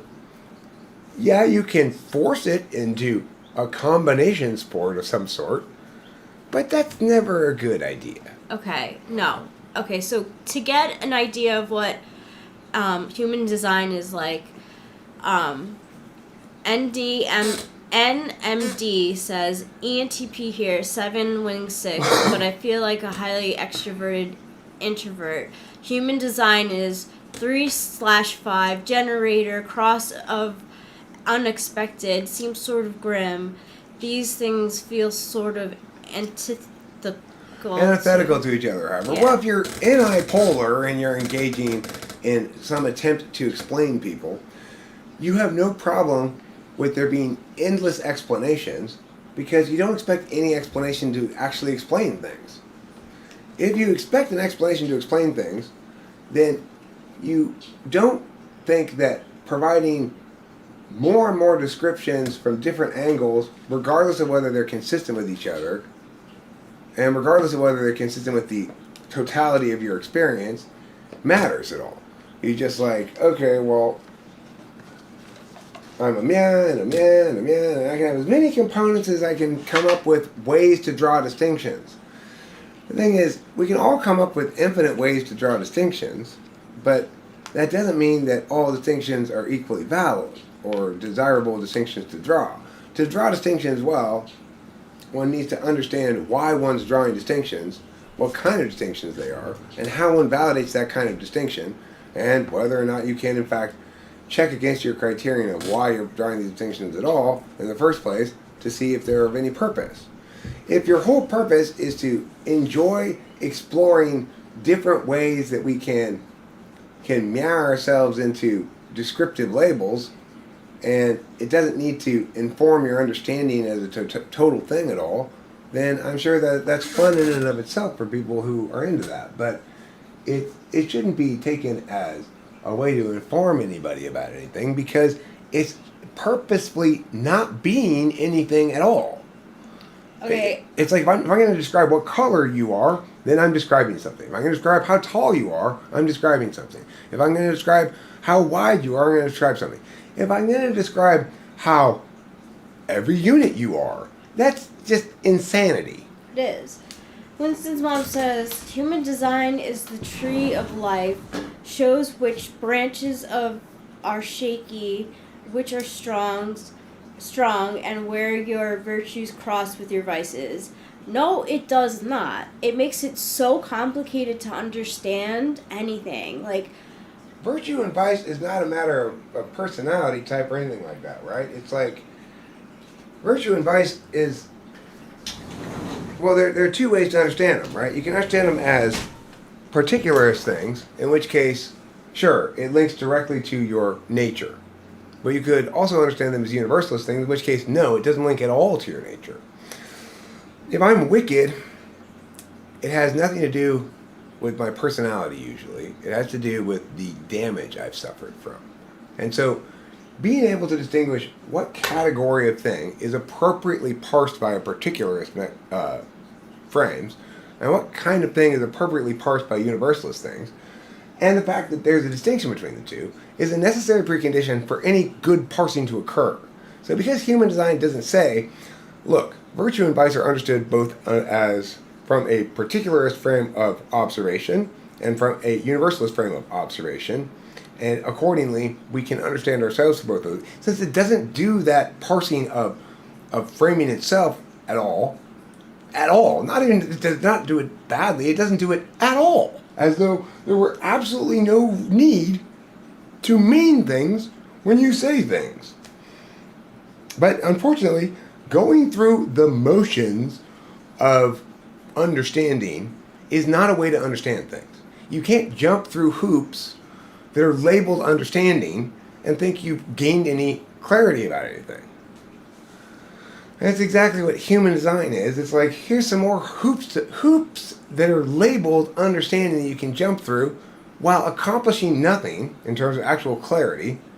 And then the mechanism for making it more clear is going to be to ignore the parts of it that don't make any sense to you and just pay attention to the parts of it that make sense to you.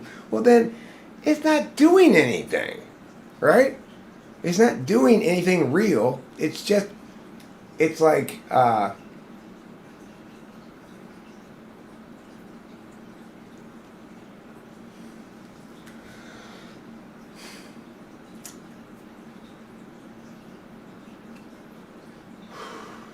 look, when little kids play army with each other, and some of them are the Germans, and some of them are the Americans, or some of them are the Vietnamese, and some of them are the Americans, or whatever enemies you want to make and good guys, they don't need to worry. Children don't need to worry about actual strategy, actual tactics, dead bodies, politics, statesmanship, any of those things. They're just pretending at war. And they find it satisfying to pretend at war because they don't understand what war is. Same thing with human design. Those are children. Whoever came up with that shit is a child pretending to understand things or provide clarity. Well, a lot of things that do provide clarity look like this. Plastic thing. That plastic gun just looks like a gun. It's not actually a gun. If you're so unipolar, you don't get the difference between things that became popularized as an NI strategy. Things become popularized as an NI strategy because of what they are. You have to be incredibly unipolar to say, let's smoosh them all together because they share the category of being distinct things that have their power by virtue of their distinction. Let's mush them all together so they're not distinct anymore, and that'll make it even more distinct and powerful. You have to be insanely unipolar to regard anything in the way that human design regards the history of humanity's NI approaches towards mapping shit. Yeah. Not that NI approaches towards mapping shit are a good way to map shit anyway, ultimately, because they rely on too much intuition from people that most people don't have. It's very complicated, and it's very negative as well. Like, I'm not a generator, but I read about generators, and it just talks about how people who are generators are basically just like cogs in the machine. Like, they just like grind out every day, and they work hard, and they don't have any imagination or specialness to them. So when this explanation of what generators was made, was it preceded by an explanation that this generative thing we're describing can be understood from the perspective of the individual who's generating and from the perspective of third parties observing it? And so this is that kind of description? No, it did nothing of the sort, because it's not done any of the either intuitional or logical work that would be required for it to be useful or meaningful at all. It has to be one or the other or both. What I'm doing is both. It's logically stout and it's intuitionally stout. What human design is doing is neither. It's the shitting on both of those realities. It's shitting on being intellectually stout by ignoring any kind of contradiction as a mode by which it can structure itself, by including this mishmash of things, many of which have varying degrees of contradictoriness towards them, to the other things that it's including. It's ignoring that completely, and it's ignoring the fact that the reason NI pops is because it's something specific and not other things, because it's concise. That you can never concisely encapsulate a being in a meaningful way without being concise and encapsulatory. You can't trade in the operating procedures of NI without using any actual NI. Yep. So it's holistically an abject failure. It's logically an abject failure. It's misleading. It's a clusterfuck of a disaster created by some ESTJ who couldn't handle the reality of NI requiring concision and singularity. Thank you. Sure.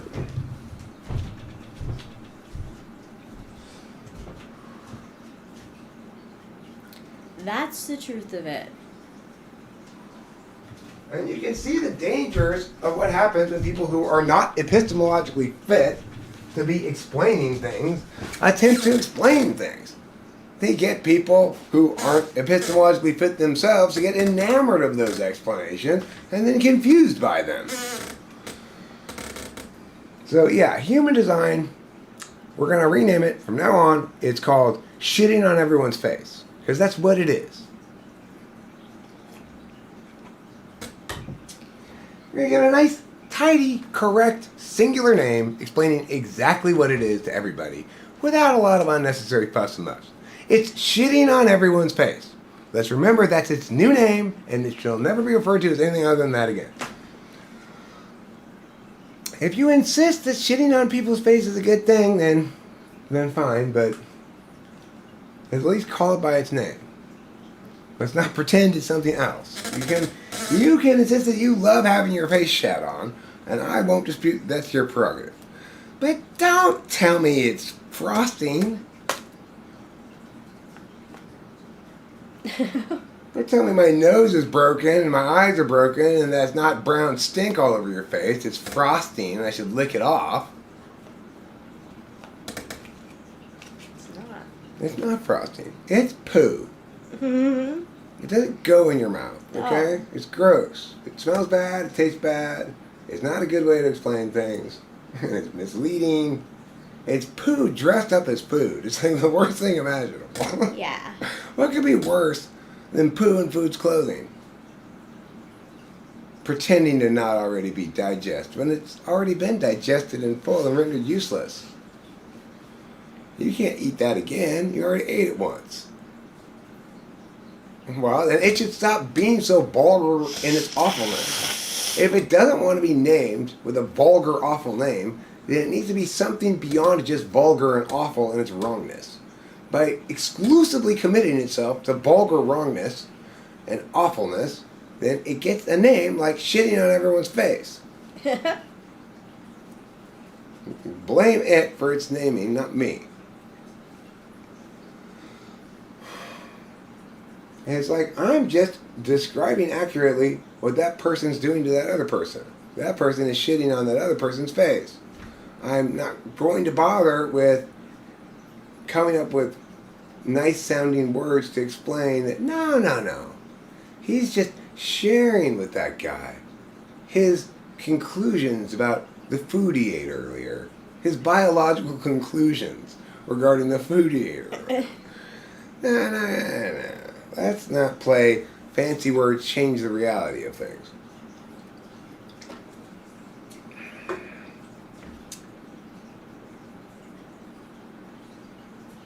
Why does it trigger me so much? It triggers me so much because I've spent a long time gaining clarity not only about what the right explanation is, but about how to draw distinctions, which is core to any kind of explaining. And human design manifests because somebody never did any of that work and thought that as long as they could make the pieces fit together so that it's internally, it has an internal structure that can be explained, that makes it worth something as an explanation. Even if it were TI consistent within itself, it has to ignore every other kind of test thing you can test it against. So the problem is explanations need to be qualified as explanations to validate under either NI or TI or both, because that's the nature of trying to communicate universally about universals. If what you're communicating is fundamentally disinformation, and it's disinformation about what I am communicating about correctly, and it's disinformation that additionally reveals the problem with trying to do the work that qualified people do because they're qualified because of these understandings, and is so Dunning-Kruger about the whole thing that it doesn't even get that the work you do is real. It's particularly offensive, right? It's like, I'm doing real work when I'm trying to explain things. I'm not playing. And yes, children are perfectly fine to play at explaining things. But in the real world, it's easy for us to tell the difference between children playing war and actual war. We never get the two things confused. In Metaphysical Town, children playing war actually can kill people and invade countries and stuff, because that's how powerful confident stupidity is. It's a form of hubris that's dangerous and wrong and horrible. It's like, before you think you've figured out the answer, check. Am I the kind of person who correctly figures things out? Am I a kind of person, do I have a history of explaining things well? Of coming up with some kind of explanation, of checking my own explanations against some universal thing, of understanding what an explanation is. Do I even know what an explanation is? If you're starting to explain things and you've got no fucking idea what an explanation is, and your explanation is to push every previous half-assed, incomplete attempt at explaining things together into a massive sandwich of aborted fetuses, you don't claim there. It's the perfectly formed human being. Mm-hmm. No, your sandwich of aborted fetuses is not an ideal child. It doesn't even use wheat bread. It's literally stealing the wheat from your bread, leaving nothing but blank and nutritionless whiteness behind. So much of aborted fetuses is the new satchel of helpful goods.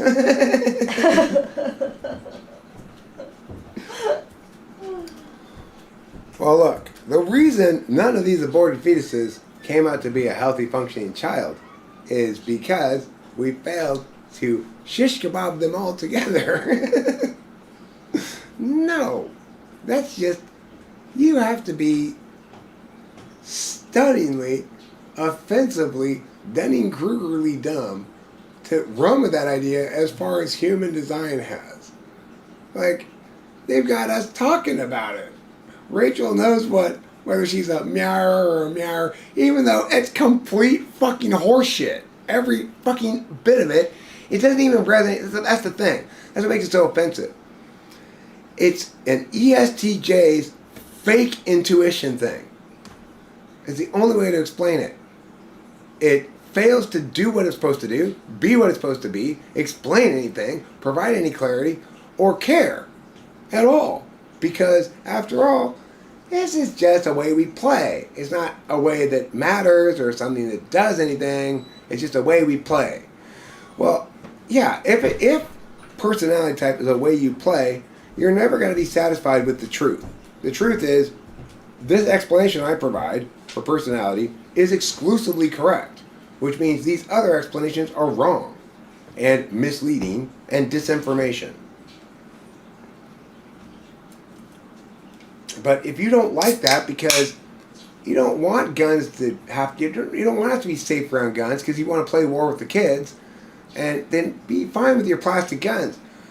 Unfortunately, in the metaphysical land, a lot of people cannot tell the difference between things that can meaningfully inform them and things that just satisfy their feelings of being like things that inform them. Like, well, this is kind of like something that informs people, so let's play at being informed with this. It's a tragedy, but it's reality that most people aren't epistemologically robust enough to tell the difference between horseshit dressed up as a brownie and an actual brownie.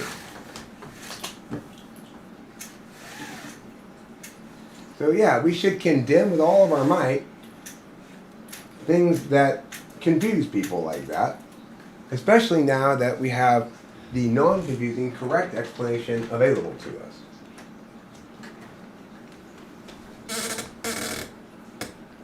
But you know, you ask Eric to rant about something, he's sure to rant about it in some way or another. Your sandwich of aborted fetuses is not your ideal child. It's a good sentence, isn't it? Mm-hmm. Did I feel angry? No. That's all just all those kind of emotional displays are communication habits, really. I've got some bad communication habits. Like, I don't want to just negate this thing. I want to shame it for its failure. And so the only way to adequately shame it for its failure is to communicate my indignation at its failure. And so I do. But that doesn't necessarily represent actual indignation on my part. I'm long since resigned to the fact that stupid people say stupid shit all the fucking time. And some stupid shit they say is more irritatingly in my way than other stupid shit they say. Sometimes it makes me mad in the moment, but to me that being mad is irrelevant as to what needs to be communicated. Whether or not I'm actually indignant in the moment is a question I can't even answer. Whether or not indignation needs to be communicated is a question I can answer.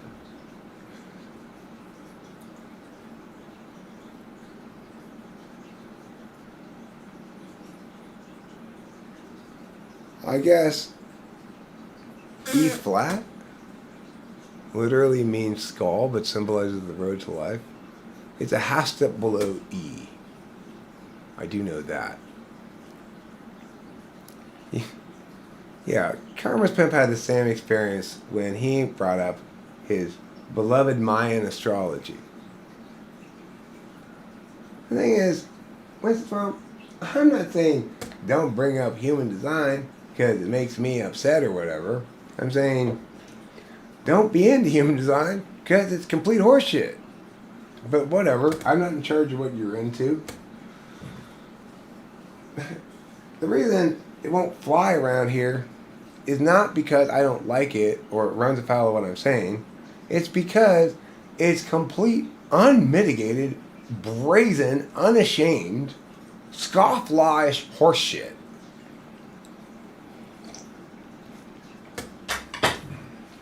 That's what's offensive about it.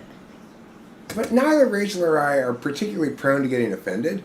But Rachel actually does get offended a little bit more than me about stuff that's universalist, you know? I do. Because she's habitually relying on universalist stuff having at least some capacity to engage intuitively aspects of herself in which her engagement with that thing is informative to her for her own reasons.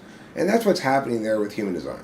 People are engaging with it for their own reasons, and it's satisfying something they want to get out of it. And there's nothing inherently wrong with that, except for Rachel.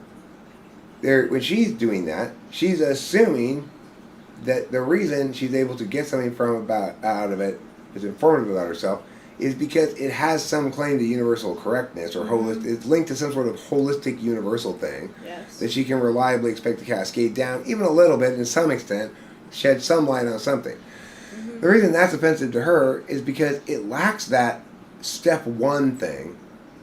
You know, you need to start with something if you're going to claim that it sheds any kind of light on you. You can have a light that has no filter on it. There's a white light or a green light or a yellow light filter or a red light filter or a blue light filter or whatever. But you can't just turn on all of the different color lights and say, there, that's better than any color. Yeah. It's not. It's stupid. Yeah. And offensive. It is, and then also calling you not unique and just a worker bee who's... Well, it violates one of the rules of typology, which tells us there are no positives. There are no strengths without corresponding weaknesses of equal inherent legitimacy and value. Even though society may afford certain things to people as being more legitimate. Like, am I going to be a better explainer because I'm an ENTP than, say, an ENFP? It does depend on what I'm explaining. If I'm explaining to you your relationship dynamic, for me to properly explain it, I have to keep foremost in my thought what's authentically important to each of the two parties. So, because of my operational exclusion of those factors from my calculi, I'm not a good person to explain how you ought to manage your relationship dynamic. I'm merely a good person to explain what shit you're doing breaks the rules. So, and why those rules are in place. But if you actually want to have somebody be like a therapist to your relationship, you're much better off with an ENFP than an ENTP, because the ENTP is just going to say, hey, you guys are spending way too much time and energy trying to figure out something mushy here. Just acknowledge that it's mushy, segment it off to mushy over here, and then let's deal with things that aren't mushy, resolve it, and then say, okay, how much does mushiness impact those conclusions, and is it informed by it? And then let's be done with this thing and go away now. You're fixed. Or I've explained to you why you're unfixable. But people who are engaging emotionally, they don't want that kind of clarity, because it's not the kind of thing that you should be ruled by explanation. However, external information about your identity should be subject to the laws of universality. After all, it's claiming to be an external source that knows about you personally because of things that are universally so about your kind of being. If you're going to be making those kind of claims, you should base it on something other than, well, I gathered up all the things I could find and pushed them together. That's not... So I understand why she's offended. I'm not offended particularly because I historically, my whole life, have thought about, well, that's the kind of thing that people do when they can't actually explain things. They do things like human design, astrology, MBTI, blah, blah, blah, blah. Except now I find myself at the center of a personality-driven explanation of reality itself that's singular and exclusive of all others. It makes me, too, be particularly thorny when it comes to encountering what I used to assume was just all equally stupid. All of those kinds of wrong approaches where you think I can take some sort of universal thing and tell you a bunch of particulars about you are wrong for the same reason. They're all backwards. I no longer think that, but that just means you don't get to be human design, just another example of failed NI overreach, because I understand you clearly now that you're the opposite of that. You're the absence of NI in something that only means anything and has any value with the currency of NI. Yes. Because I'm not an NI dumb, I'm NI ignoring, it just means I don't have any respect for it. I don't really have any anger towards it because it's like everything else that ignores NI. You know, it's like the whole world is like that. Shit like, hey, let's pay these people to do job A more if they've got education degree meh than if they don't. Even though education degree meh has absolutely nothing to do with their job performance. So, like, public unions love to do that. Look, we get that whatever it is we're going to reward has to be at least potentially something that anybody who's an employee could attain. Otherwise, we're being elitist in some sense. In all the other previous incarnations or ways of doing this, it's always been elitist. It's always been like, okay, well, this is the amount of money you get paid, unless you're a dude, in which case you get paid this, unless you're a white dude, in which case you get paid this, in this case, unless you're a white married dude with kids, in which case you get paid this. That's fair, right? No, that's not fair. That's stupid too. So the thing is, but you don't replace something that's unfair and by simply making it more fair by without attending to the problem that was made it unfair to begin with. It doesn't link to the actual thing, right? Me being a dude or white or whatever doesn't link to my job performance at all. So it shouldn't be relevant in how much I'm paid for that job. Thank you, Winston's mom. To replace it with something equally arbitrary but more fair is almost worse than just because it's like it's locking into place that NI isn't necessary to know anything. And it's just, and that knowing things that are intuitively so or not isn't important in our decision making. It's why we end up with the kind of insanities that the world presents us all the time. Things that make zero sense at all. Why is it that my dad, having stopped work some 30 years ago, let's say, approximately, continues to get both he and my mom continue to get both of their, like 3/4 of their maximum salaries for the rest of their lives, plus all the health insurance, plus all the MIA, for the rest of their lives, even after one of them has died. Why is that the case? Because TE compartmentalization without any NI. That's not our pile of money to worry about. That's someone else's pile of money to worry about. So if we get these people who are expensive to our pile of money, away from our pile of money, and make them that pile of money's problem, then they're not my problem anymore, and I've solved the problem from my particularist perspective. I'm NI polar, so I don't notice or care that this is insane. Because there is no big picture. The biggest picture I get is my frame.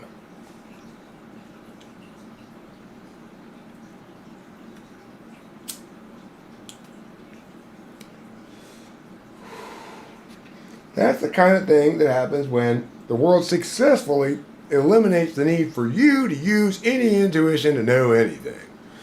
Then it's just an insane sequence of hoops that imitate actual things without ever noticing that they're not the thing at all. That they're just this ritual that replaces actual meaning. They're not a way to eliminate arbitrary subjective considerations. They're replacing meaningful things with the tragic pantomime of those meaningful things.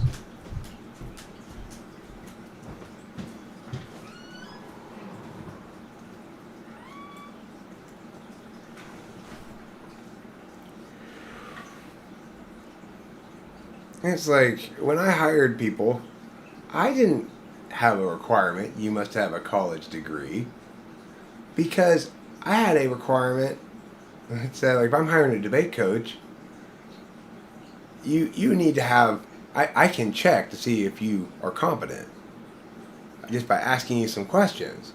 Straightforward enough. I don't need some third party to tell me whether you're qualified to be a debate coach.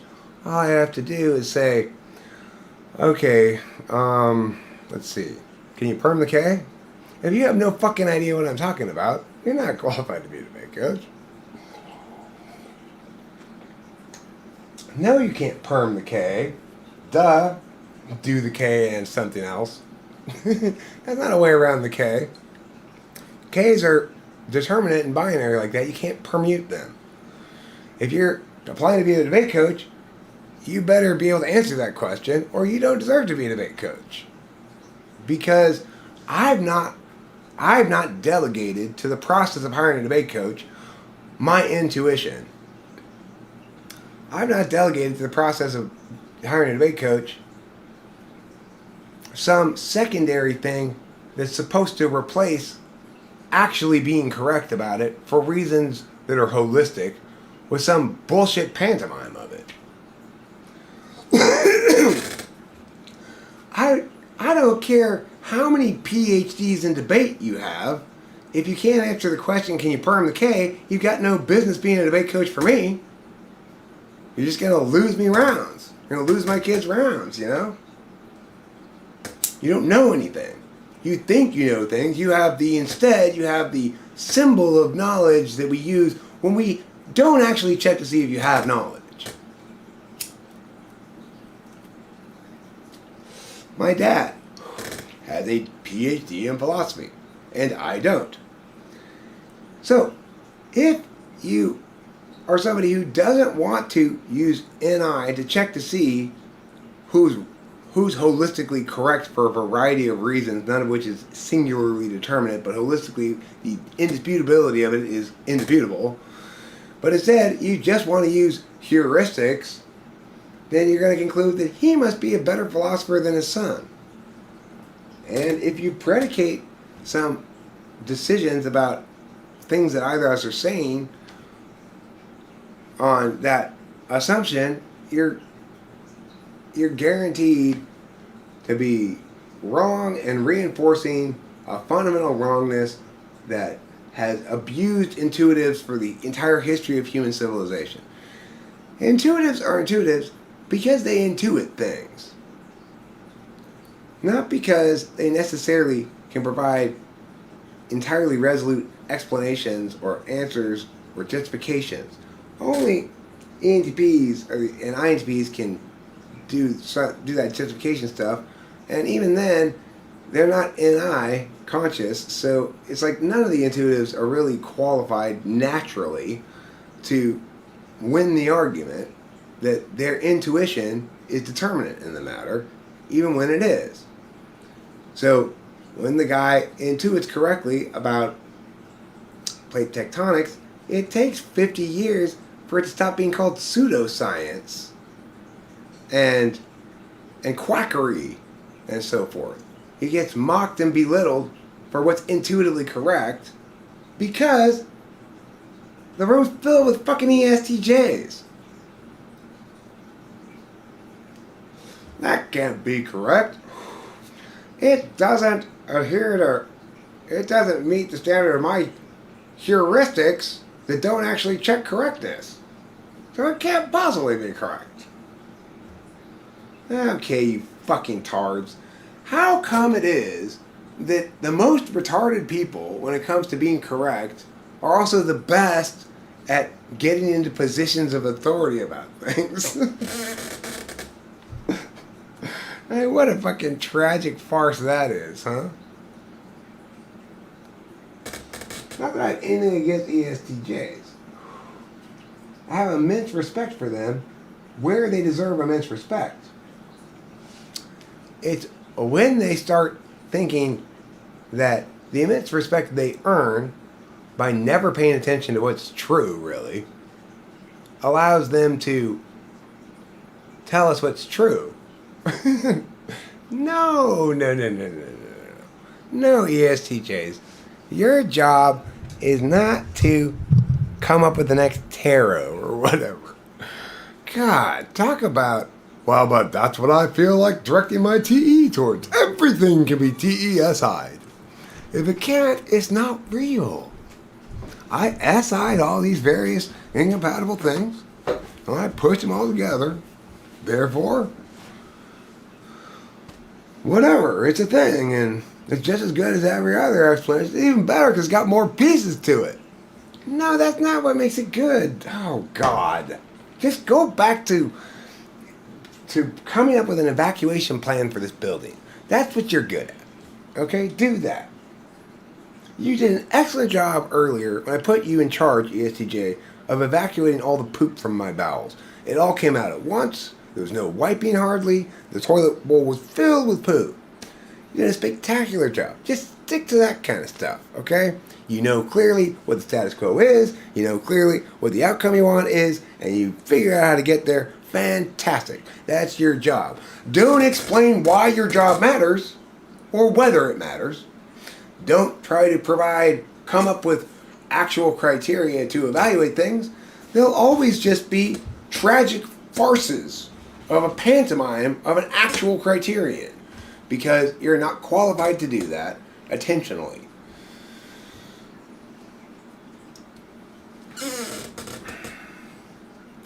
Anyway, that's my little rant there. So, have we all enjoyed that rant? I did. Thanks.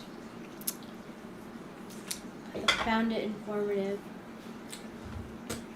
And itself was a very well polished pantomime of all of those emotions that it displayed. See, I pantomime too, but I pantomime appropriately. I say, look, people like their communication infused with plenty of moistening butter. I get that. I don't want my morning bread all dry and toast and nothing else on it. I want butter on it too. That's what the emotion is. That's why it's not enough for me to just blandly say, here's why this is wrong. I have to be all meow about it. And it's not like it's an intentional decision on my part. It's a long habituated into being who I am. That whenever I communicate things, I communicate not just on a meaning level, but also on an emotion level. But it's also the case that my emotional communications are not very sophisticated. So they tend to be either I'm mad, or I'm indignant, or at best, like I'm disappointed at the failure of everybody. Can I rant? No, I can't summarize my rant in one sentence very easily. I can actually probably when you prompt me to. You can't make a living child out of aborted fetuses.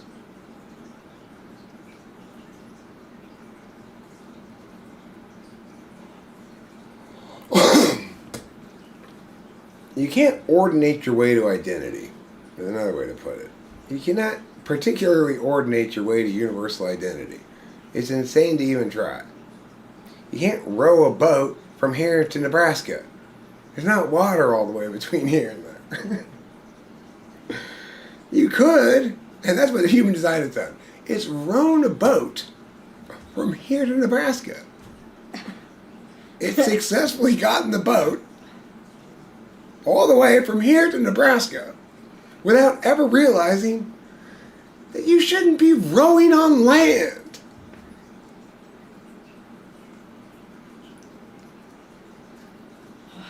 That's the power of the ESTJ. They can row a boat from here to Nebraska.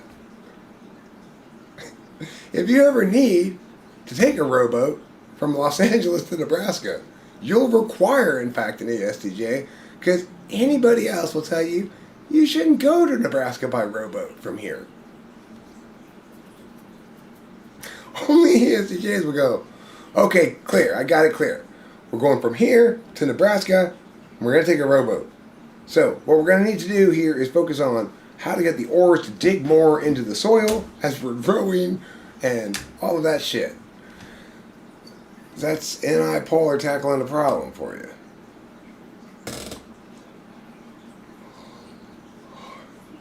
You know, ESTJs, we can thank ESTJs for all the incredibly valuable data we have on what happens when you nuke an island with boats near it. Yeah. Oh, thank God we have that data. It's come in such handy so many times. What would we ever have done without it? Like, you know, the doctors in dealing with Rachel are the perfect example of people not thinking it matters whether there's any NI in place. They don't want to tell her it's determinate, here's why you're experiencing these symptoms, and therefore, here's what you can know accordingly.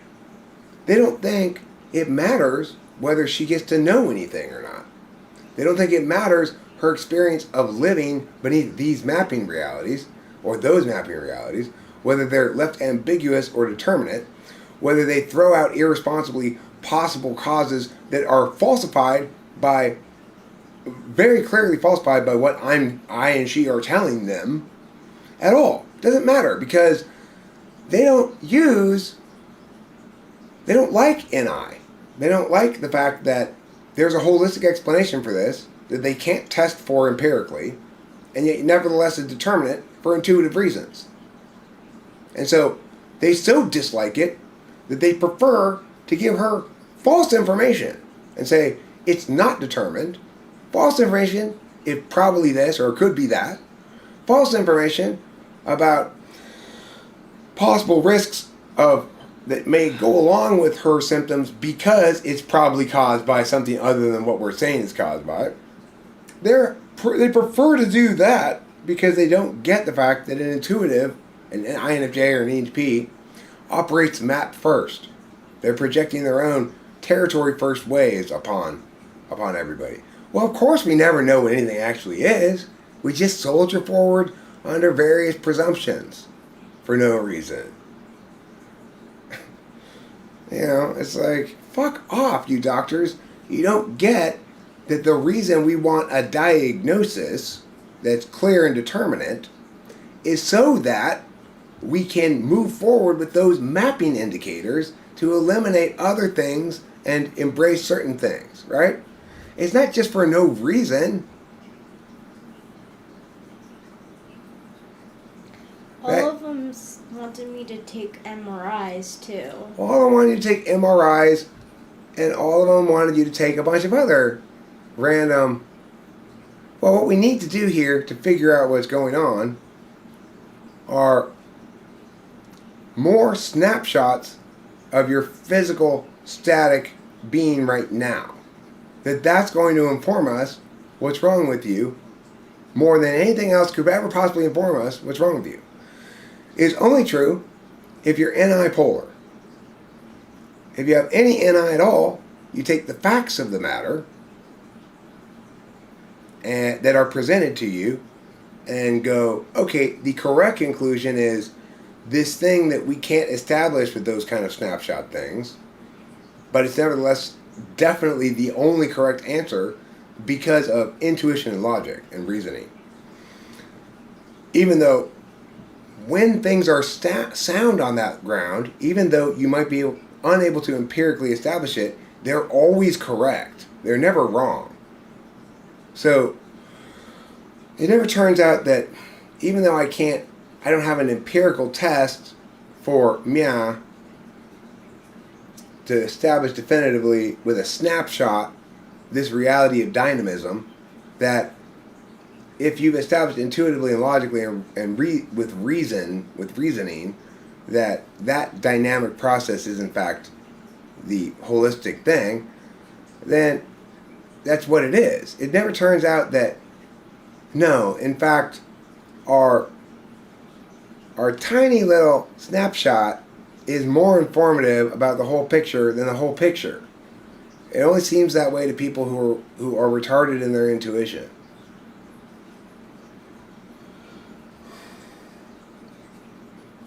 And they don't even, that's the horrible thing, is they don't even have any idea the damage they're doing. So when the psychiatrist was like, yeah, but I don't really trust that diabetes test. Oh my gosh. Because it didn't specify these things. Now it turned out it did specify those things on the other side of the paper. But that's 6-slot NI. This person doesn't want there to be a singular answer that he hasn't any'd himself. And he certainly doesn't want that answer to be emergent from things that he can't pin down adequately, like our relating what happened. What's weird is that if it were more physical, it wouldn't even be a conversation, right? If she went in with a broken leg, there'd be no need to discuss what's wrong with her. What's the diagnosis here? She has a broken leg, right? There'd be no dispute about that. And there'd be no particular relevance to how it happened in terms of what to do about it. Because an injury like that because it's so physical, it doesn't inform us about what to do going forward, except in the temporary treatment of that particular injury. Like, okay, so I know how to treat it as a doctor. I'm going to put a cast on it. I'm going to make it the bones line up and make sure that they don't move around so that they'll knit themselves back together properly.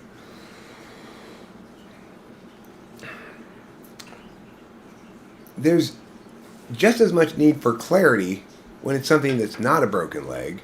It's just that it engages you intellectually and ideationally in much more complex ways than a broken leg does. And so, just because a doctor can't point to an x-ray that proves your leg is broken, they insist there must be something else wrong with you than a broken leg when you tell them, but I just got here from breaking my leg at the park. So if there's something wrong with me than a broken leg, how do you explain the fact that I fell off the thing, I broke my leg, and I got carried in here to the doctor's office? Well, I don't have an x-ray machine. So we can't determine whether it's a broken leg or not. I think it might be African leg sickness. Because that's something interesting I read about. And I can test for that. I can test for African leg sickness. It's probably that. Okay, do your African leg sickness test. They do the test. It turns out you don't have African leg sickness. Okay, well now can you fix my broken leg? No, now we're back to having no idea what's wrong with you. Get out of here. That's how doctors approach Rachel's situation. Okay, like, oh, we don't have a test for what you're describing, so she doesn't have it. She's got this other thing that she doesn't have instead. How do you know she has that? I don't know for sure. I won't know until we test for it. But it's much more likely she has it because I have a test for it. I mean, talk about fucking dangerous stupidity, right? They make Rachel be all stressed out about all the things she's gonna have to do now that she has diabetes. Yeah, like... Even though she's got a broken leg, you fucking retards! Whether you can x-ray it or not, whether your x-ray machine's working, whether it exists or doesn't, you refusing to acknowledge that she broke her leg, even when we're telling you specifically the details of how it was broken, because you need to TESI it before you're going to accept anything, is just catastrophically wreckage-inducing stupidity. I mean, the only people who are qualified to be anything, as far as I can tell, is me. Maybe Shuffler, too. Shuffler and I are the only people qualified to do all the jobs in the world. But, you know, we can't do them all. I'm too busy fucking around. And Shuffler's too busy going, hey, that guy's fucking around just like I like. So, you know, I don't know. That's why ESTJs end up being doctors. Because what happens is this. If you don't have some kind of gatekeeping mechanism, then you get ESFPs going, I'm sure I'm qualified to do brain surgery. And then after a few dead people, you go, okay, maybe we should check to see if people are actually qualified. Well, how are we going to check? Well, we don't come up with good ways to check.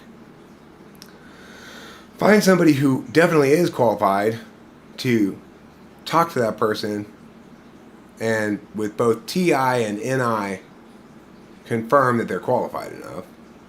We say, we can't do that because then somebody's got to know something.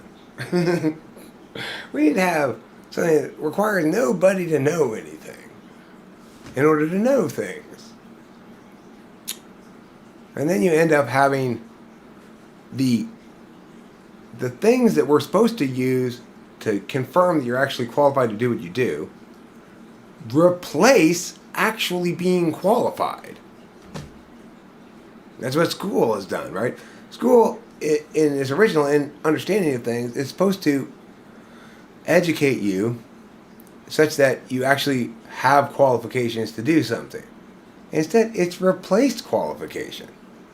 When somebody hires you, the people who insist their kids go to college and get a degree are assuming that the people who hire you are not going to actually need any skills or any particular kind, have no real thing that they're doing that might require you to learn things based on what it is, but that they too are just going to buy into this notion that this general indicator of pretend competency in this area is fine for you to know all you need to know about them.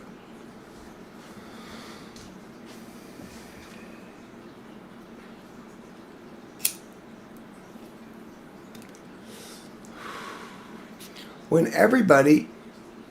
the vast majority of people are so non-intuitive that they don't recognize that the heuristics that are supposed to facilitate our understanding have replaced it, then we have our current reality, where the most qualified people will never end up in the right positions unless the thing they're trying to be unless the thing they're most qualified in is incredibly particularist and well defined.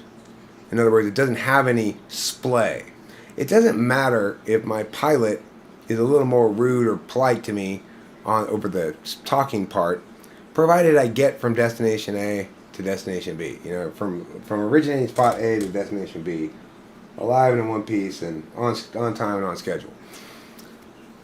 How he goes about his business, provided it's not outrageously non-standard, is not going to meaningfully impact the job he does at all.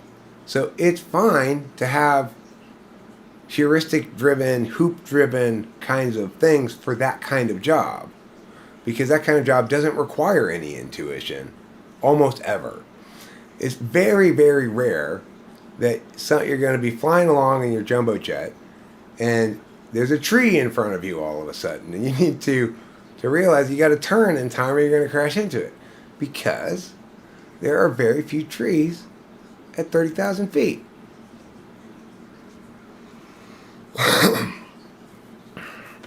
There's nothing about the job that can't be reduced to a TE thing. Everything about the job can be reduced to a TE thing. And the reason is because there's no meaning conveyance involved in that job. As soon as you get meaning conveyance involved in the job, which is almost every job at some point there's some meaning conveyance, then your heuristics are going to utterly fail in providing you the most qualified people to do the job that you're hiring them to do. Hi, Delilah Strauss. How are you?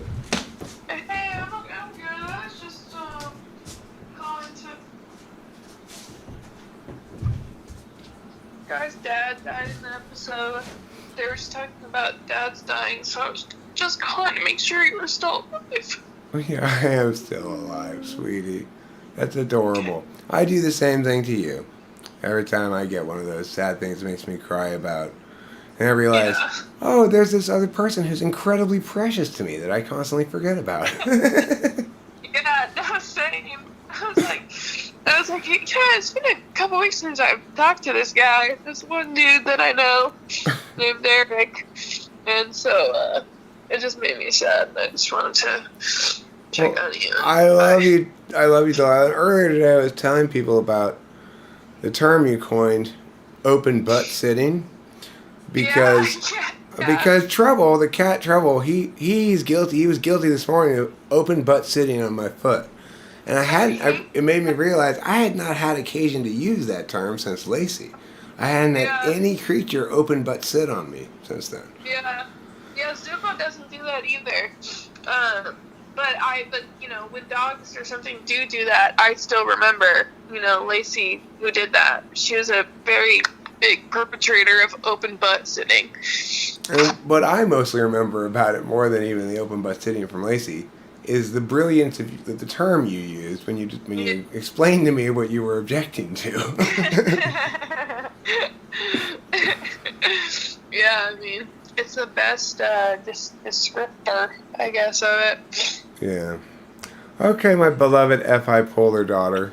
I'm with you. I understand. We love each other immensely, and sometimes reality reminds us of that. Yeah. Yeah, exactly. I am still alive. In fact, I'm not even close to death. I did get COVID, so did Rachel, so did my dad. What? Yeah, we all What? got COVID. You didn't even tell me that. How did you guys get it? I'm not sure how we got it, but Dad got it first, and then Rachel, and then me. And he got it least bad. It seems like Rachel got it worst, and I got it in between. Right. Well, I'm glad you guys are over it now. That's great. I didn't even know. I know that you were asking about the COVID tests, but... Yeah, they turned out positive. It turned out we didn't even need to get them because we had COVID tests here. But my dad your granddaddy couldn't find it at that moment, which is unusual, but he did find them. It's Right. because a COVID test isn't a normal thing, right? It's like if it were something that he has usage for beyond a reoccurring thing. Like, Right. he knows where he keeps the Tylenol, but he doesn't know where he keeps the COVID test because it's not something you ever really plan to use Yeah. or have any experience of using it or something. Yeah, I mean, I guess. I mean, for you guys, yeah. I mean, for us here, you know, COVID has hit this household so many times that, you know, I've probably, like, no exaggeration, taken, like, this, and I'm not even exaggerating, 20 or 25 COVID tests in the last 6 months. I know you're not exaggerating. You've been all crazy about attending to all manners COVID from the get go. I So know. nobody can accuse you of failing to do your due diligence. I know, but I'm actually sick right now, but just like a little cold. It's not COVID? I just had COVID, dude. So, Like, so now I you're just- sick again with something that's not COVID? Yeah, Wow. yeah. Which was worse, the COVID or the sickness? How many times have you had COVID now? 2. 2 times? And honestly, COVID's the worst because, okay, so like the first time I had COVID, I had really, really bad symptoms.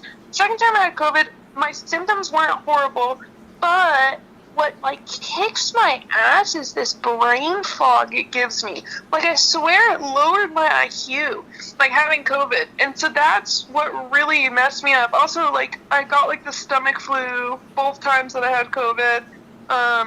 And then that was shitty, but like the second time I had COVID, my symptoms weren't too bad. But like I said, like it's like just this brain fog. It's like this constant state of feeling like I just woke up. It's a long fever, is what it is.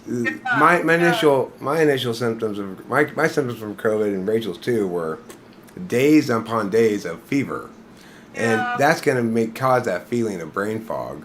And Rachel also, she went out at one point when she had it, and she said she came back, she felt really lightheaded and like she was. Yeah. She went out walking, but then she came back shortly thereafter because she felt like that brain fog thing. But that's just the consequence of fever. If you have a fever, it impacts your mental kind of way, and if you're not SI conscious, then you don't really understand that as a process. Simply, you notice it when it hits a certain level of badness. Right. Okay, anything else going on? Anything important you want to discuss with me? Anything unimportant you want to discuss with me? No. Any good show recommendations? No, I've been rewatching Grey's Anatomy because I deep cleaned my room. I spent 48 hours deep cleaning my room, which is like the most physical activity I've done in like months. And then I like didn't touch any video games while I was deep cleaning, and then I had a migraine that lasted 3 days, so then I didn't play any video games for those days as well. So I took like a week break from video games, and Are you eating enough? maybe not. I mean, the migraine was kind of like more because, like, I don't know, stress from like all the cleaning stuff and all the most physical activity I've done in forever. You know? Well, also cleaning knocks up a bunch of shit into your sinuses and your respiratory, including both the smell of cleaning chemicals and dust and other shit. You're so right. You're so right. Yeah. Like yesterday, in fact, I think it was yesterday. It might have been the day before, but when I was in the throes of my COVID more, I squirted this bleach stuff, the stuff that has bleach in it, into the sink to make the little bug stop coming around there. And then since then, for like at least 24 hours after that, I constantly smelled bleach and everything. Yeah. It's like it got stuck in my mucous membranes or something. Yeah. Every time I'd smoke a cigarette, it would taste like bleach. Yeah, like, okay, I don't know if you know those, like, Splendas, those, like, artificial sweetener packets, it's like when you pour those out, it, like, gets stuck in your lungs almost, like the back of your throat, you know what I mean? Like, and when that shit happens, like, everything tastes like it and smells like it. Did you lose your smell and taste? Not that I noticed in particular. I did. Oh, you Rachel did. Yeah. Yeah, you noticed it, yeah, I lost it bad when I first had it. Did it come back? Yeah, after, like, a week. Cool. Rachel, has Rachel's come back yet? It's slowly coming back. Yeah, that's what happened to me. It went away, like things tasted watered down, and the next day I smelled it tasted nothing, and then like slowly, like after like 5 days, like I started being able to smell like perfume, you know what I mean? And Yes. then, like taste little things, you know, but it comes back fully like after maybe 2 weeks, it'll be back fully, but it takes a while to come back fully. Okay, good. That's good to know. Cause at first I was like, oh my gosh, I have the symptoms. Like, is that like a permanent thing? Yeah. But yeah, recently it's been coming back. So Yeah, I'm glad. Some people it lasts like a couple months, but most of the time it's back just slowly. But yeah, I'm glad I'm back already. I'm glad it happened. I'm glad that it went back for you too, because I know some people it was permanent. Well, Rachel reported when she first experienced loss of smell that it made her want to squirt more perfume on herself. Yeah.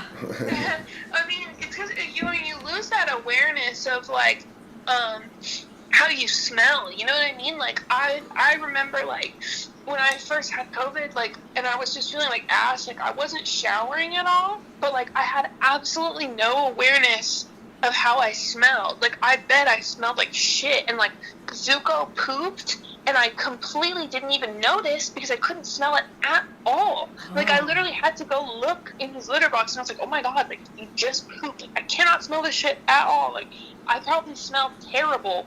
You know what I mean? It's the weirdest feeling ever because like you want to like shove like I had like a bag of popcorn in my nose, and I couldn't smell it at all. You know what I mean?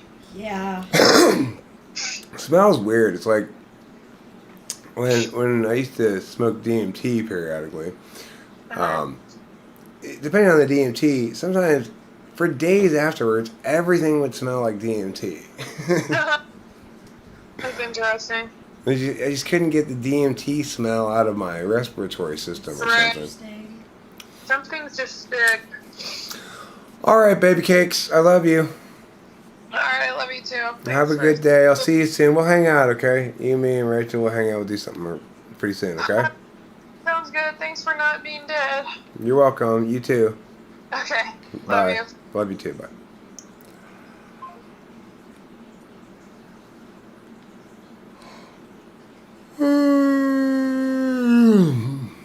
No, we didn't really. I mean, we isolated by virtue of the fact that we were too sick to really go out and do anything. Oh yeah. I still had to go get cigarettes occasionally, you know. You can't isolate completely because you need cigarettes, and you shouldn't isolate completely because you remember, oh yeah. Alright, my dad's not coming up till tomorrow. Oh, cool.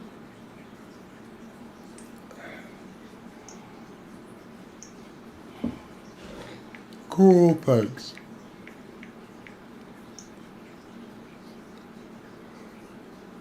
Riley plays World of Warcraft. Yeah, she's been playing it forever. She's been playing it since she was like not even a teenager yet, it seems like. No, Peter and Tichi. That's the difference between marijuana, for example, and cigarettes. I am not addicted to marijuana. I don't need it. It doesn't matter if I don't have it for a couple of days. It's just whatever. I don't have weed for a couple of days. I don't know. Rachel may like it more than I do.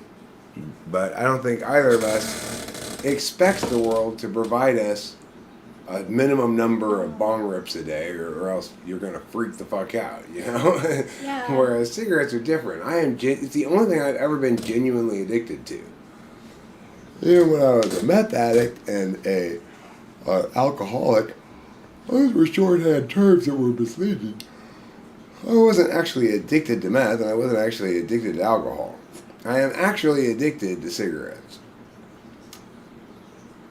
Whether I want or don't want,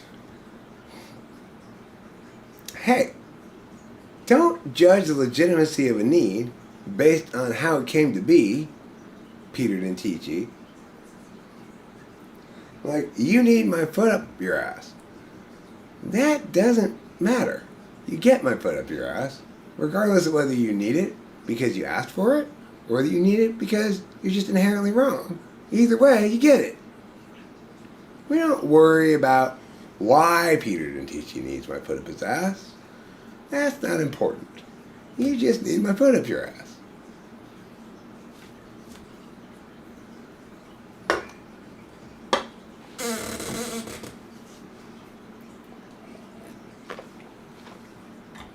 It may be important to some sort of epistemological question as to why is it that Peter Dentici gets sick if he doesn't periodically get Eric's foot up his ass? That's an interesting question, I suppose. But when you come in screaming, emergency, emergency, I'm suffering from Eric foot up my ass withdrawal, I just put my foot up your ass. I don't worry about why it is. I don't make you prove to me that you need my foot up your ass for a good reason. I just accept it, okay? And I just put it up there.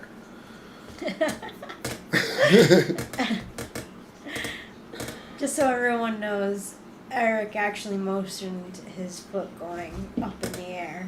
Yeah.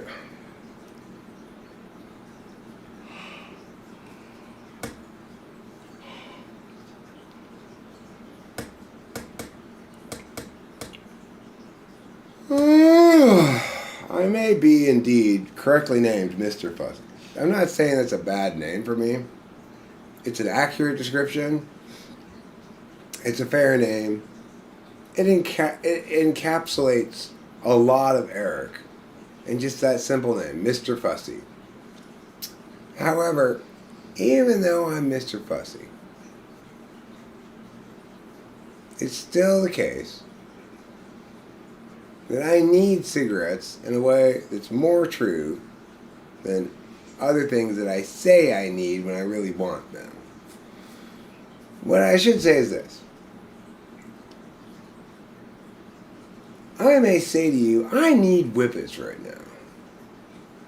But if I don't get them, it's just a temporary little tantrum, and then I accept the reality that I'm not getting whippets.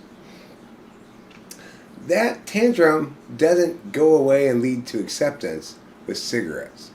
It gets bigger and bigger and bigger until the whole world burns to the fucking ground until somebody gives me a goddamn cigarette. So that's the difference between want and need. Is the scope and scale of my tantrum when I don't get it.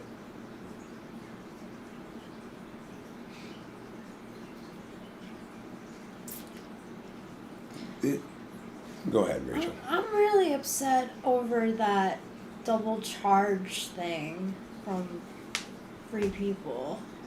I mean, I blame Apple Pay, really, but whatever.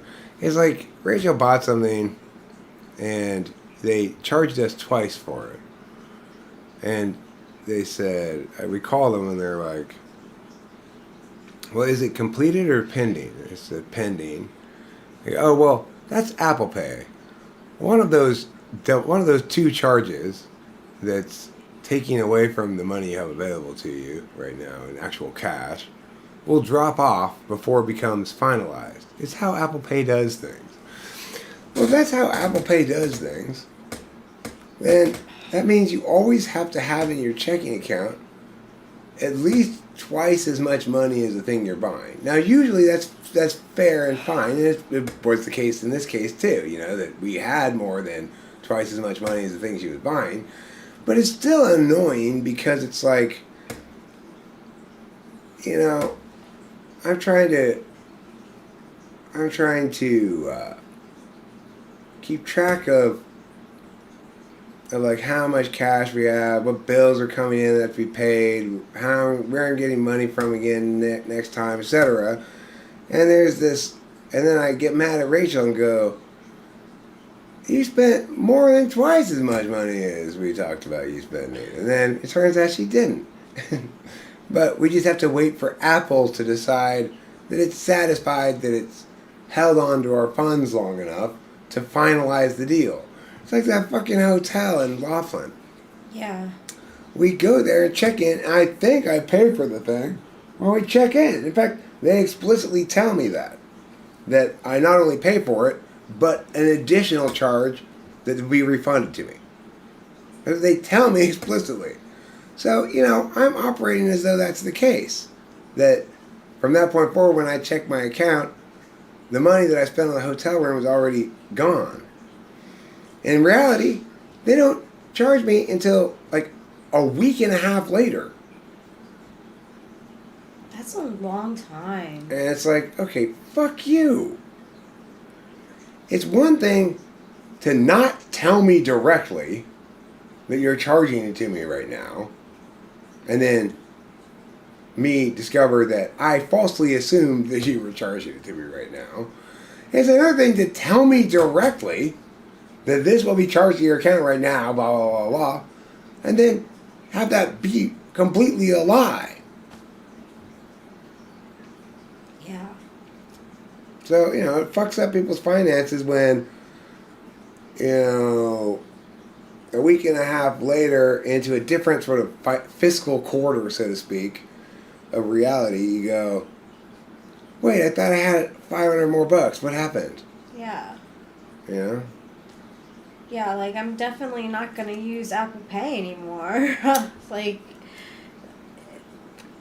We're fine. You shouldn't stress out about it. It's just, the reason I was annoyed about it, basically, is because I was dealing with such a tiny level of stuff because I was sick. So sick, it was just like, all I can do is just, like, check banking. That's, like, the maximum thing I can do right now. Yeah. Otherwise, I wouldn't even notice. It probably happened many times and we don't notice it because by the time, because of when it occurs or whatever, and I'm not looking at banking and whatever. But it's just in this instance we noticed it.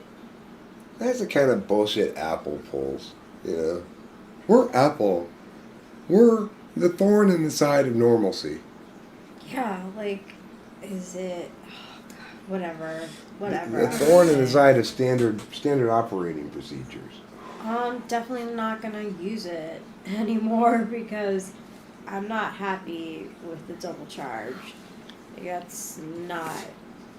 Well, and also, I'm not happy that when you called the first time, they didn't know how to answer that question even. Yeah. It took us, we had to call back the next day. Yeah. And then that person answered the question adequately because it's a problem they'd encountered before. Mm-hmm. But the crazy thing is it keeps pushing both these charges forward a day and staying in pending. Like, she bought it on the, I bet you now it has both those charges listed as pending for the 14th. It's like, first they were pending for the 9th, then they're pending for the 10th, then they're pending for the 11th, then they're pending for the 12th, then they're pending for the 13th. It's like, fuck off already. Charge us one of the two charges and send her thing that she bought and stop playing, I'm going to hang around in the foyer of your finances indefinitely. Oh, Boba Fett, we still have the color changing coffee mugs, I believe. They just aren't very big. They don't hold very much coffee, and I drink coffee more manly fashion than that. I need more than a little cup of coffee. Breatharianism is the way of the future. Breatharianism. The art and science of breathing your way to a new reality. Whatever your problem is, chances are it's because you're breathing too much, not enough, or wrong. In some other fashion. Like too much, like too left. There's too much left in your breathing, or too much right. Too much green in your breathing, or too much red.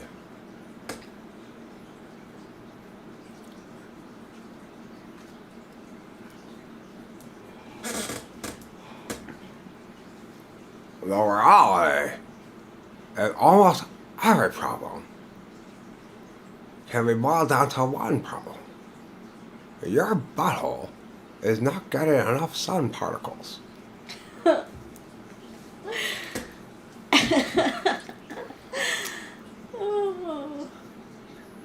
I feed on air. I don't feed on air. Air is not food.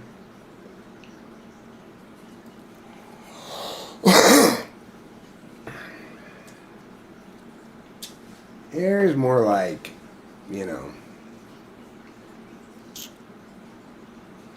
the thing you assume is there so that you can designate things food and stuff. The problem with underwater for people is that we don't have access to air there. That's how we know that there's air above water, is because there's not air in the water. The reason we know that we have to let the air move around, that our engagement with air changes it into non-air, is that if you put a big bell over me, like a bell jar on top of me, I'll die eventually. Because I've run out of air, I've converted it all into carbon dioxide.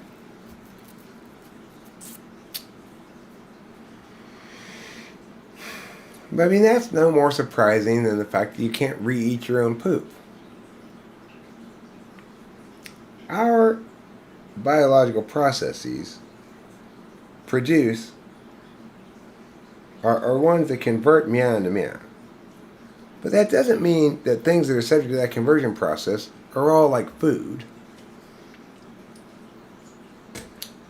It's also true that I convert Peter Dintici's wrongness into footapasseries.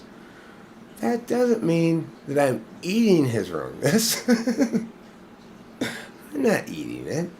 I'm just reflexively responding to the fact that, ooh, there's some wrongness near me.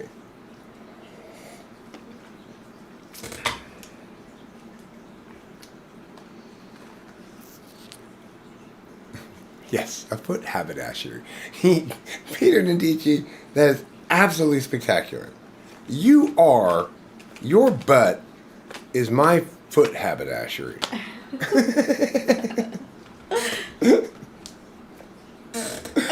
Absolutely spectacular. In this moment, you see, I am not putting my foot up Peter Dintici's ass.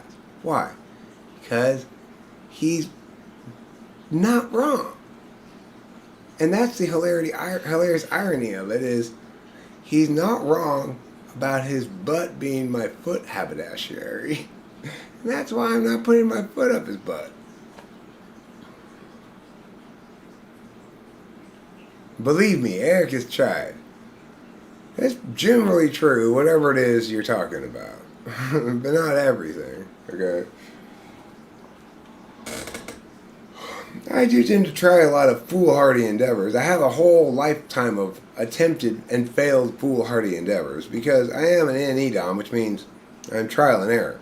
But let's not confuse the fact that I'm trial and error to mean that all trials result in error. Okay, that would be foolhardy. The benefit of being so trial and error and being my type is that I get to improve by virtue of those errors and make that exact error less likely in the future. And also, some trials, shockingly, come out as not error. Most of them do, but some of them don't. And those experiences get to refine not just, they don't just get to manifest as singular events, they get to refine my epistemological approach towards things overall because I am so secondary as an individual being to these processes of universal frames that comprise my attentional configuration.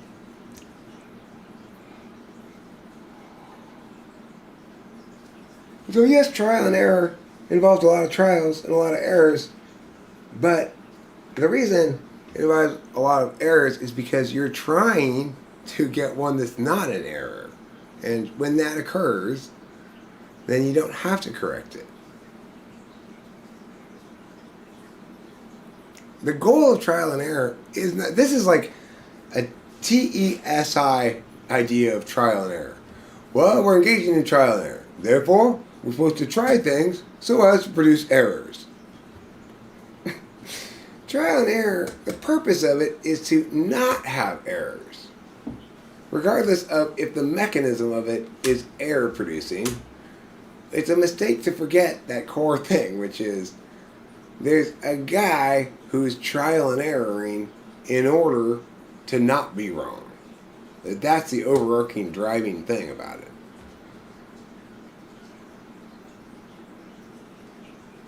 Eating your own poop. No, I've not tried that. That requires, the reason it's safe to be trial and error like I am about things is because I have robust enough NI that I don't think that eating that poop is a good idea. I'm not going to try. To be successfully trial and error, you have to have intuition to refine what it is you should try. So, and what it means when you have an error. Otherwise, you're just a vector of random butt fuckery moving through time.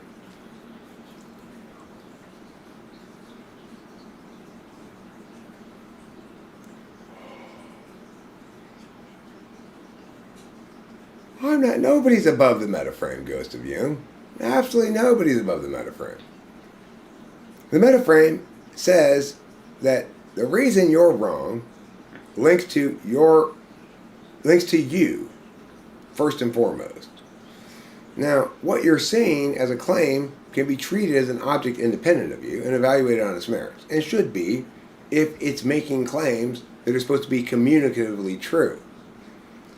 But the reason why you either do or don't understand this, and either are or not right or wrong, links to you and your attentional habits. Just like I'm the same way. I am just as completely explained by a correct understanding of reality as everybody else. The reason I'm so right about what I'm right about is because I'm such a completely hopeless child about everything else. Meanwhile, you get to live in a house with a wife and a desk that says INTJ on it. And you probably have a job and make money and take care of yourself and things like that, you know? You got lots of things that are precious to you. You know what they are. You don't forget about the fact that you enjoy hanging out with those precious things. And lots of other particular matters of great significance, I'm sure. It's not that being right about what I'm right about is a virtue. It's an unavoidable expression of the combination of my attentional configuration. Once you've fed into that, the particulars of my experience, then it spits out this.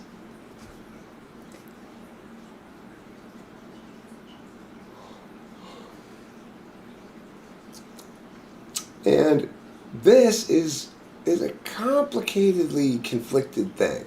It's like being equipped to be right about shit means you can't be very kind to yourself. Because if each of us looks at ourselves objectively, we see this.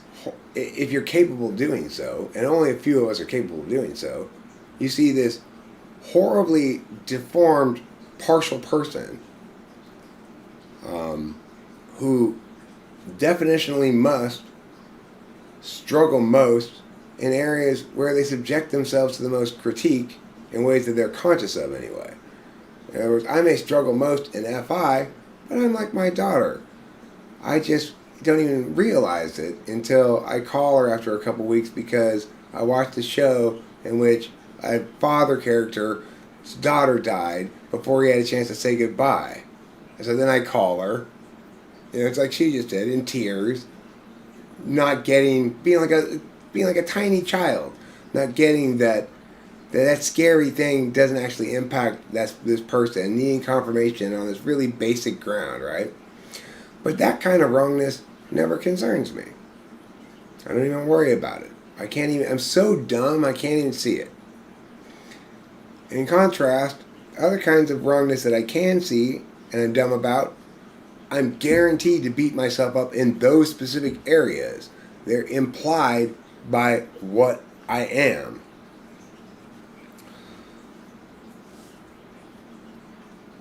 So yeah, I am absolutely not above the metaframe at all.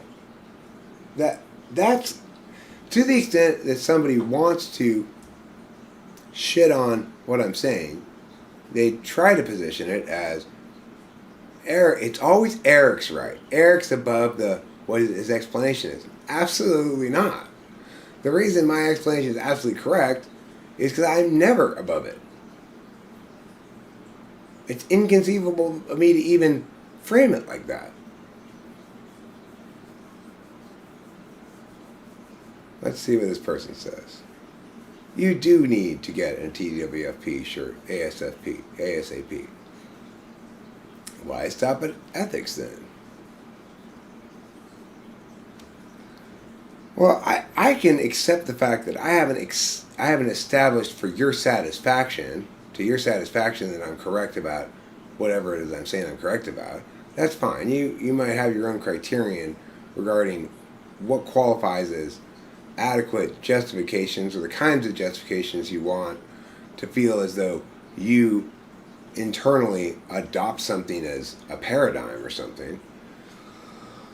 Because as long as we begin with making the correct distinction between statements, claims about reality that are intended to be that are intended to communicate something, then we can agree that there are means of adjudicating those communications that are themselves universalist as well, and that it does validate on those, whether or not those validations, appropriate though they may be to the question at hand, inform you personally, is something that's not relevant to anything and doesn't matter. I can't control that, in other words. I cannot control people being wrong for their own personal reasons. I can only make sure that nobody who's not using their own personal reasons has good cause to think what I'm saying is wrong. That's the best I can do. It will always require the truth, clarity requires intuition. To the extent that you have absolute clarity about something without any intuition, it's so particularist to you that it is not a communicative matter.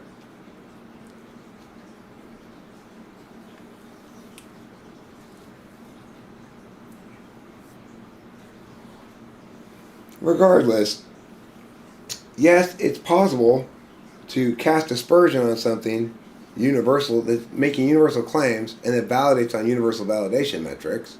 But in order to cast aspersion on it, you must employ non-universal metrics and judge it against those to say it fails. That's obvious and definitionally so, necessarily so, to anybody who thinks about it for a second. Now you might question whether, in fact, what I'm saying is that it's saying stuff about reality does in fact validate on those universal metrics. But if you're questioning that, then you should be questioning it because you want to resolve the question in the affirmative or in the negation, not because you think the question itself invalidates.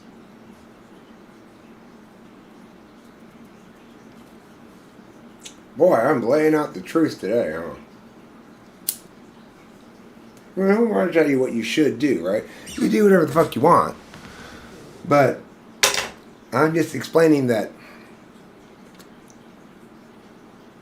people are either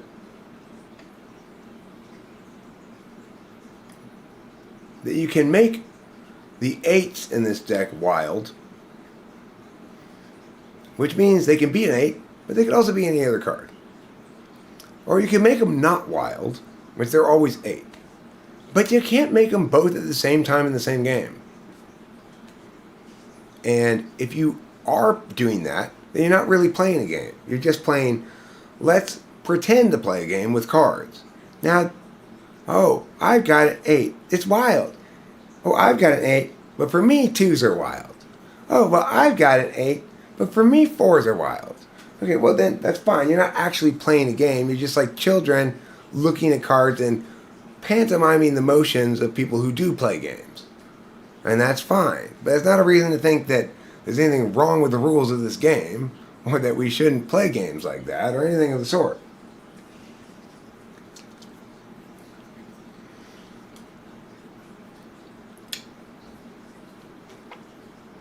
And it is the case that for most things in life, at the top level, it's important. So it's the case that by and large, explaining things isn't very important. Most things, it doesn't matter what the explanation is. The reality is more important than the explanation. However, for things that are explicitly explanations at the top level, it matters a great deal. They're massively important. And we shouldn't pretend as though the unimportance of unimportant explanations renders important explanations unimportant, or that the fact that anybody can do non-explanations of bullshit means that anybody can do real explanations of not bullshit. So, there you have it. In other words, don't write a book at least until you've figured out why you're not qualified to write a book. If you're writing a book before you even figure out why you're not qualified to write a book, then you make me go like this. Ay, ay, ay. Ay, ay, ay. And here you are thinking, no, I am qualified to write a book because having written a book affords me more legitimacy to the people I'm trying to sell my bullshit to. Well, that's not a good reason to write a book, fucktard. Successfully selling your bullshit is not a good thing. Convincing other people that your bullshit is correct is not good. Because after all, it's bullshit.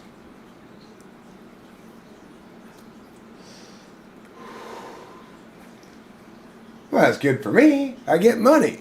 Okay, well that's true. It's good for you and you get money and that's fine. But see, I'm one of those crazy people who's just fundamentally broken by the universe by its intentional configuration. I just somehow don't get that what matters to Eric is supposed to matter.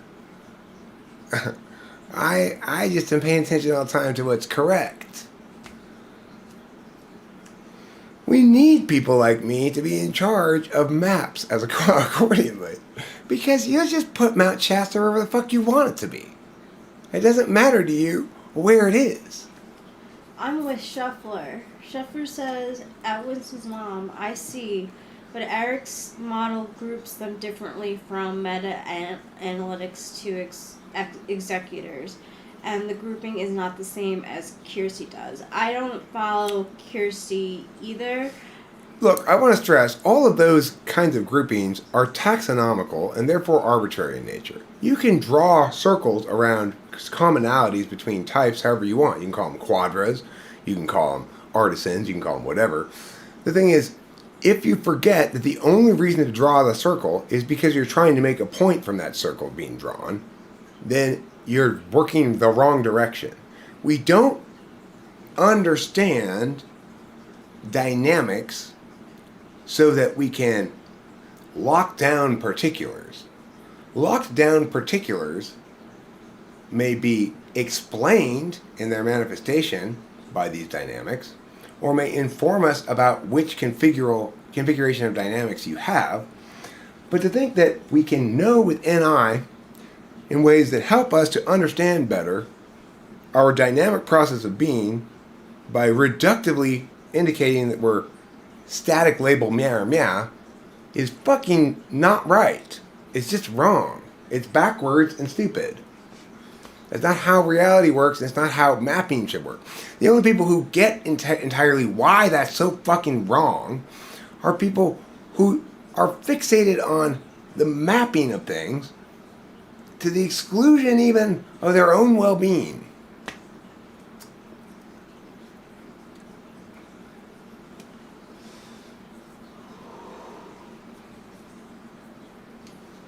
It's like, look,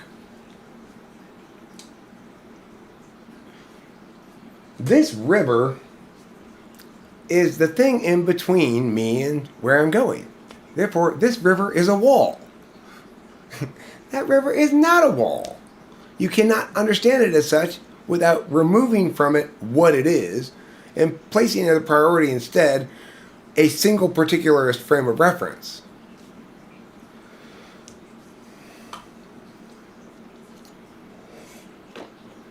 The worst thing is, most people go, that river is a wall, without even articulating the reasoning behind it. They don't go, because it's between me and where I want to get, it must be a wall. They just say, it's a wall. Can't you tell? Look at it, it's a wall. You go, what? And then after a lot of questioning, you realize, oh, what you're saying is, it's between you and where you want to go. And in your way. Okay, now I can map correctly your wrongness.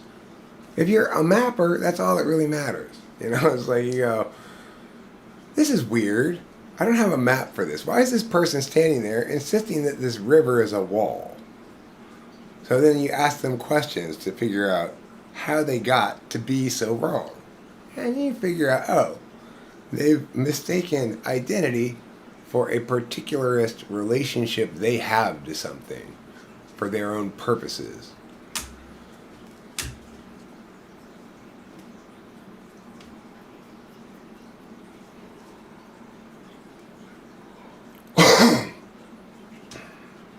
The thing is, it's not more or less true that you can break up the 16 types into the 4 quadras, or you can break up 16 types into meta-analyst, analyst, executor, executive. I just find that meta-analyst breaking up more useful to do things with than the quadras.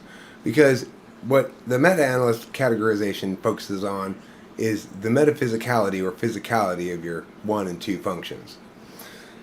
For me, that's more useful because the things I want to explain stem from that reality.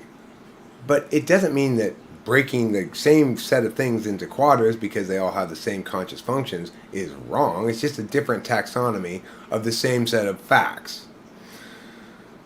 The reason that it's not as advisable perhaps is because the kind of work you can do with from certain drawings of circles is less likely to link correctly to things than from other kinds of other places where you might draw circles.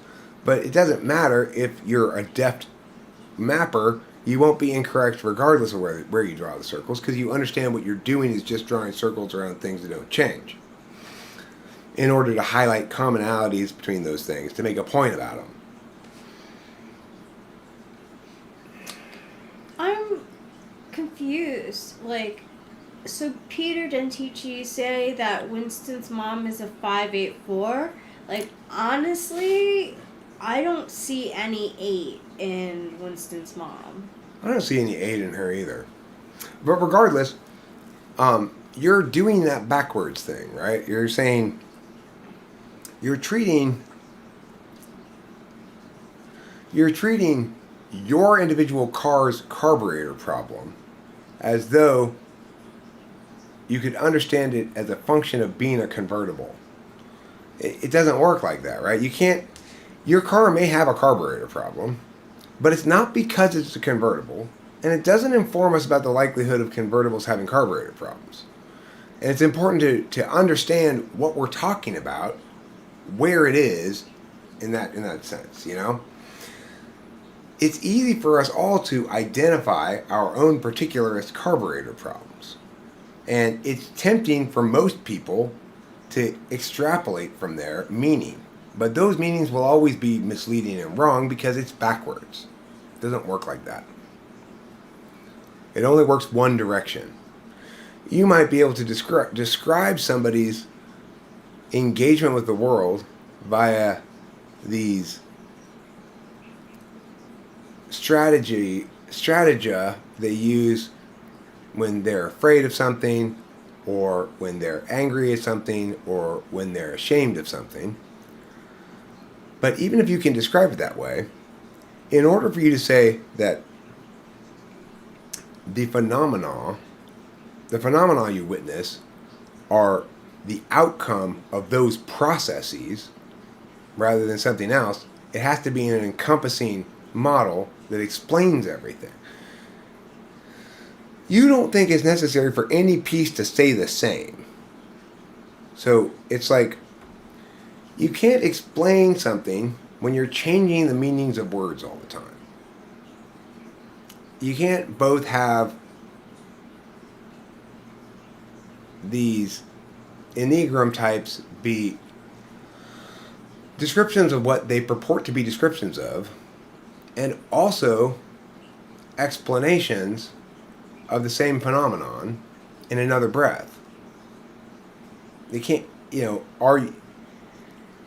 when I am describing an ENTP, I am unavoidably either correctly describing an attentional habit comprising the first 2 functions and all the other functions being defined accordingly, or I'm not actually describing the thing. If I'm then explaining the reality I note as a set of processes as the result of that thing, then I've changed the meaning of the word. In other words, I pulled a fast one. Thing is, you're not even conscious when you're pulling fast ones on yourself. That's the engine of your wrongness. It's almost every instance of wrongness is always an example of some form of equivocation, where with words that we can arbitrarily have it do a different job now and not retroactively impact what we were saying before. But that's incorrect. Hi, Dad. Hi, I just had, well, it's a long story, but I just had a really, really bad allergy attack. Whatever. I like how that anyway, long story, and I should know better. Hey, Al, I work in the center restaurant, but I just threw everything up. Over a period of about half an hour. I'm better now, I think. Okay. But I'm looking maybe at a road chair, even though I certainly don't feel like I did. I'm breathing okay, but I wasn't opening anything in my stomach, which is to be expected. So I'm waiting till maybe about 5, and then see how it is. And if I have to leave, urgent care is open, I believe till 9.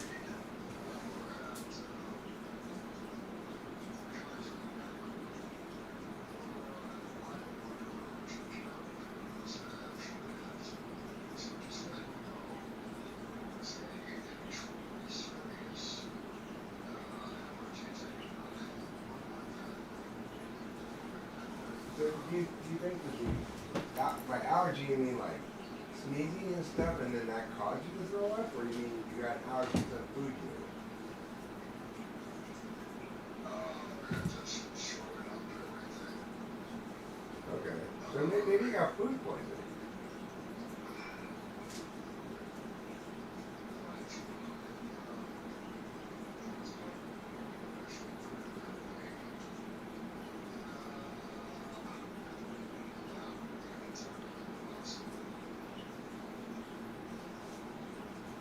Oops.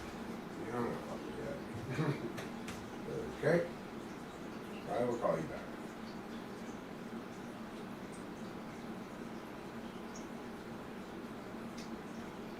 Can you chat with people a little bit, Rachel, while I'm talking to you? Sure. I am doing well, thank you, Dallas. I'm feeling better. I'm in charge of the chat right now. So I'm just like surprised that Winston's mom is an 8 because like Winston's mom compared to Eric is very different. Like Eric is definitely an 8, and the aggression shows. Whereas with Winston's mom, if she's an 8, it doesn't really show. And I'm not concerned because you called me after you were. Eric's tri-type is 7, That's good. 8, 4. All right. Yeah, Dallas, I see the 5 and the 4 too. I definitely see that, but I don't see the 8. So my dad might be coming home today after all. Because the reason he wasn't going to come home today is because he said he had an allergy attack. Unipolar. His allergy attack was throwing up a bunch. Have you considered maybe, Dad, you ate some bad food or something? Well, that's possible. I hadn't thought of that. How would you interpret throwing up a bunch as being an allergy attack? That is such a weird conclusion. Yeah. And like, why can't it still be possibly COVID? You throw up happens with COVID too. Yeah, well, because it was unfamiliar to him what happened. It's like he went to this restaurant, he ate lunch, he came back, and he spent the next like half an hour throwing everything up. Some kind of crazy allergy. Like, I get that you're passionate when you're fired up, but like, I don't see you getting fired up very often. This is why I question your 8-ness. Like, 8 in Eric compared to your 8 is very different. Like, I'm sorry, but I don't see it. 8 is not getting fired up. 8 is yelling at somebody and then realizing they don't deserve it. Okay? That's 8. 8 is, hi! There's someone over there! Fire! And then realizing, oh shit, I shot a bunch of bunny rabbits. Yeah.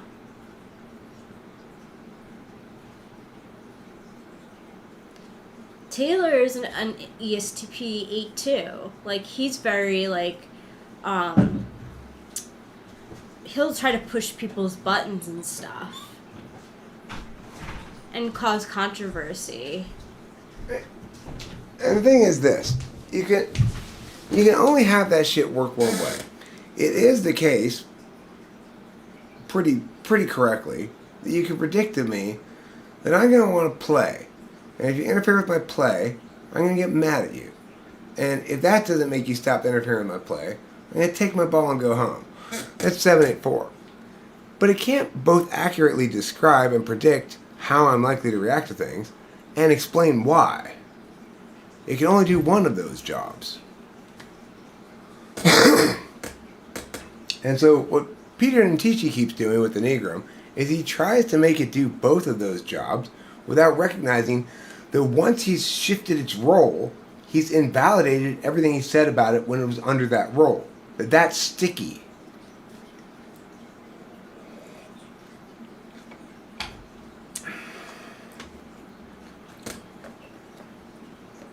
the explanation part needs to be something different than the description. So the point about cognitive functions is you might describe somebody's behaviors, but you will never be explaining why in your description. Behaviors are properly explained as phenomena, properly described as phenomena that are explained by cognitive functions, and never the other way around. That's what makes it adequate, even basic level adequacy for a map.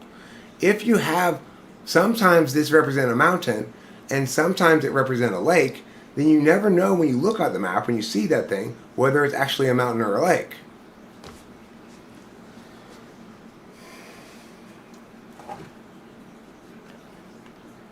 But I get that in order to understand why you're wrong, you'd first have to understand how to understand these kind of things, and you don't, and probably never will. And it doesn't make you a bad person, it just makes you stubbornly, annoyingly wrong in predictable ways. It just makes you, and that makes your ass my foot haberdashery. Because I'm predictable too.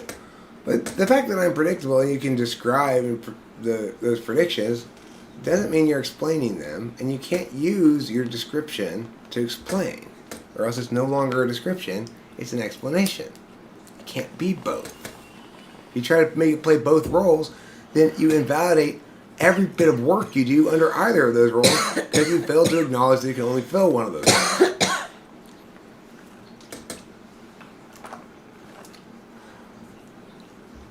The thing is, you might say, well, I don't like that reality of maps.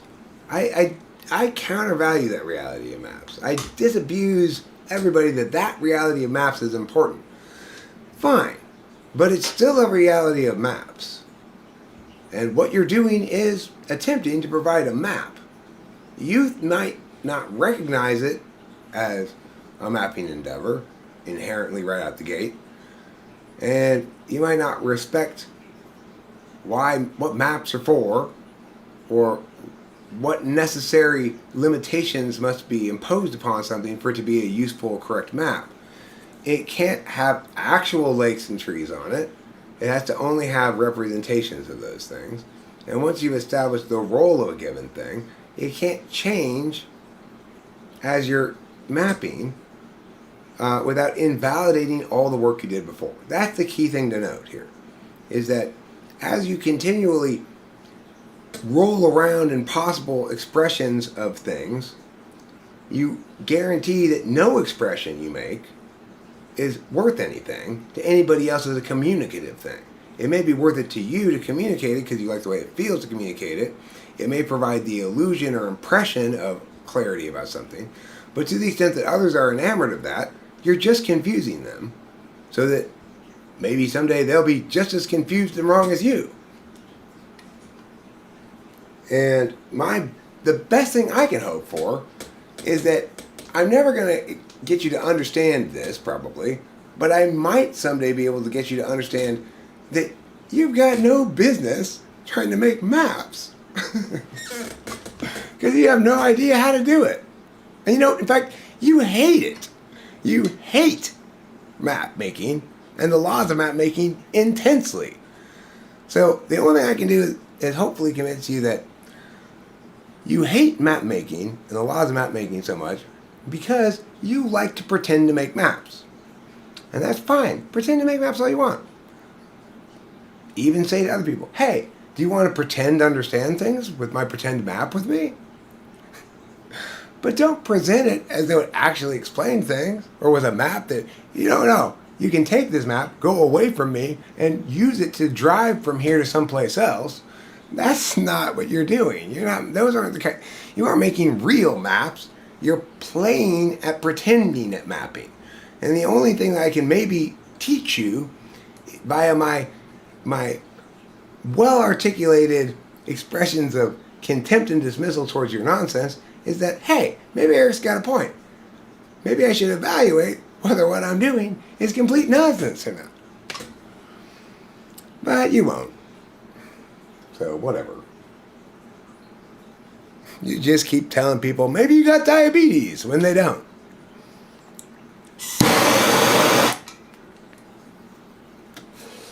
Well, I know that the test says you don't have diabetes, and reason and logic and everything tell us that these things must be so, and therefore, whatever conclusions we have that contradict those things that must be so must be wrong conclusions. You just go, no. Look, I'm stuck here in my particular frame of reference. I got tests for these things. You gotta have one of the things I have a test for in my little frame of reference. We don't know things for reasons to inform us about things. It's just a little game we're playing. Let's pretend to know. Isn't that satisfying? That's not a way to go about telling other people things. That's fine for you. But that's not a way to tell other people, hey, I can get you from here to Kansas. I've got the map. I've got directions for you. You can rely on this map so that you don't need to ask me for directions. You can just read the map and know for yourself because the map's correct. Don't sell maps if your map turns out to be, again, childlike scrawl going, so when you get to Kansas, you'll recognize it because it's like square and it says Kansas right in the middle of it. And then people go, man, I can't believe I spent $10 on this horrible thing. That's not actually a map. I can't believe that guy seems so convinced that he's making actual maps. And there you are, just blithely with your crayons, drawing random shit and going, and this is a map of Nebraska. Buy it from me and think you understand things too. Isn't that like the snake oil? No, snake oil salesmen knew what they were doing. They were exploiting people's stupidity for their own profit. Peter Ntichi thinks that his subjective feelings of understanding mean that what he understands should be communicated to other people. Not getting that for it to be communicably so, it needs to meet the criteria of a map, not of your whatever. Yes, your tea party is just as real as a real tea party, as long as your guests are stuffed animals, right? You're trying to invite people over, serve them make-believe tea, and it's just they're hydrated by it.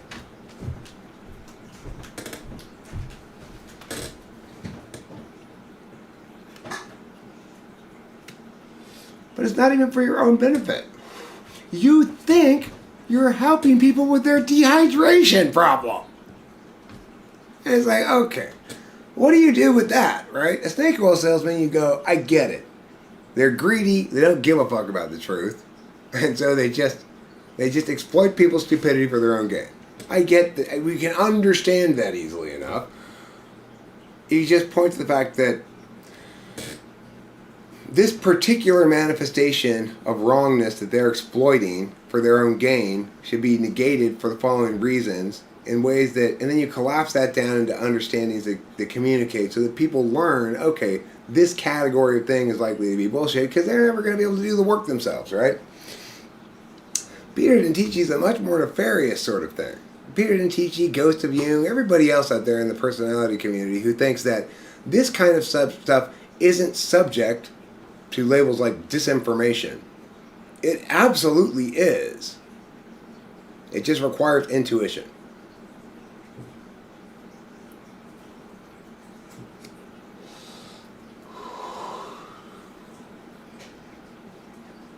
Like, Peter Ntichi doesn't go about saying this bullshit, thinking to himself, first, I'm committing to a campaign of disinformation.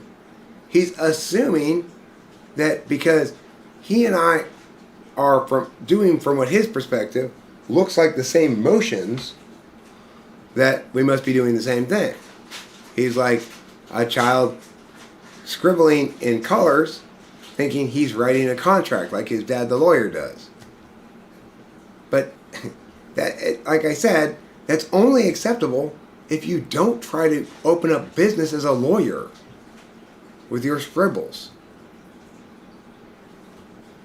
Once you decide to commit to a communication to other people course, then it actually matters whether it upholds on those metrics that are appropriate to that kind of thing. And if you never can understand what those metrics are, nor that they matter, nor have any capacity to get that your childlike scribbles are not the same thing as real writing, then what do? Well, then you just come here to get my foot up your ass because you have some inkling that, hey, I need to be checked here. I'm wreaking a lot of havoc. And predictably, Jeff, predictably as all get out, you indeed do get my foot up your ass. But your ability to predict it and ascribe certain names to it does not mean that that thing you're doing is explaining it.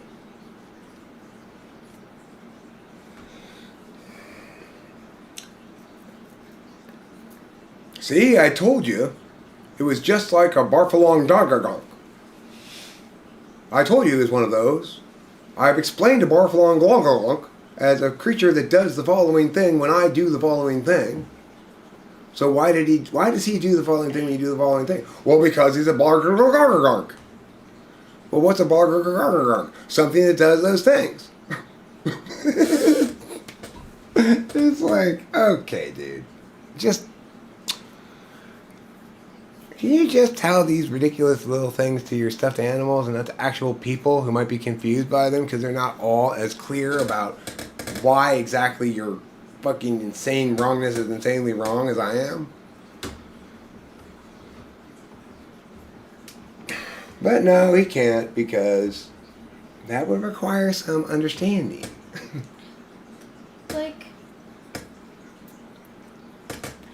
like when I took the test for the Enneagram and came up with the results of having both a tie between 5 and 7, I mean, 5 and 7 is very different. So how could that be? I mean, that's an excellent point, Rachel. The reason it can be is it can easily be if it's just a description. It can never be if it's an explanation. And it can only and always be only one of the two and not shift roles midstream without invalidating everything. And that's the reality you don't get.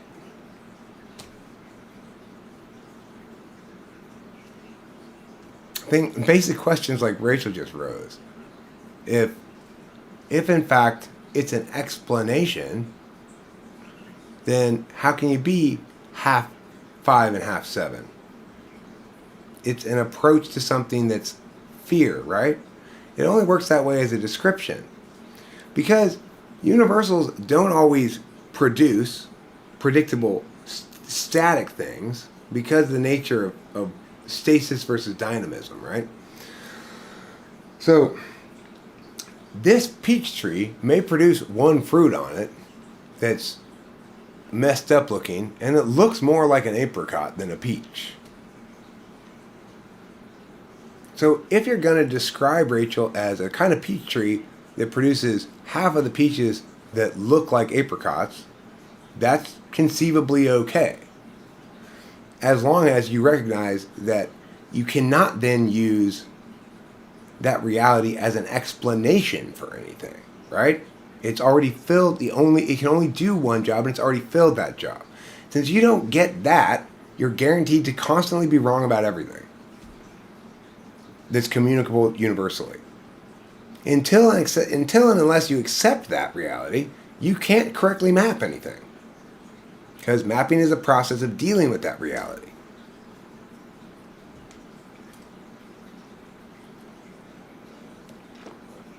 You shouldn't even be attempting to provide epistemological stuff to people until you understand what communicative and non-communicative epistemologies are. Everybody and their brother writes a book about shit.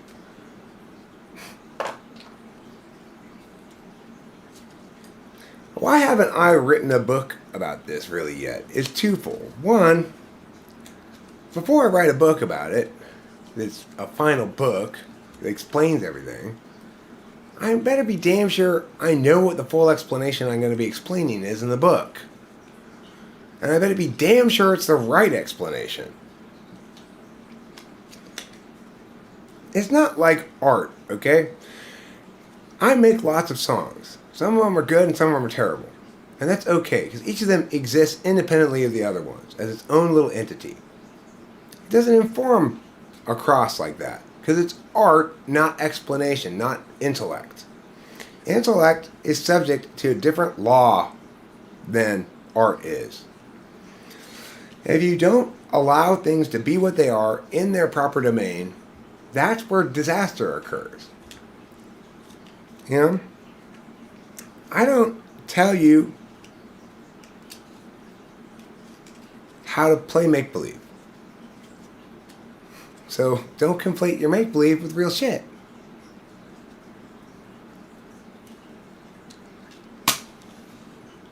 I don't tell you how to play make-believe. I just insist that you don't falsely present it as not make-believe to other people and pretend as though there's something communicative to be taken away that's going to provide clarity, because it's not communicable since it's just your pretend bullshit.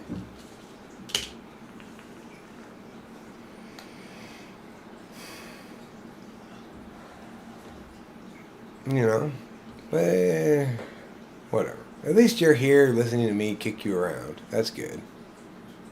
And he's going to attribute it to 7. Ha! This is just him being a 7. Are you describing me or explaining me? You don't know. You've got no fucking idea. You didn't even know that things are different.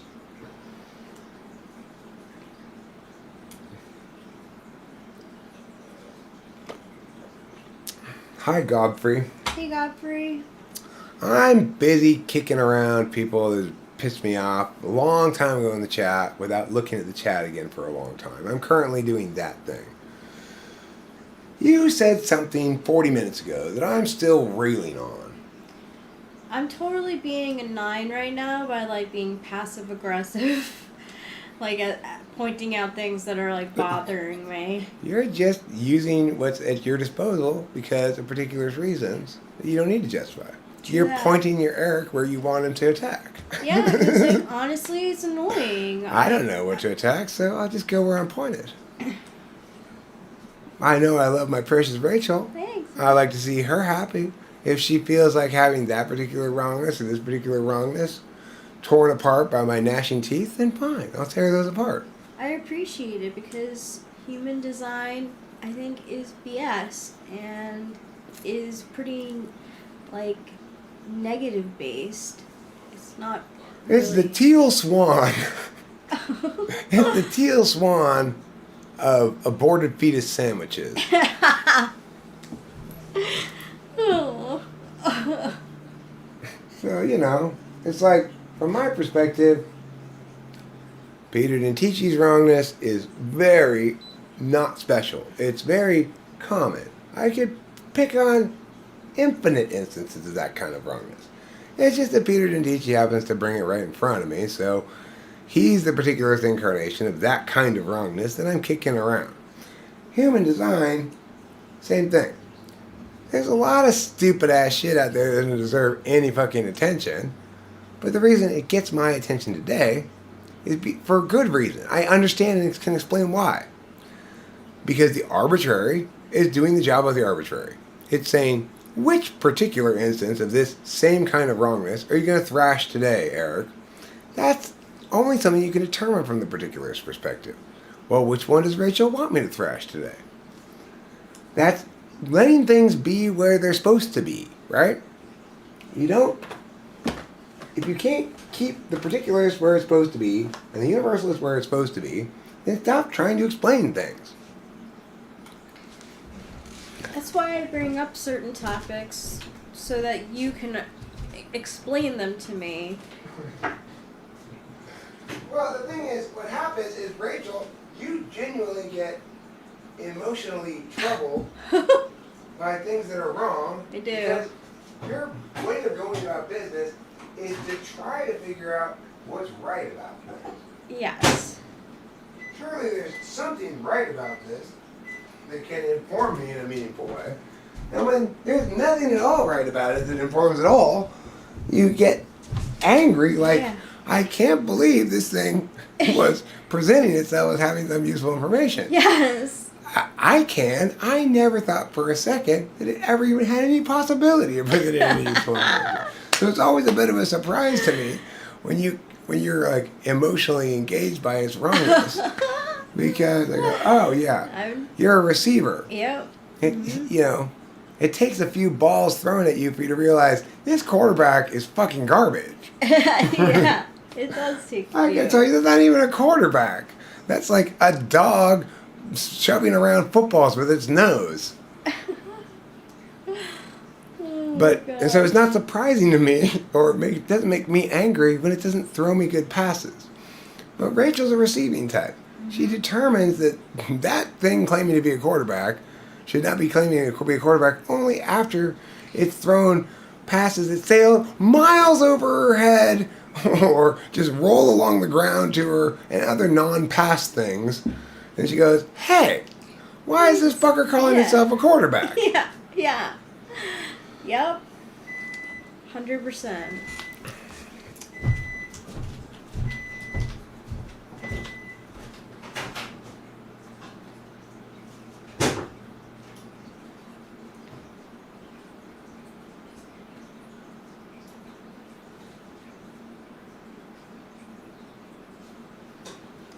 Dulles says at Boba Fett, if there are 3 meas in a mea, and there are 2 meas in a piao, how many meas are there in a piao? It's a great question.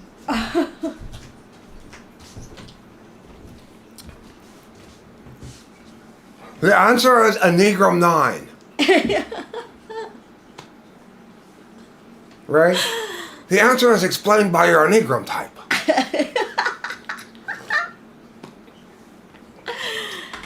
The answer is both measured in units of your Enneagram type and explained by the function of your Enneagram type without ever running afoul of that contradiction. That's not even a possible answer to the question.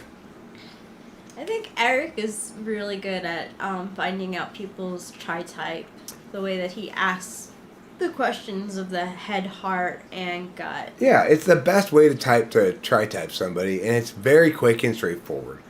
The nice thing about Enneagram, the Enneagram taxonomy of emotions, is that generally speaking, people think the one that they actually are sounds like the best one to be. And so, as a consequence, you don't have to worry so much about self-reporting, because what you are and what you want to be are the same. It sounds like the right way to be 4 when compared against 2 and 3.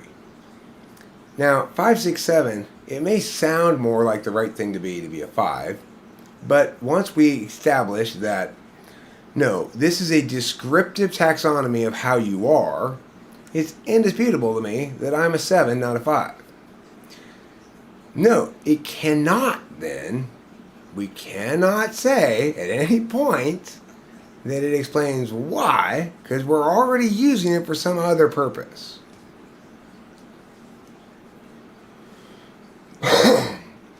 And people tend to think either 1, 9, or 8 sounds best, depending on what they are. It's like, if somebody comes at you with anger, what do? You go, fuck you! You go, you know what? Just have your way, it doesn't matter that much anyway. Or do you go, I'll try to get you to calm down for a second, but if you're going to engage emotionally, I'm out of here. One of those three sounds like the correct approach, and it's also likely to be your approach. We're taking advantage of FI rather than taking advantage of the FI taxonomy that is Enneagram to correctly establish that this description of you is a better description of you and your habits than some other description of you. It's a beautiful thing about it is you can take advantage of the fact that people are biased towards what they want to be correct about something. Because the scope of Enneagram is only subjective matters. And it's only descriptive and it's only taxonomical and it's not explanatory. It does attempt to have an explanation that says somehow a person fundamentally is their emotional predictabilities, but it breaks down immediately. As soon as you try to do anything with it, it immediately breaks down. It withstands no scrutiny at all. And most of the time, it's not even that. It's just trying to move the same piece you've already got committed to being describing something into an explanatory role. And that's just childhood foolishness. That's not how things work. So, the worst thing, of course, that people do with Enneagram is try to justify their wrongness about typology. They go, well, you're a meow, meow, meow, meow, meow. I'm declaring you such because I got the whole thing backwards to begin with, and you seem more like these examples of meow, meow, meow, meow, meows that I have in mind than you do like something else. But on the other hand, you've got these things that would normally invalidate the possibility that you'd be meow, meow, meow, meow, meow if I was thinking about things correctly. I'll just excuse them as being your Enneagram type. Oh, well, the reason you're an ENTP who's not logical is because you're type 279. Okay. Now you're just fucking everything up. Just stop.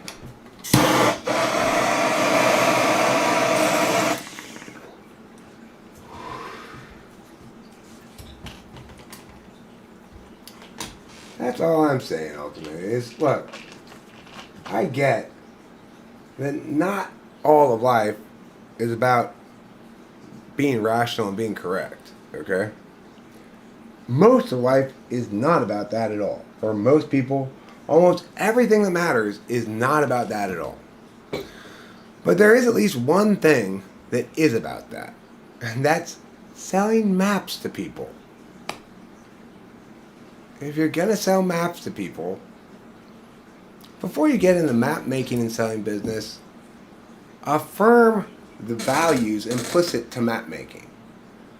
Exclusivity, communicability, verifiability externally, and utility without linking back to you.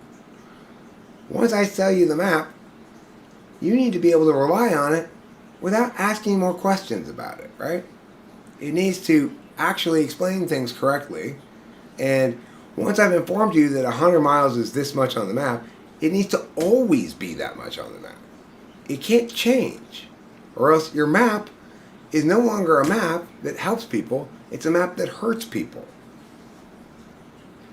So Della says it is kind of a relief that there's a personality theory out there that lets people be what they want to be. Cognitive functions are not so forgiving. That's what I like about cognitive functions. It's more concrete. Well, that's the thing, Peter Dentici, is absolutely unrelated to whether it sells itself. Unfortunately, most people are terrible map consumers. So they will evaluate whether the map was good, not based on whether they could use it successfully to get from place A to place B, but rather on whether it was a colorful representation of mapping, or whether it told them what they wanted to hear. So, in fact, the most saleable maps are typically terrible fucking maps. They don't sell themselves because people are morons. The reason my map isn't the dominant explanation of things is not because it's not the best map, and it doesn't fail to be the best map because it doesn't sell itself. It's because the best map is not the map you want. Because of the metaphysicality of maps and the physicality of most people, there's a disconnect there. Most people think maps exist to get them from point A to point B. Maps exist so that anybody can look at them and get from wherever they are to wherever they are. But because most people think that the map exists so I can get from point A to point B, and because they think the place they're going is their current understanding of themselves to a different understanding of themselves that they prefer, then they go, that was a fantastic map. It told me exactly what I wanted to hear.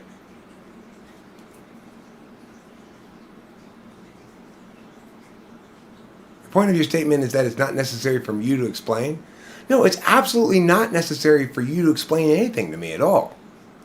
What I'm telling you is that even though that while you can get away with it, selling your childlike scrawls as maps that have universality, which means they're not just useful for Joe to get from where Joe wants to go to where Joe wants to go, to where Joe is to where Joe wants to go, but they're useful in the following sense, that anybody can look at it to get from wherever they want to go to wherever they want to go, and that everybody who validates whether or not that movement corresponded with reality rather than just their subjective desires will agree that the map was correct.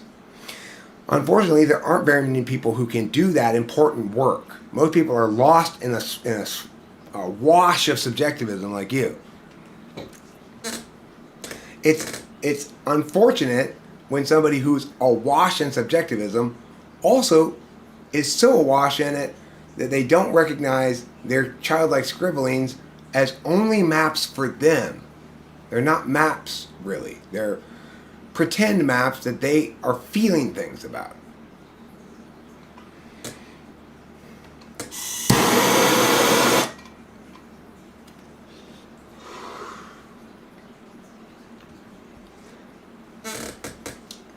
Look, it's like Richard Feynman said. And a reporter said, well, can you explain this thing that won you the Nobel Prize? He said, not to you, otherwise it wouldn't be deserving of the Nobel Prize. You know? It doesn't mean he was wrong about it. It just means when it comes to math shit, we all seem to get, when we're not qualified to understand something, a lot better than when it comes to non-math shit.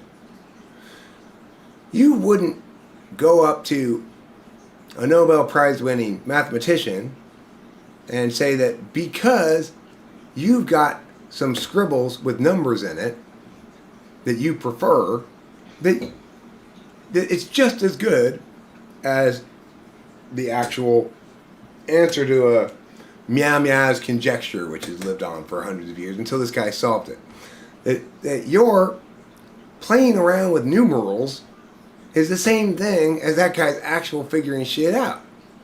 And then you go, well, I mean, if that were correct, then everybody would be doing that instead of playing around with numerals like me. No. No, that's not correct, okay? So, the most correct things on the grandest scale of explanation,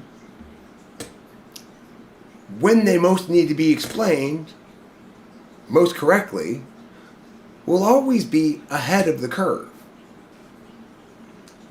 It takes generations for the complexity that intuitives realize way before everybody else to become rendered into basic reality for everybody by virtue of NI.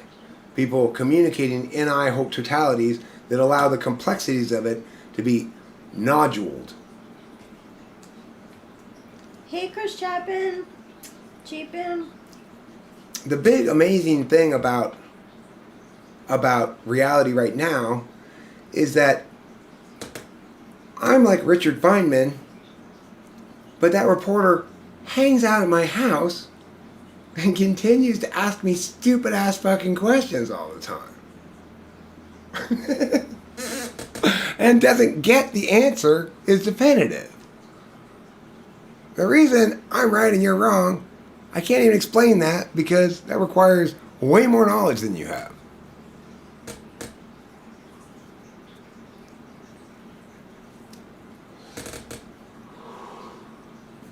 But apparently we're friends, so you're all over at my house shitting in my party.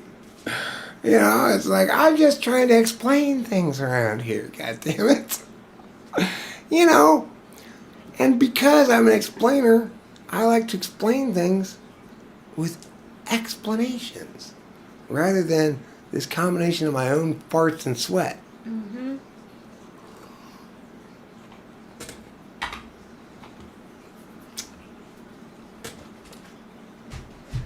Or this projection of my own epistemological failures. Like, well, if I just staple together all the wrong things into a big pile, then it's sure to be right.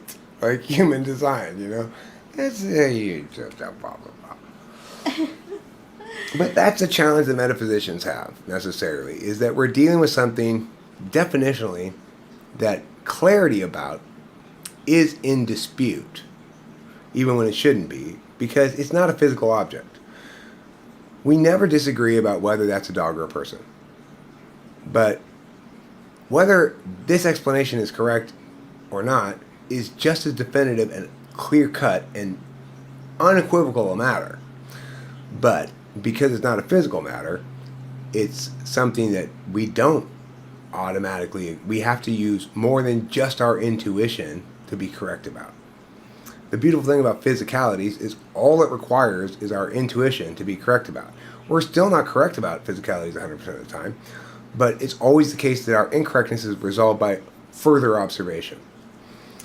And then there's never anything in dispute.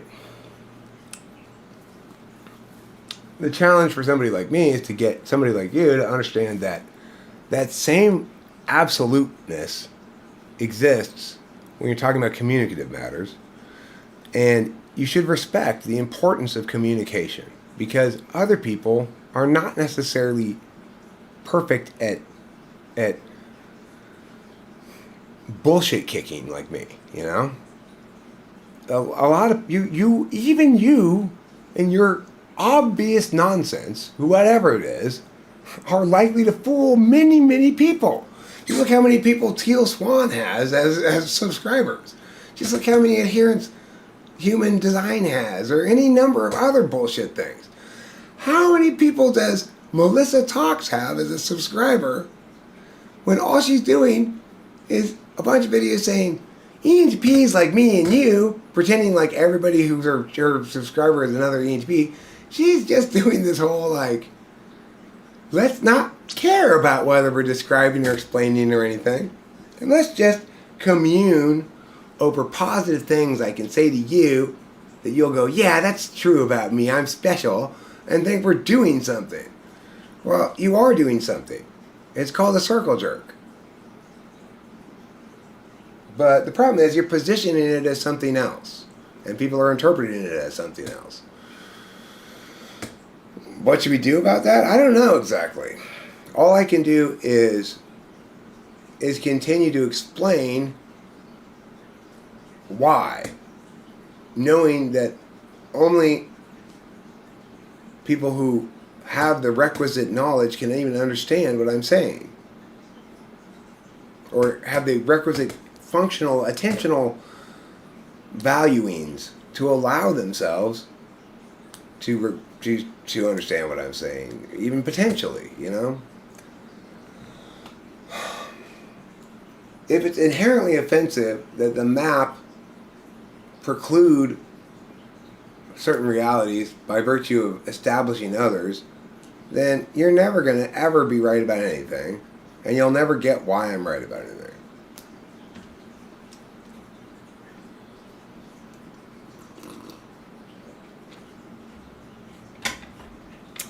But at the end of the day, when it comes to communicative matters, exclusivity is the necessary precondition for correctness.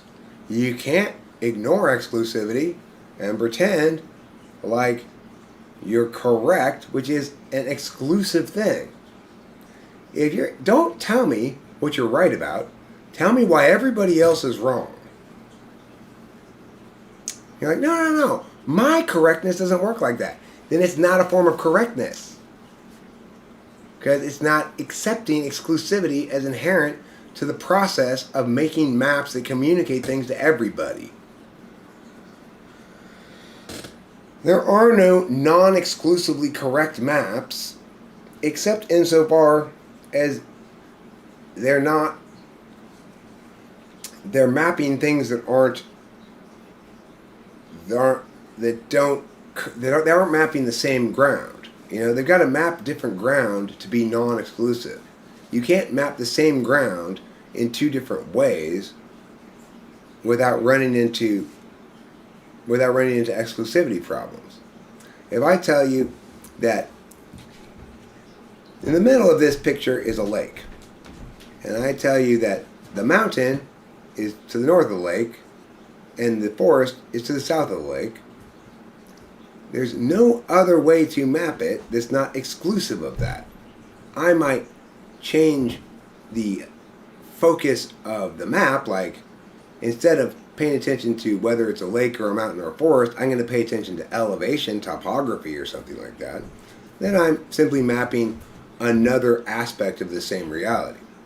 And that's non-exclusive. But if I try to present a map that says either that, in fact, the mountain is both north of the lake and south of the lake, or that the mountain changes its location relative to the lake, depending on my mood, and or the mountains and lakes aren't really things, or any number of other bullshit reasons, then I run afoul of the fact that I'm no longer communicating, I'm playing with myself.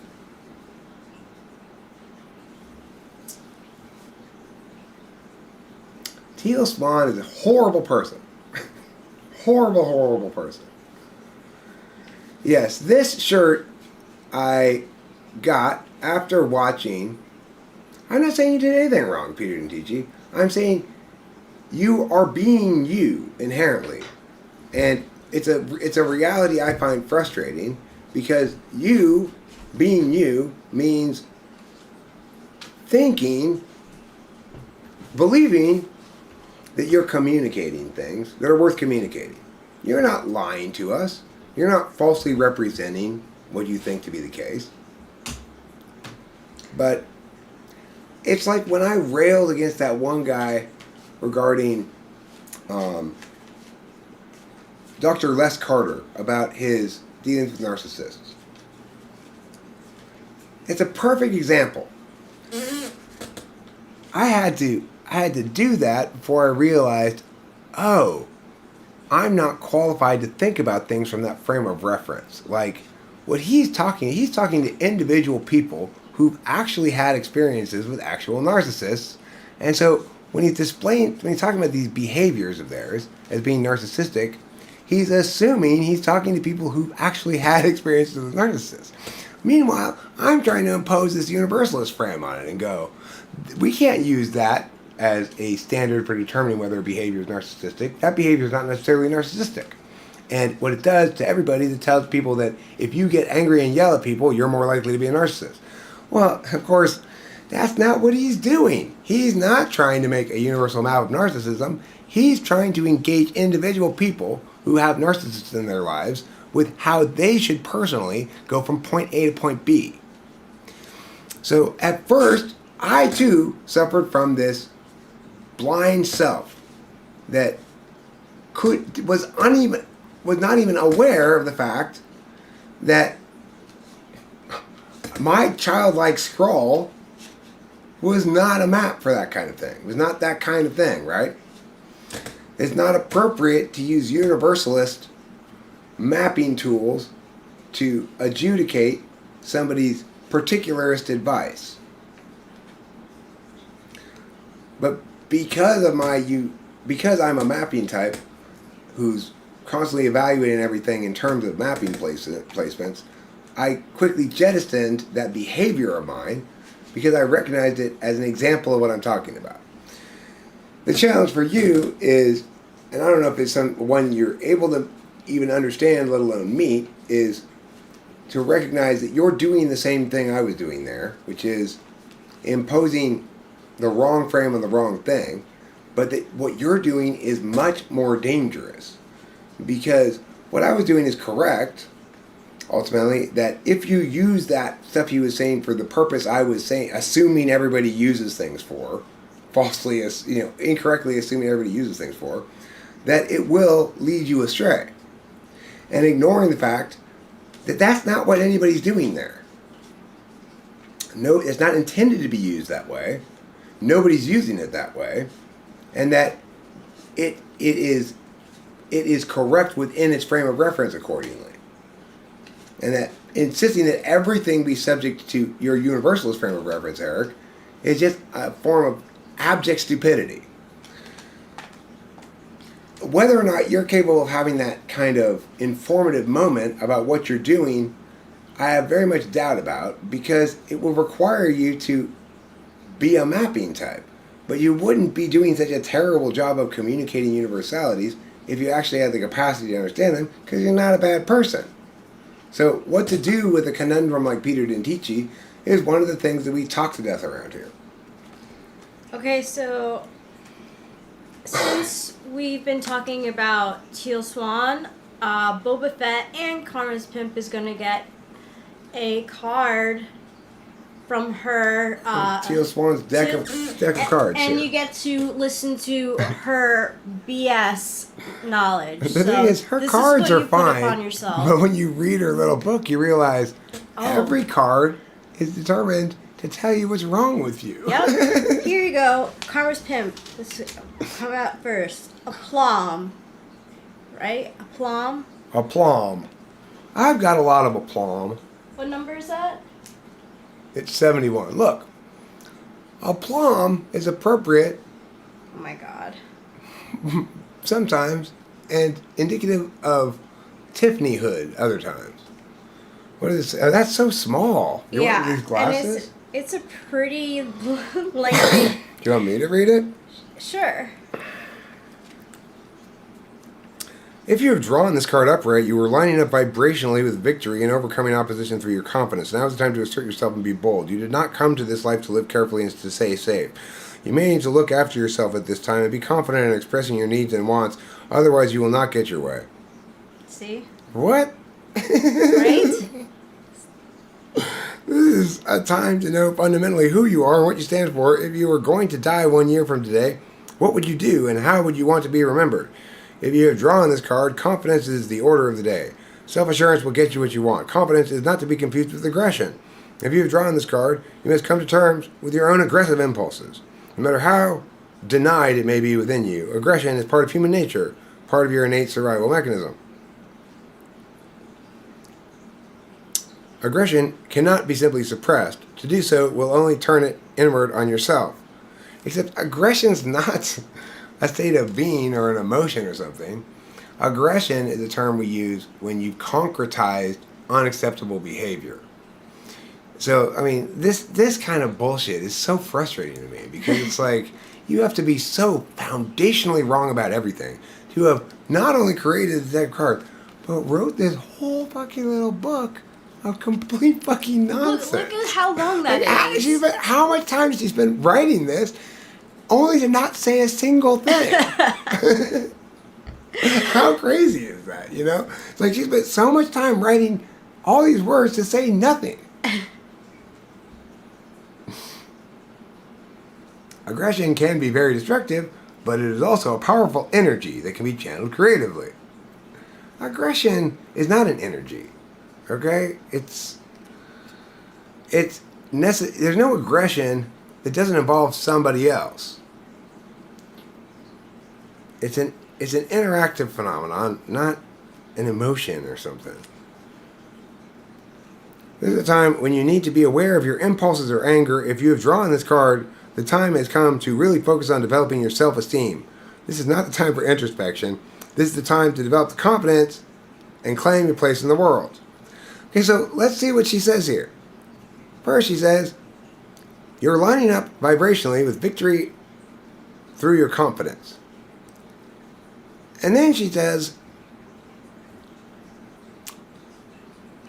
you may need to look after yourself at this time and be confident in expressing your needs and wants. So wait a second, is this describing a state of confidence or indicating to myself that I need to be confident? And if so, why about those particular things?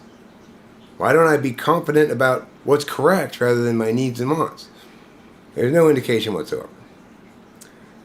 And it says, if you're going to die 1 year from today, what would you do and how would you want to be remembered? If you've drawn this card, confidence is the order of the day. Self-assurance will get you what you want. But don't confuse self-confidence with aggression.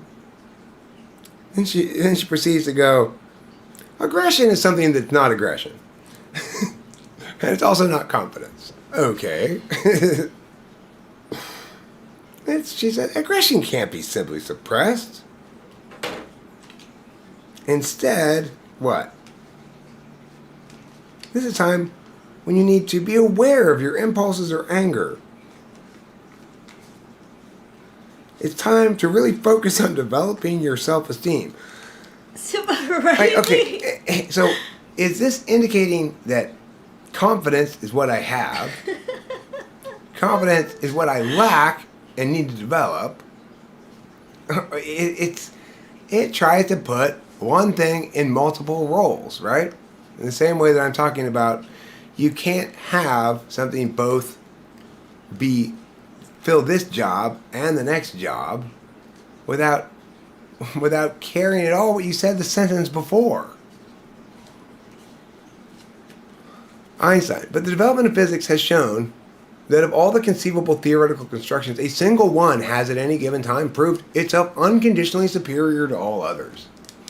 If you're trying to explain things without accepting that reality foremost, then you're going to be one of the forgotten bad non-explanations that history either totally forgets about or points to as an example of historical absurdity. Okay, so here's Boba Fett's Teal Swan. Yes, I've been here all day, Legends Fall. I've been here all day setting up legends for you to knock over. Who's this for, Boba Fett? Boba Fett, yeah. Boba Fett, today for you is all about moving beyond.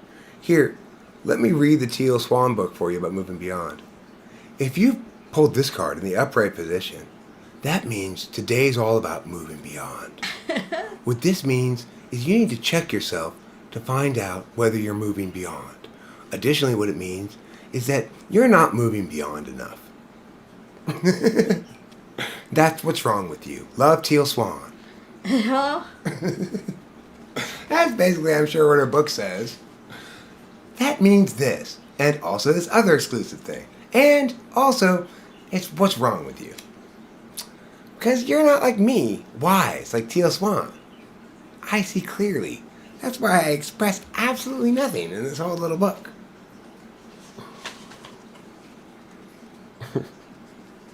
Thing is, there's nothing wrong with her cards. Like, that's fine. Aplomb, moving beyond, whatever. Little NI things that you can build meaning around. Nothing wrong with those. It's just that, my God, could anybody have done a shittier job of writing about any of those things? Yeah. It's like she intentionally did the shittiest job she possibly could.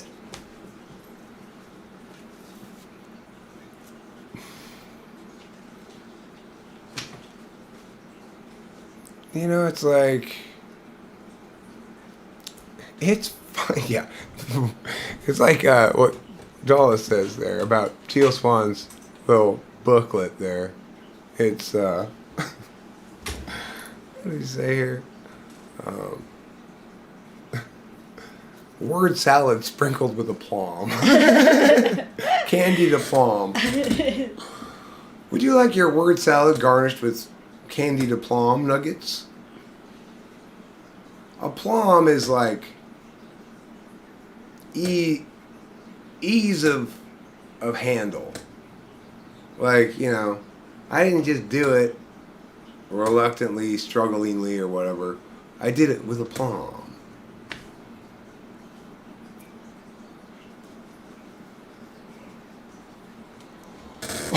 I always thought that it was a salve. Yes, you're right, Peter didn't teach you. Well, put it this way.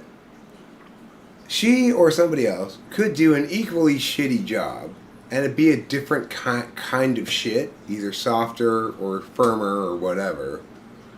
But no, it's like, you really can't do a shittier job of saying nothing in a bunch of words. That's as shitty a job as you can do. Saying one thing and immediately contradicting yourself in the next sentence, that's... it's just... You're not... I mean, I think she is. I think she's probably either an ENTJ or an ESTJ. A TE Dom that is just whatever. That makes sense. ENTJ or ESTJ. I mean, that's the thing. It's like... It would be less than completely shitty if it managed to communicate anything that survived that page of text. Of course, everything in the page of text has to survive against everything else in the page of text, at least. Even if you want to just isolate it to that page of text and remove from your consideration every other thing you know in the world, it utterly fails as a page of text to do anything by failing to explain or provide any information that it doesn't also immediately contradict. So that's as shitty as you can get, is to provide no information in your big block of text. And no poetry either. It's not like there's any grace to what she's saying. It's not well written. It's not poetically engaging. It doesn't make you go, ah, that's beautiful or true in some way that's not intellectual. It's just pure shit on every level. It doesn't explain anything, doesn't say anything. It doesn't validate on any intellectual level, and it doesn't validate on any intuitive level. It's just pure garbage. It's Yes, it is. I guess you could add this additional thing. Because it's ontologically assaultive, that literally every fucking card in that little book, the gist of it is, so basically, if you pull this card, then that's what's wrong with you.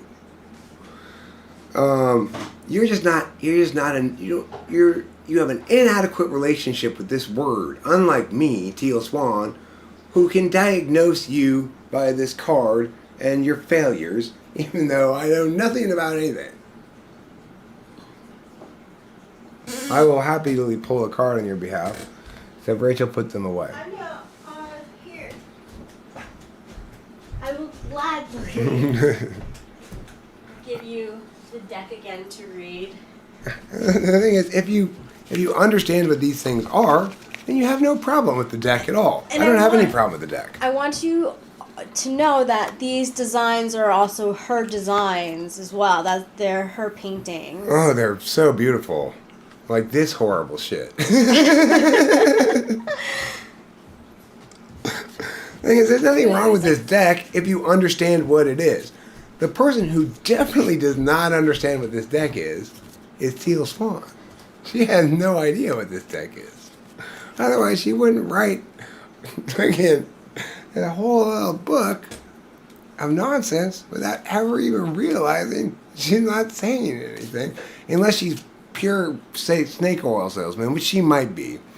That she realizes that to be a snake oil salesman, you don't need to care what goes in your snake oil. You just need to care about how you bullshit it in ways that are confusing so that people can stay confused and continue buying your bullshit. She might be that, but that seems like it's giving her too much credit, you know. Breaking through barriers. Who is this one for again? Breaking through barriers. So basically, what this card is telling you is that the reason you suck is because you don't break through barriers like I, Teal Swan, think you should. Okay? That's the interpretation of all of these cards. The reason you're not me, the enlightened Teal Swan, is because you fail at self-exploration.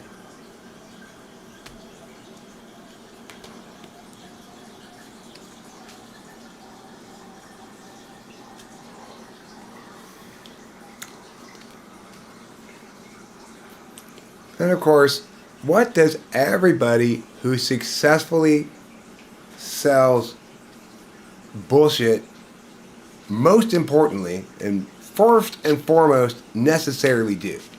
They prevent Eric from yelling at them. So there's zero way for me to actually engage C.S. Joseph like I tried to for a long time, way at the beginning, to try to explain to him why he's so fucking stupid and wrong. He will fight to the death to avoid hearing a single word from me. Because from his frame of reference, that's not why you explain things. You explain things to make money off of them. And you're not helping me make money, angry old man. At best, I could anticipate that you'd interfere with my money-making process.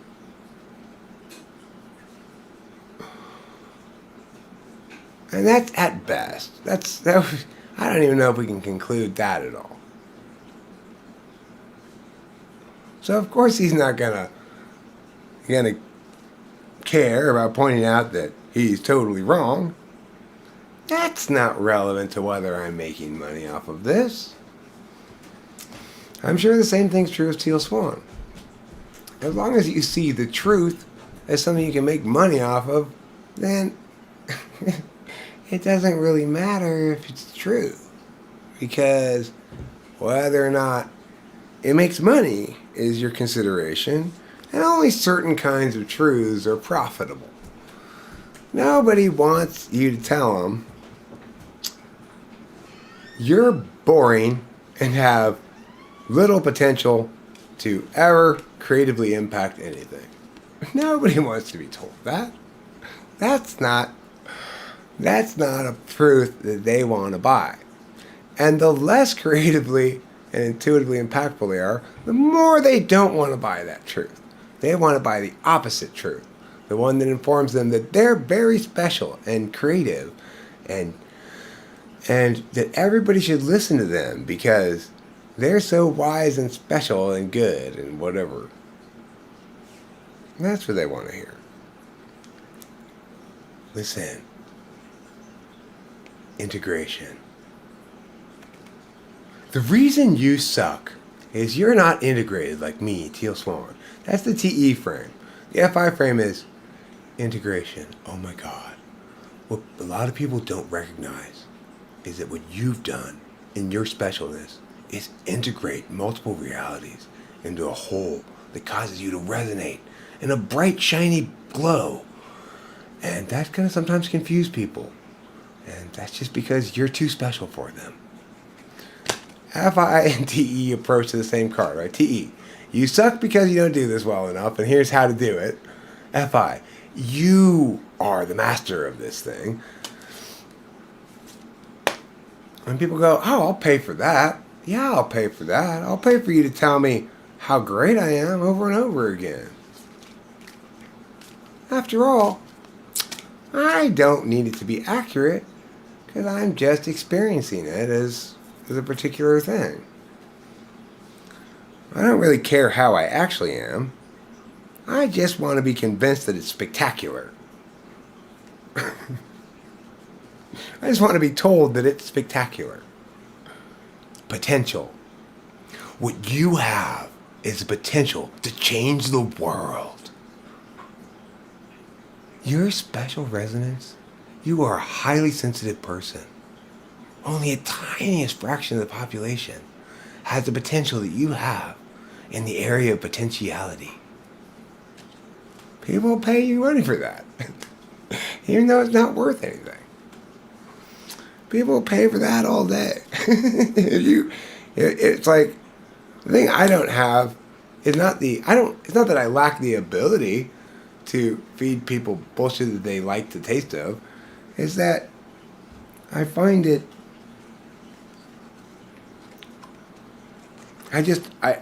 In order to do that, I'd have to prioritize my own interests more. And I just don't. Otherwise, I'd be wrong like everybody else. I'm not disrespecting the tarot. These aren't tarot cards. These are Teal Swan cards, okay? I like tarot cards. I like NI shit like this, right? The problem I have with these cards is twofold. Number one, God, these fucking pictures are stupid and arbitrary. Number two, your little book is terrible. The idea that you have a card on it that says 5 in Ascension, I'm fine with that. People can link their meaning making to the subject of Ascension then, accordingly. It's fine. Nothing wrong with that. Until you write a little book saying, and this is why you suck.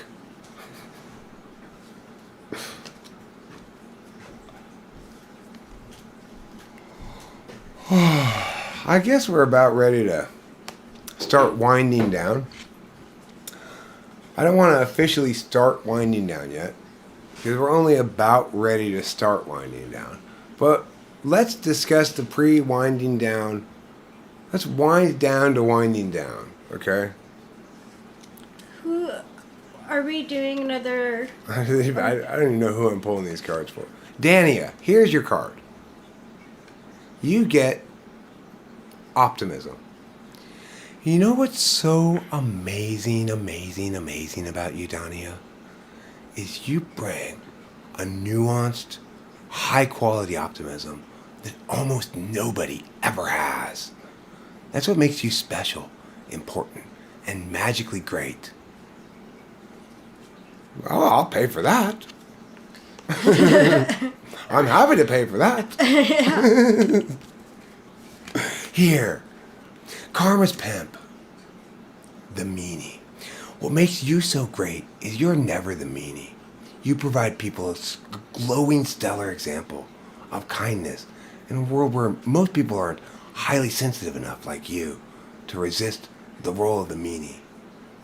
You are a bastion of goodness and truth in this swamp of reality we call regular people.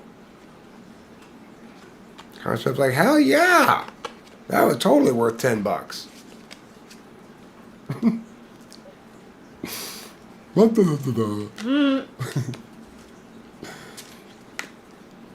Winston's mom, I've got some good news for you. The reason you're so amazingly amazing is because of Inception. Okay? It's like conception. But instead of making a new baby, you're incepting. It's like, wow, that's not the prefix I expected before Ception. That kind of unexpected quality and magic collision of singularities into an exploding truth, that's what makes you so amazingly special. Because, like, you're the only one in the whole world who can do this. Hey, $10 well spent, says my son's mom. Yes, I could do this shit all day long. But in order to be Teal Swan, I'd have to at some point prioritize outcomes for me over being right about shit. You know? And that's unfortunately my deficit area is I'm unable to recognize the point of doing things that just make money. The point is that they make money, you stupid fuck. You need to spend it all the time. Yeah, but I don't like the fact that I have to make it. Okay. That's some fucking baby ass FI 6-slot TE shit if I ever heard it, you motherfucker. And it's like, people should kick me around for that stuff. The crazy thing is, they don't get that they need to be kicked around for something too.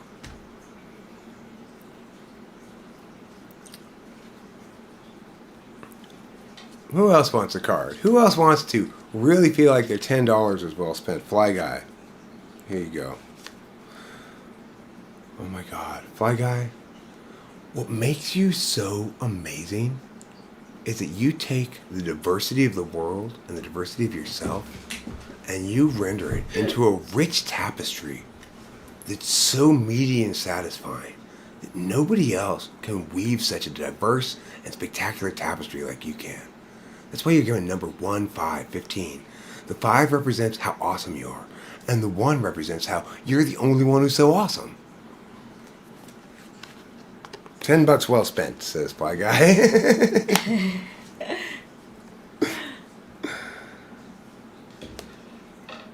These were not illustrated by my cousin. Teal Swan drew all these pictures, apparently. Yeah, she did. Yeah, she did. These are Teal Swan designs.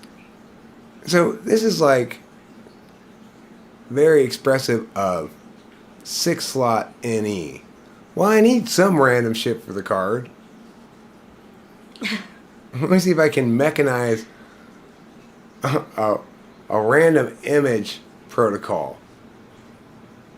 I just use the kaleidoscope function on some shit in different ways, change the vectors.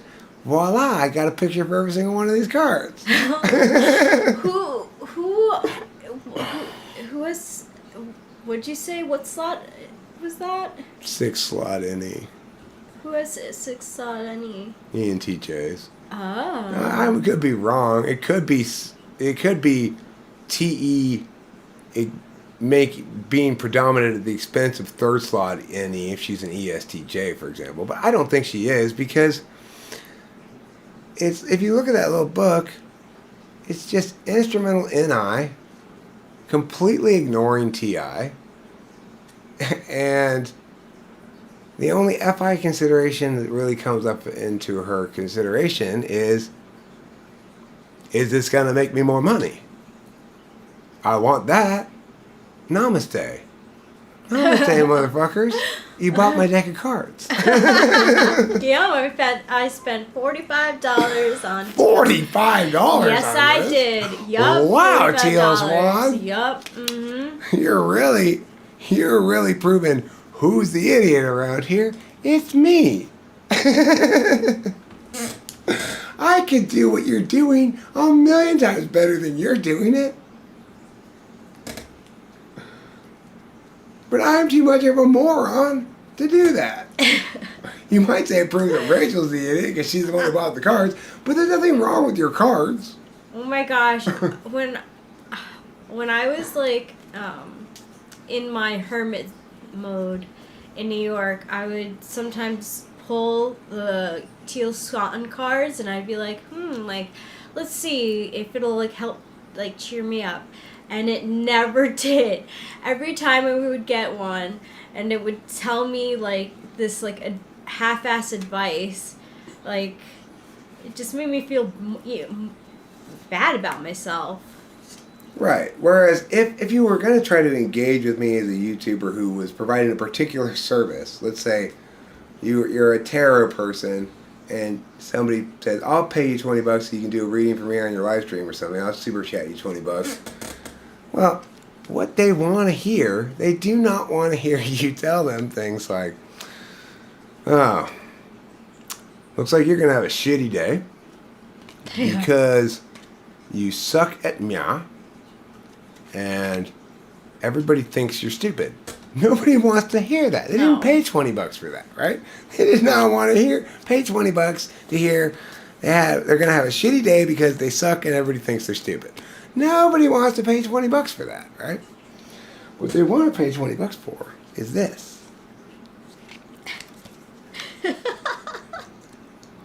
Okay, well, right off the bat, what we're seeing here is a truth card. This is telling me that you are somebody who has a core and important value, a truth that is encompassing of all different angles. That's why we see this multi-angled figure here. It explains that truth requires an awareness of a level that you have that regular people just can never even conceive of having. You go, wow. And then, a few more of those cards like that, and the person's like, damn, that was the best $20 I ever spent. Now that's entertainment. At least if you're doing that, if you're paying somebody to do that for you, it's the same thing as playing slot machines, except you're guaranteed to win. You're guaranteed to be told nice, positive things about you. So it makes a lot more sense than playing slot machines, which I do. So it's not like I'm not an idiot. I'm just an idiot in slightly different ways than other people. The thing is, Teal Swan is not an idiot at all. If you think getting a lot of subscribers and making a lot of money is smart, then she's way, way smarter than I'll ever be. I want to say I'm sorry to Winston's mom for bringing up the 584 thing. I mean, I still do question how you're an 8, but I didn't mean to, call you out on the live stream and single you out. I feel Well, if bad. you're an 8 in the second part of your tri-type, then you don't act 8 very much. 8s yell at people. It's what we do. We yell at people, you know? Mm-hmm. Sometimes they deserve it, sometimes they don't. Regardless, to be heard, I assume at least half of my conversation should be yelling at people. Otherwise, they're not really listening to me, right? They're once again trying to push forward with their dumbness.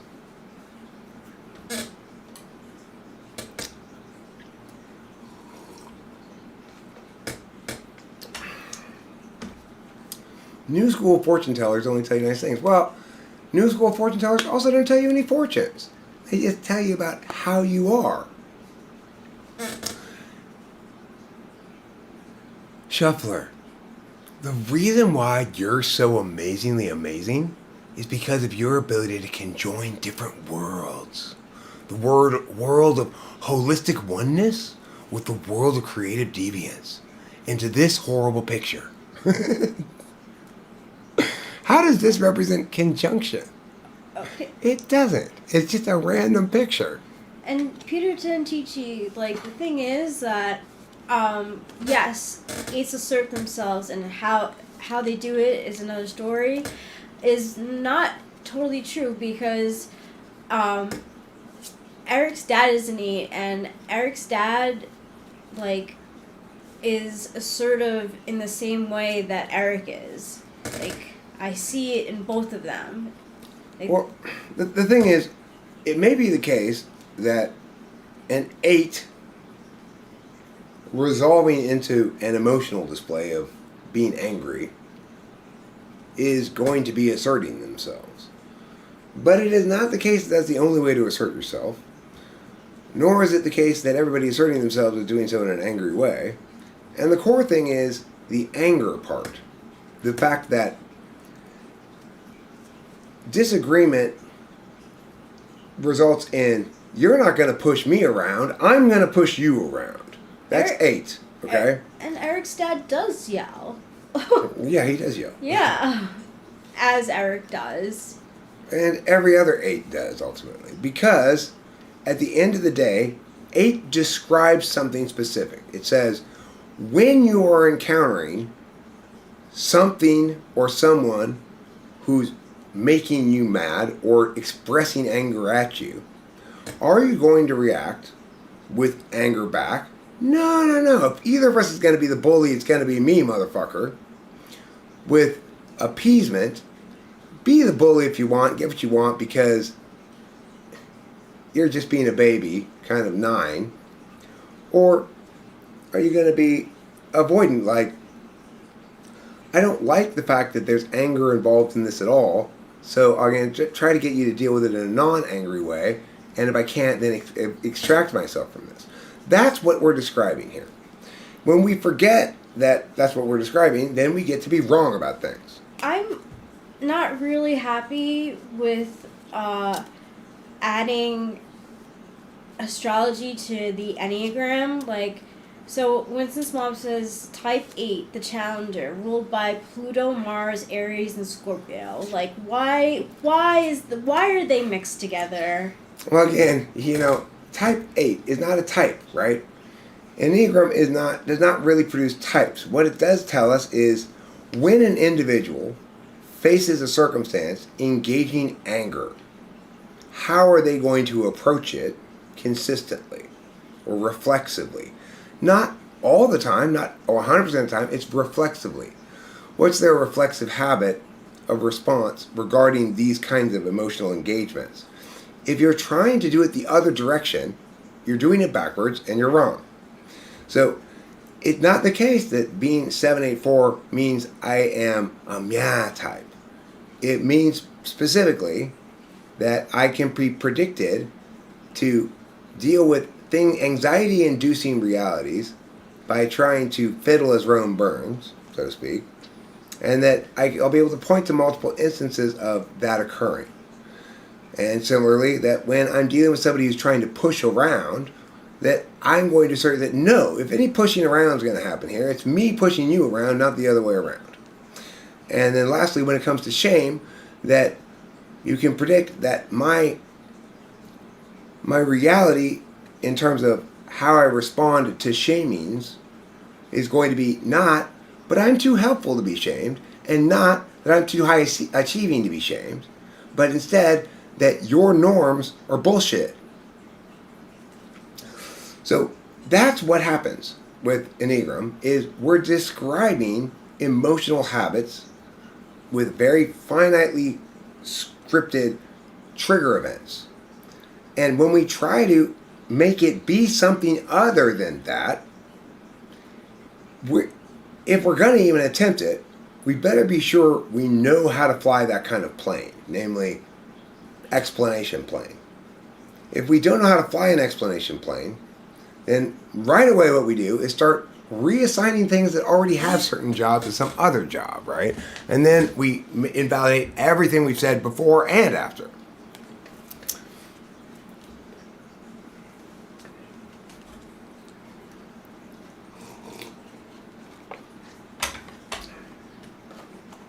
You gotta let things be what they actually are, not try to force them to be something else, and accept that my frame of reference is appropriate for certain kinds of things and inappropriate for other kinds of things. In the worst case scenario, I get enamored of doing work in an area where I'm intentionally completely blind. So,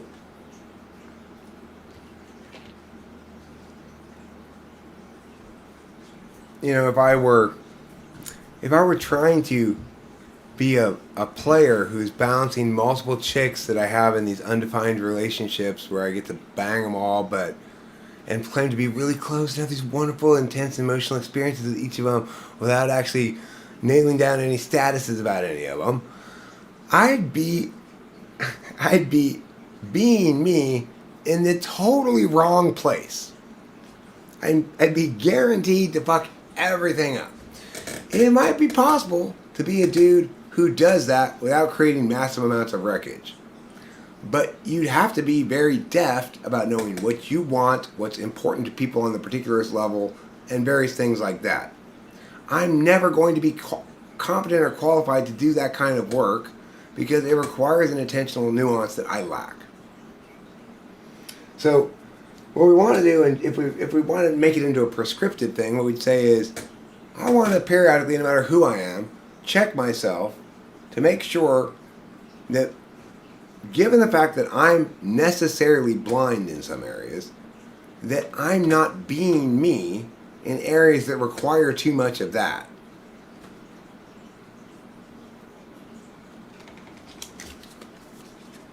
Of course, to do that, you've got to be able to recognize what areas you're blind in and whether or not the place you are is an area that requires that blind thing from you.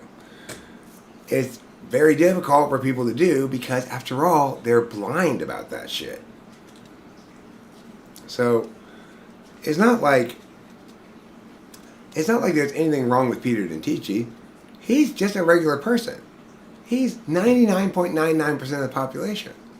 They're all like that.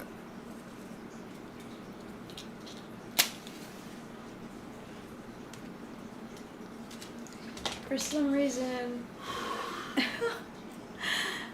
I think so. Rasputin. Lover of the Russian queen. Yes. comes into my head because it's like it's teal swan. It's like the female version. Of Rasputin. Yeah. Everybody tries to kill her, but she just won't die. Okay, maybe minus that.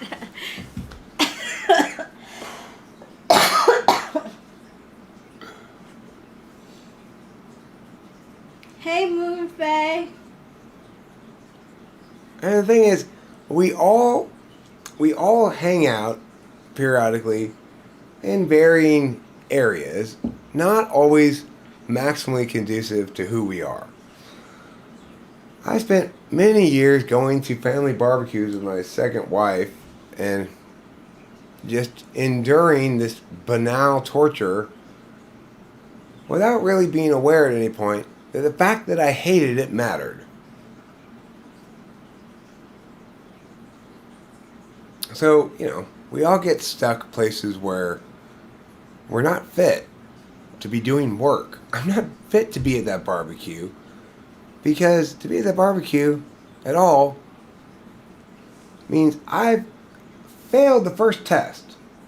Before I'm at the barbecue, I should have resolved the question, do I want to go to this barbecue or not? And if the answer is no, how badly do I want to not go to the barbecue? The answer was always no, and very badly. And yet, I ended up going to barbecues with my ex-wife all the time with her boring-ass family. And then be scolded for trying to make it more interesting. Yeah, I totally. Yeah, when I was dating an ESFJ, it was very much like that too, and I had put up boundaries, and I had to say like, look, you can't expect me to go to everything with you because I have a separate life as well, and honestly, like your group of friends they're exhausting sometimes. So sorry, like you won't get that.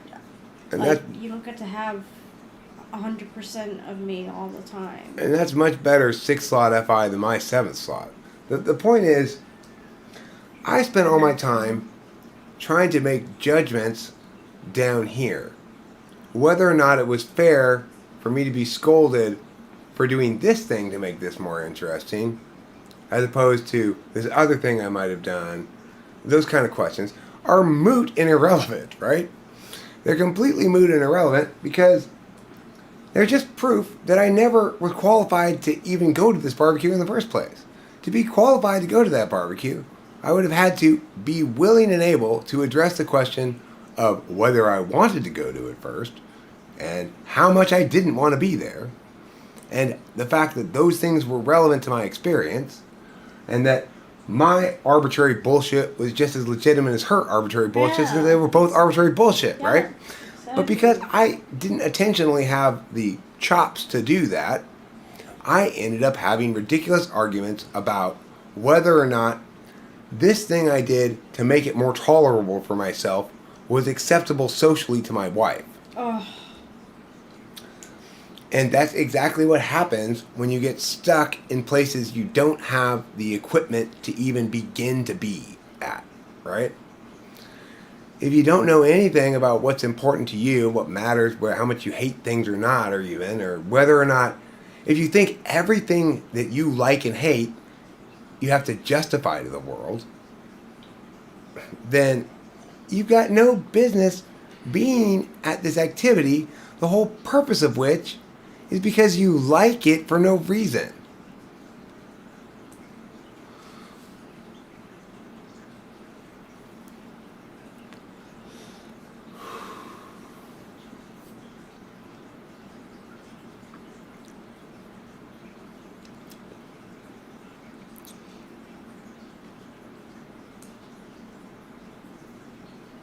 The thing that's annoying to me, of course, is YouTube's got, in its frame of reference now, dis and misinformation as something you can report.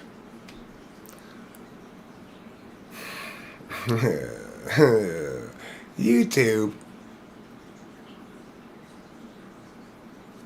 even at your top level, you don't genuinely understand how to adjudicate something for legitimacy.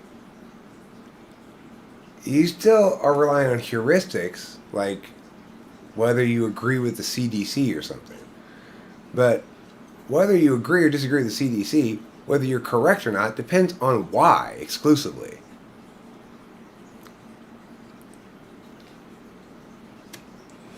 And you can't heuristically hand off to some half-assed approximation of good thinking the job of good thinking.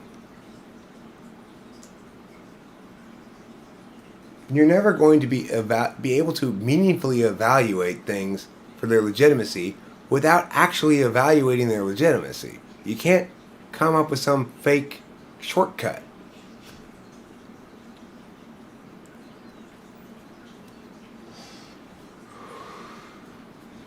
That's why YouTube needs to hire me as guy in charge of things like that. Then I'd say, well, look, it is misinformation, and it's also more important that we protect this party's ability to express their bullshit and confuse everybody than it is then it's more important to protect that than it is to protect the accuracy of information. And here's why. You know, it's like YouTube is floundering trying to deal with reality without epistemology first.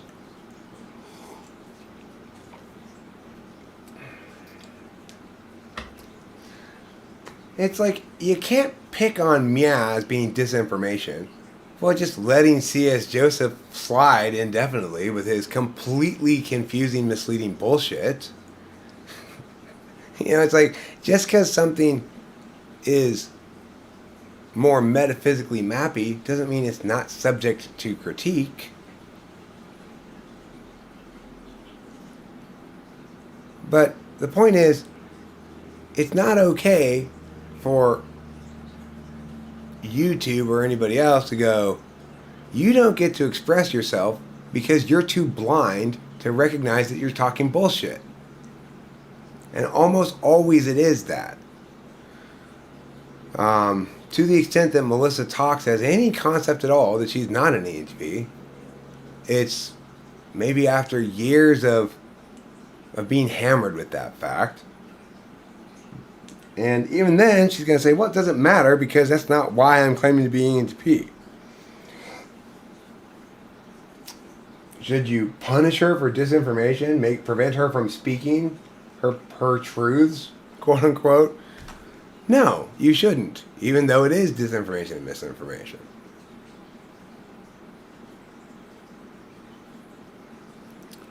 And so what's the solution, Eric? Well, I don't know exactly. I don't know. All I can do ultimately is the best I can do. I can explain to people over and over again how those home runs don't count in football. And people can continue insisting they won the game because they got more home runs, and all I got was 2 field goals. How are you with coffee? I'm fine, thank you. This is what's going to ultimately be the thing that causes us to genuinely wind down and end the stream. This is my last full cigarette.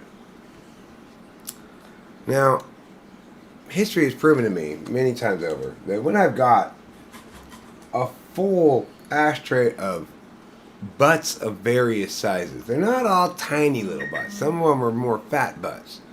I can subsist on that for quite a while. But the reality is also this. Even the fattest butt is not nearly as satisfying as a full cigarette. Why? How are you so fast at doing that? High user on this channel. You're so fast, Love Chat XYZ.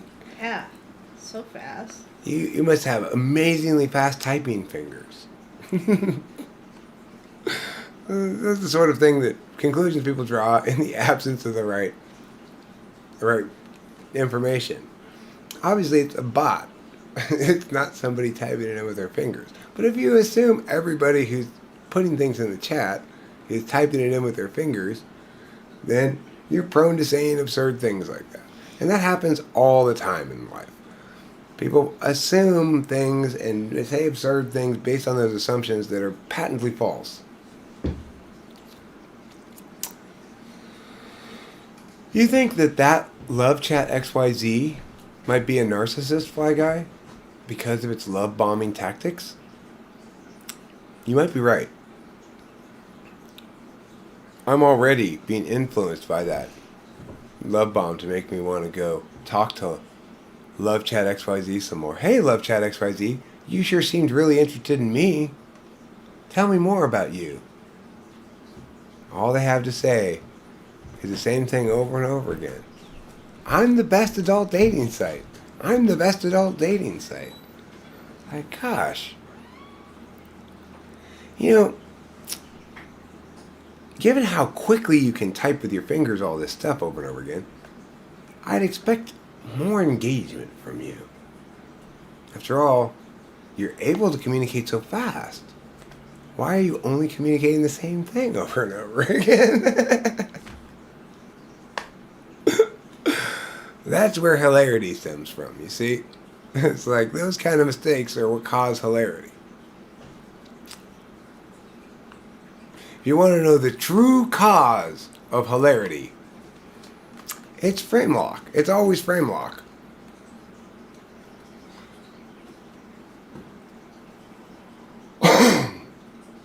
Doesn't matter what particular flavor of hilarity it is, you can always walk it back to some kind of frame lock.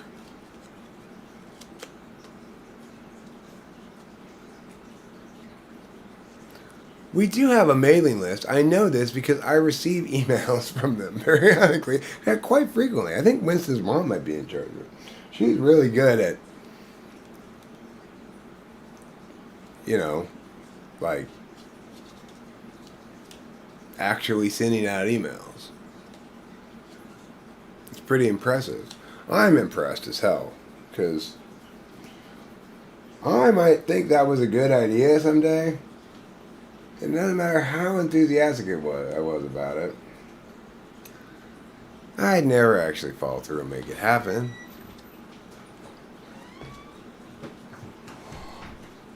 I realized quickly enough, oh, this is something I have to maintain doing now. Why did I ever start this thing that has a maintenance cost?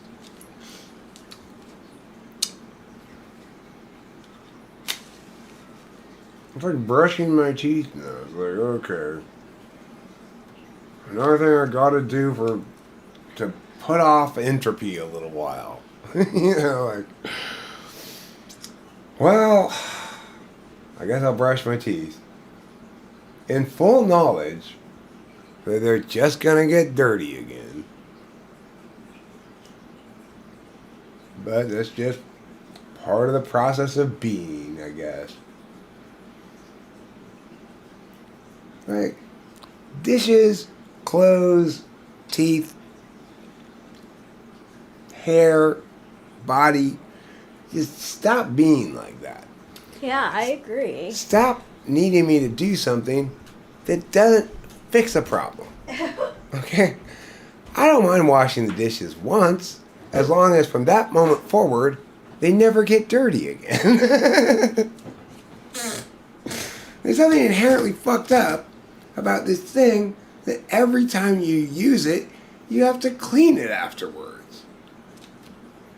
I don't even want a plate. Let me just eat everything with my hands then. If I'm gonna have to wash dishes, just fuck it. Just put all the macaroni salad directly into my hands. I'll just eat it like this. That way I won't have to wash any spoon or plate. But you still have to wash your hands, Eric. Yeah, I probably should have washed them before you dumped all that macaroni salad into them, but the point is, I already had to wash my hands before I started eating out of them. So that I have to wash my hands afterwards is not creating a new thing.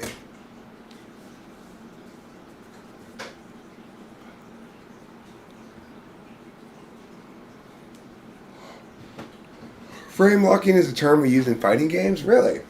Huh. That's cool. It's cool that it's got a kind of concrete co-evolution, you know? Like, the way I come up with a term is metaphysical first, and then people are engaging in a way that needs that term to describe something actual, come up with it. It allows the connectivity to occur eventually, you know? Top down, bottom up. There's a reality there we're talking about. I like things like that. So, Rachel, have you eaten anything today? No, not yet. I ate one earlier, but there is another sausage over there that plate that's perfectly good to eat still. Okay, if you want to then. eat it. And there's Yeah. some steak as well.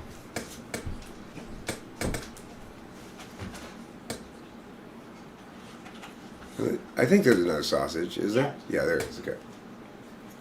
And I've had it covered up so no flies have gotten on it all day. Good thinking. You know. Because I don't know if everybody was here for the earlier part of the stream, but one of the many important realities that was revealed in today's exercise of Erickiness was that the problem with flies is that they don't get that just because the door is open doesn't mean I'm inviting them in. I still need them to stay outside, even though they can, in theory, fly in here. We need to respect the fact that, hey, I have a sign up here. No flies allowed. But they don't respect that. No, I don't. I don't even feel bad about killing flies because they're not listening to me. They're not obeying me. If you don't want to die, don't try to land on my foot all the time, fucker. You know? I explained this to you already. I don't like you and your flyy ways. I don't like you trying to get on my food. I don't like you landing on my body. I don't like the sound you make with your bzzz sound. I don't like anything about you. So if you're a fly, and you do come into my house, understand, you are like a samurai going into battle. You go into battle intent on killing, knowing you could die as well. And you don't complain about it when I kill you, flies, because that's what you get for being so shitty.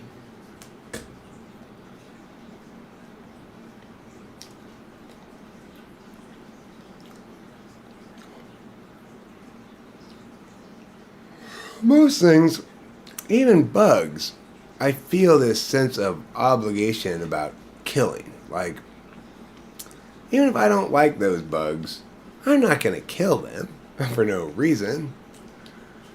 Like, if there's a spider in my house, I may very well scoot it outside rather than kill it. If there's a spider up there in the corner and I go, oh, there's some web up there, but yeah, I see the spider still. I'll wait until I can't see the spider to get rid of the spider web. I don't want to kill the spider. I don't want to bother the spider. He's busy catching flies. He and I are on the same team here. We don't like flies. Spiders don't like flies. I don't like flies. The only bugs that I just kill, doesn't even matter if they're even violating any rules, are flies of different kinds. Like the little flies like here, that these area flies that just hover like in this weird square shape for no reason in the middle of the room. I can't believe I can't get them. Oh, they're really they're like that big fish that's sitting right there where you can see it, who always comes and nudges your bait but never bites it. 'Cause he's too wise an old fish. You're never gonna catch him. They're just there to make you waste your time. But what the area flies don't get is that this propane torch is a little different than what they're expecting to avoid. See, but as soon as you go over there to torch them, Now where have they gone? Oh, they're gone. I Oh, know. then now, as soon as I come back, now they're back. This is why I don't like flies too. They come into your being enough to make you aware that there's a problem. They're a problem. They're in here. They're a problem. Then they disappear. But you know, I may not have any direct indication that you're still in here. You're still in here, though. You're just not expressing in any way that I can notice you right now. That's why I don't like flies. Many reasons not to like flies. When you trap the opponent in their block stone or something, is that a frame lock? Oh, well, I guess I was talking about something different. When I assumed you meant yeah, I was totally wrong. So, you know, everything that followed therefrom, just toss in the trash.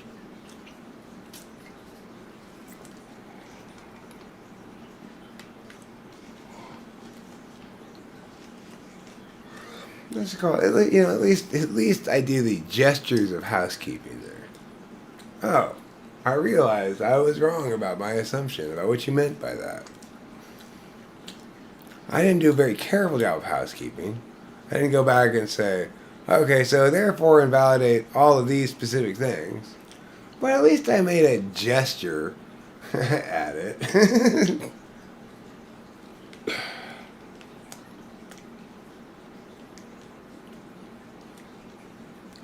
How diplomatic of you. Oh, well, yeah, mosquitoes, Fly Guy. If there's a mosquito on you, you definitely try to kill it. If it gets away with your blood, you just feel like a little bitch. I let that mosquito rob me of some of my blood.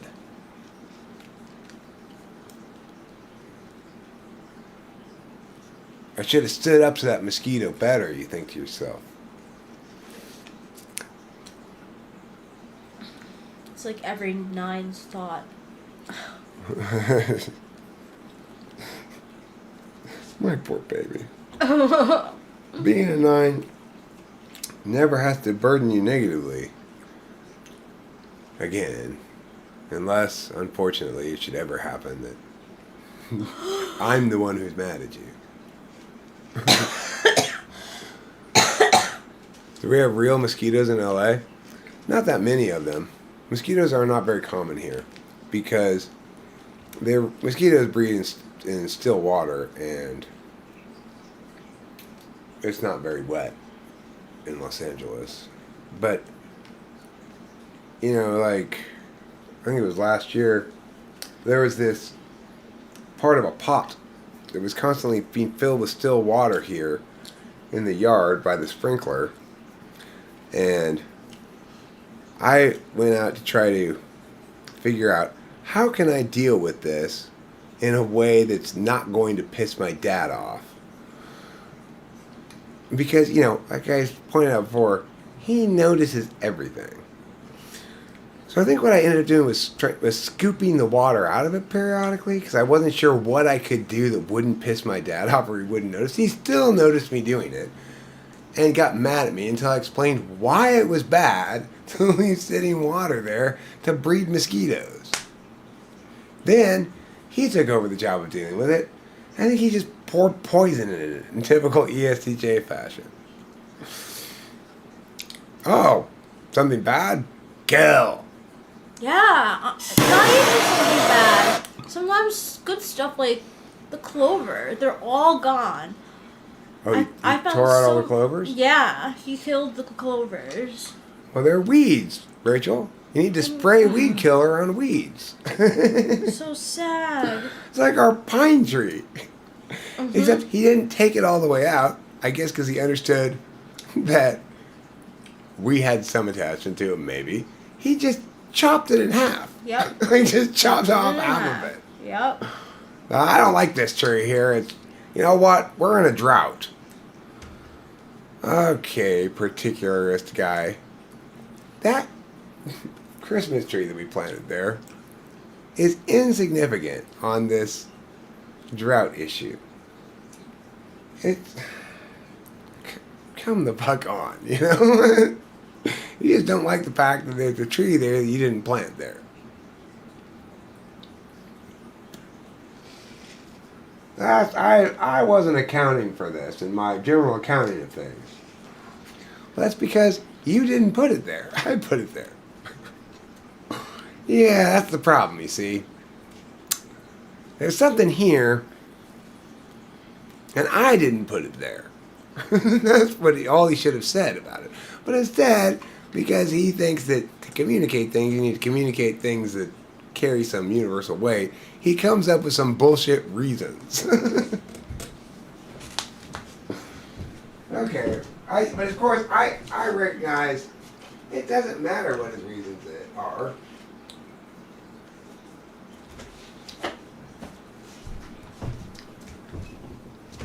I'm not positioned to complain about his decision regarding it. He doesn't understand it that way. He thinks I somehow am positioned to complain about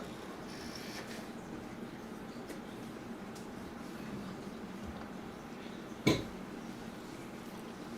And so the immoral dance of not understanding each other goes on and on forever. Okay, I did something a little rebellious. What did you do? So like where the clovers were, he like stacked cinder blocks, and I moved the cinder blocks Where did you move them? just to another place in the yard. Okay, well, you're going to show me. The thing is, of course, when my dad cut those clovers,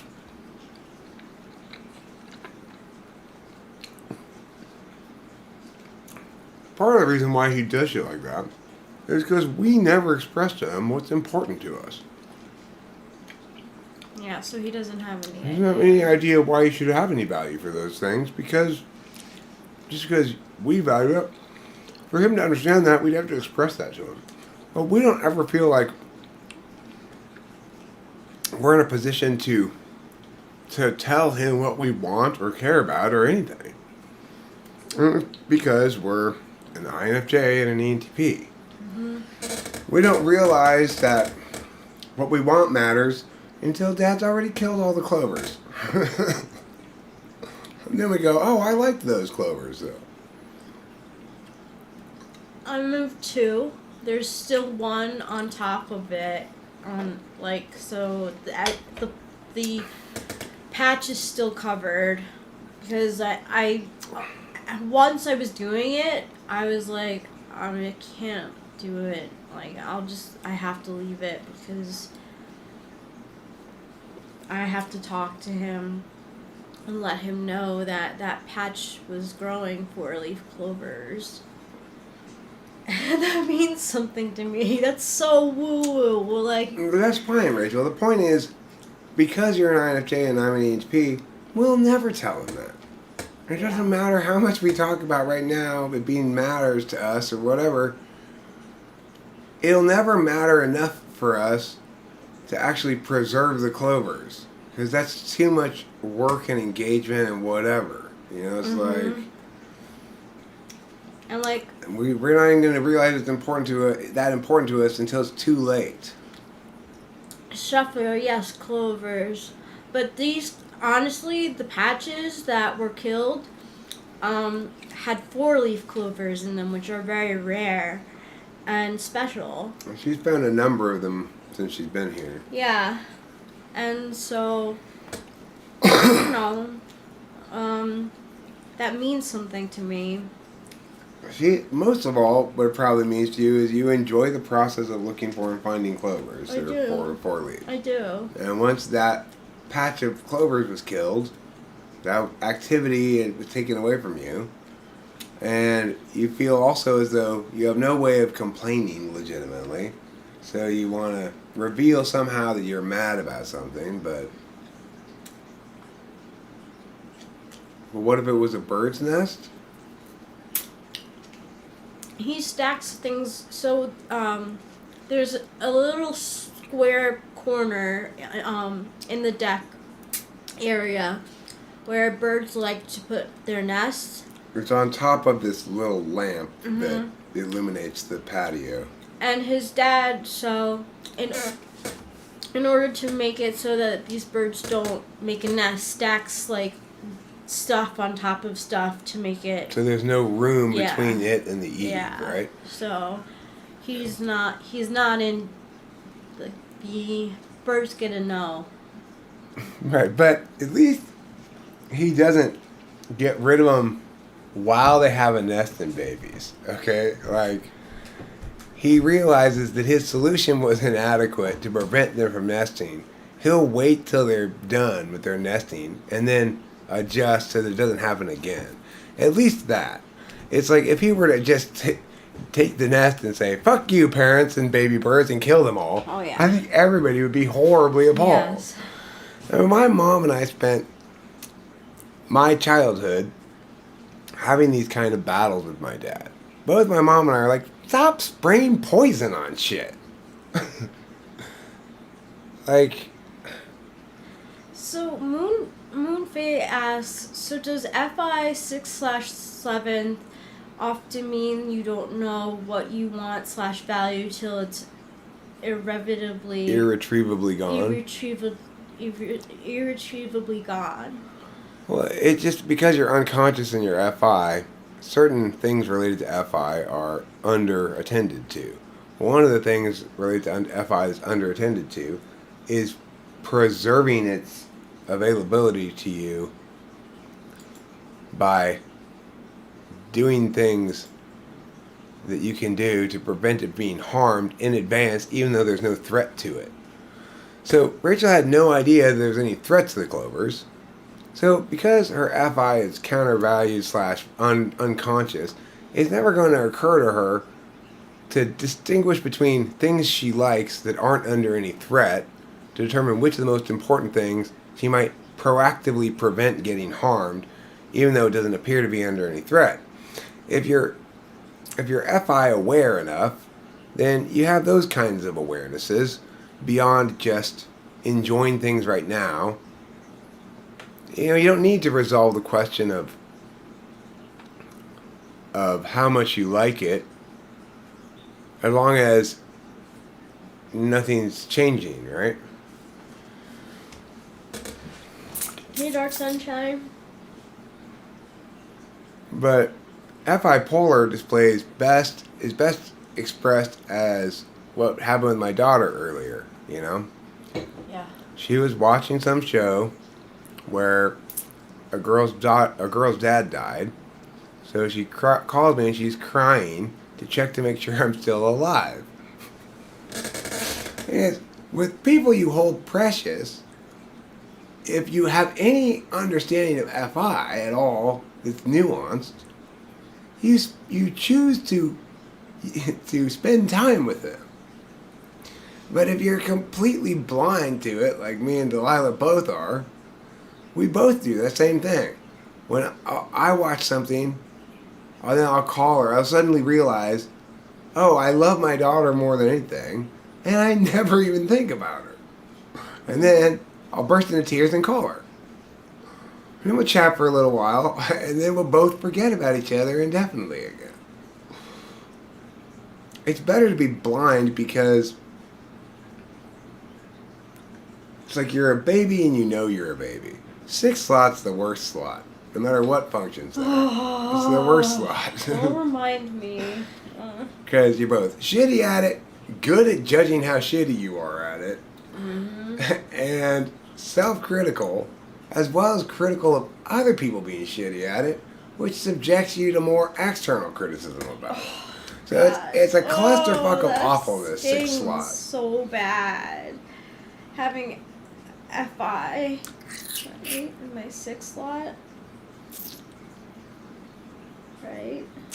Yeah, it means you suck at it and are good at evaluating how you suck at it. You expect other people to be good at it and are good at evaluating when they suck at it. But because you suck at it, you can't really critique them about sucking at it without opening yourself up to a bunch more critiques. That's why 6 slot sucks ass. God.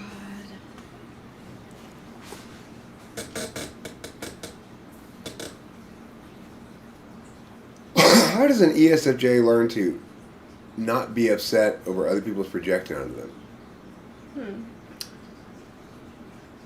I mean, I don't think they get that it's happening usually, unless it's purely an F thing. If there's any kind of N aspect to it, like you're projecting your frame of reference, they're just not going to get that because they're N-I-polar. I don't know how. I wish I could come up with a corollary to Delilah's calling me earlier for N-I-polar, but I don't have one at the moment.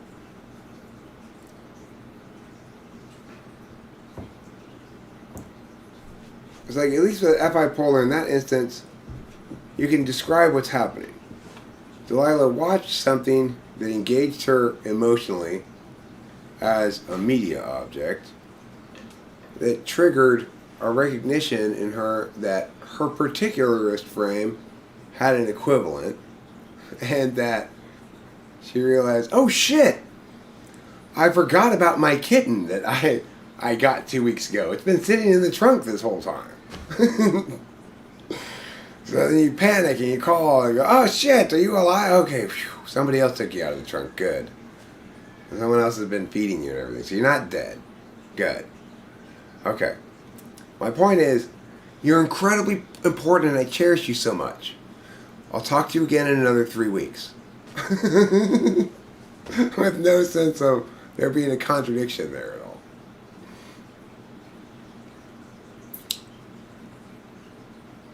Talking to ESFJ about map stuff is like talking to a seriously retarded person. You just have to accept to not get through. And the thing is, but my experience with dealing with ESFJ wife was, we just kept going around in circles. Mm-hmm. It's like, I'd say, but pen down here. And she'd go, but over here. And I go, okay, well, if here, then this and this. And she'd go, well, over here. And I go, but still, blink to the band, yeah. She'd go, over here. I say, but we're talking about meow. And she said, oh, meow? I say, yeah, meow. And she go, you mean meow? And I go, no. Oh my gosh.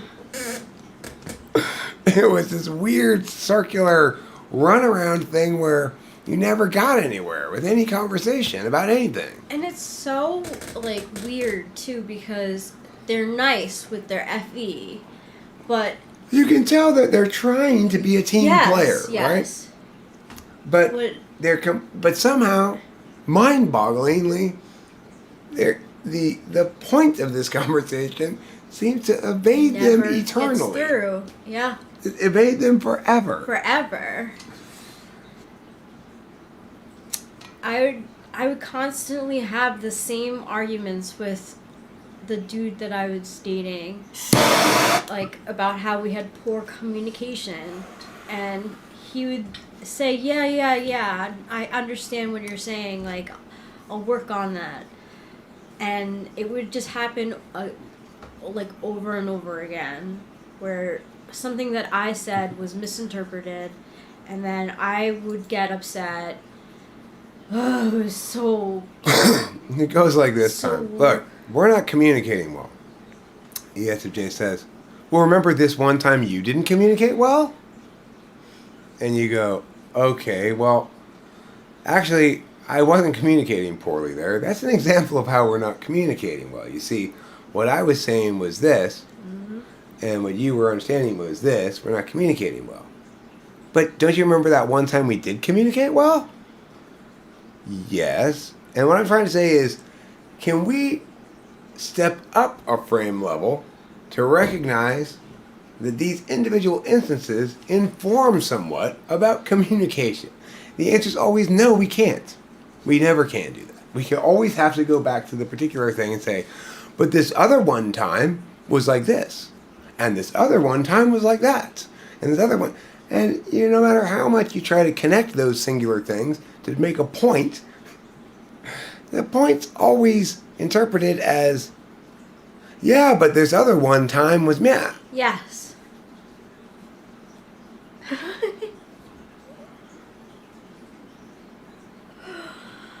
Making ESFJ see an NI point is like biting your own teeth. Kind of, yeah. Well, it's just you get continually sucked into this swirl of SI shit that is constantly removing you further in all of its efforts from what you're trying to do. If you're an intuitive, anyway. If you're an NI Dom or an NE Dom, what you're trying to do is make the ESFJ understand something. But they only ever understand things as examples or particulars or instances. In other words,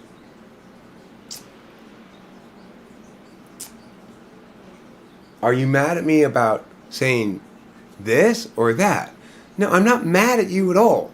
I'm trying to get across here that we can glean more about what's going on than just that happened and that this happened. You mean that happened? No, I don't mean that. That's not even meaning. That's just you recalling something. You know, it is really frustrating. But they're great, nice people. They're just, you're going to be in a long-term relationship with one. You can't be an N-Dom, either NE or NI Dom, because that NI polar will ultimately make you pull your hair out. I had a girlfriend who is ESFJ, and I think it worked well for like 12 plus years because I am her supervisor type. So in a way, she would scramble a little bit to please me rather than me scramble to please her. But it was a really good relationship for a long time because she had a lot of social grace. So I learned a lot of social grace from her. And I learned how to, like, style myself and, like, do girly things. Like, I definitely learned from having a friend who was an ESFJ. But in the end, we're not friends now because we kind of, like, grew apart. Like, I grew into my own person a lot more, and the changes that were happening were not appreciated by my girlfriend, and, you know. Because initially you think, okay, I'm showing this ESFJ a picture of a face. And at first they go, do you see the face? And they say, I see a cheek right there, and they point to their cheek right there. And you go, okay. The problem here must be I've not cleared away sufficient amount of noise, and in other words, I've not been NI enough. There is a face here in this picture, but there's also stuff around it that's not a face that might be confusing. So you try to get rid of everything so it's just the face in front of them. You spend a lot of time working rhetorically to eliminate stuff that might be confusing them. You go, okay, now do you see that it's a picture of a face? And they go, what a beautiful chin. And they look at the chin. You go, okay, I get that, yes, there's a chin here. But I want you to tell me, what is this chin a piece of? They go, a bigger chin. More of the chin.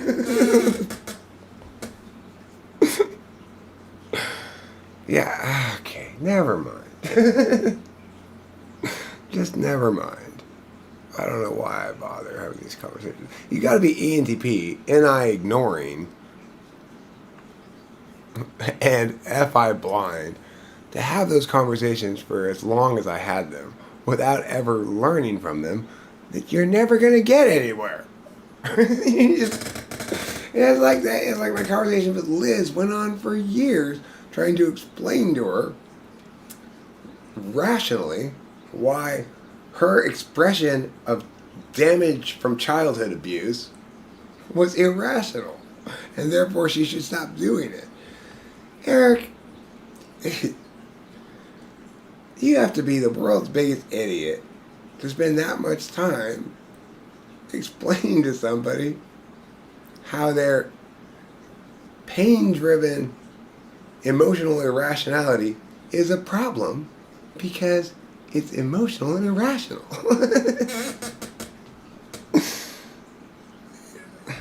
If they were capable of seeing that, they wouldn't keep insisting that it was those things qualified as good reasons.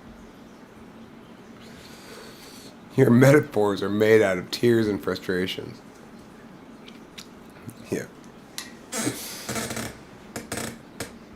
When talking about ESFJs, I paint my metaphors in the hue of disappointment. Hello, oh yeah.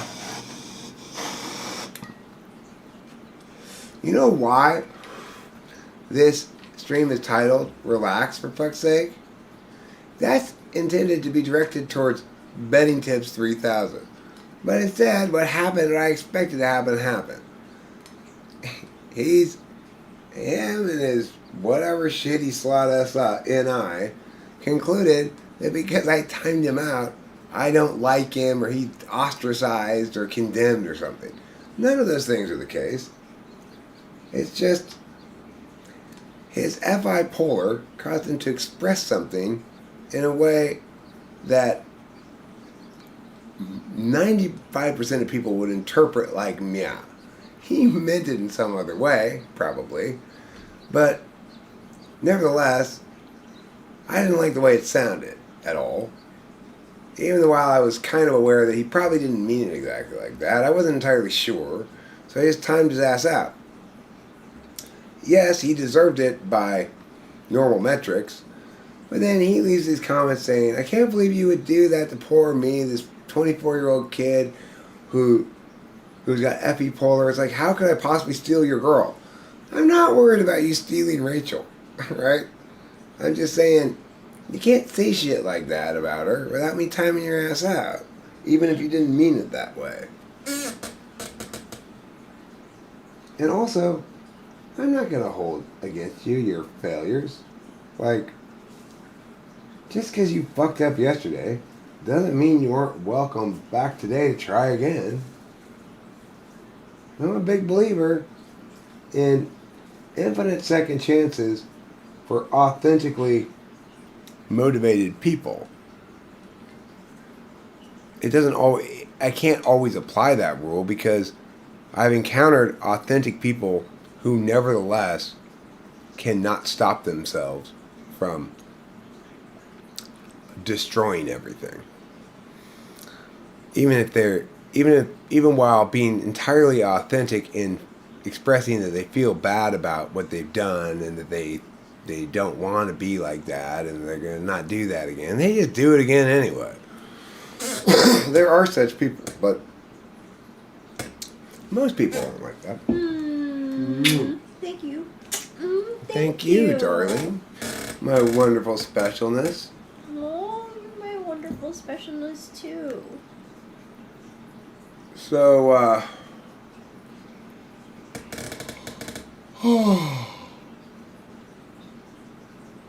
it turns out my dad might come home tonight. I don't know if I told you that or not. Yes, you did. I did, okay, yeah.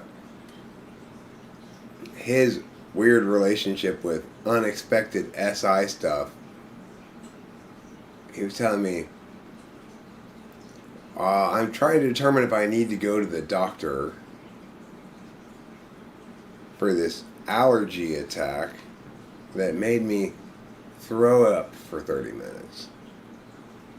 And one of the things he told me was he doesn't really want to go to the doctor up there.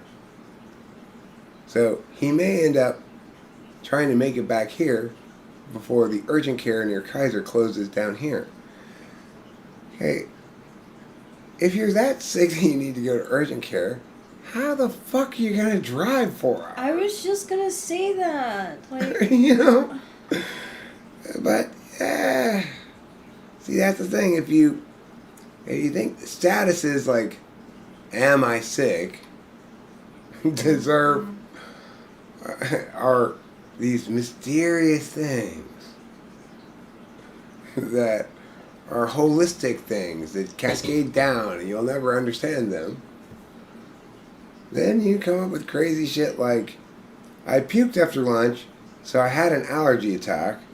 It was really bad, so I may need to go to the doctor, but it's not so bad now, so I may need to go to the doctor after I drive all the way from Vegas to Los Angeles. It's a long drive. And if I decide to take that course of action, I'm going to need to leave right away because the urgent care I might want to go to closes at 9 o'clock.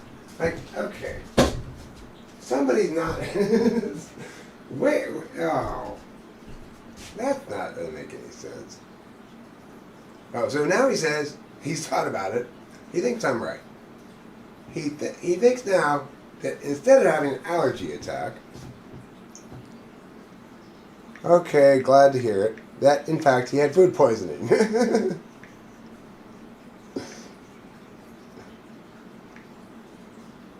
Feel better.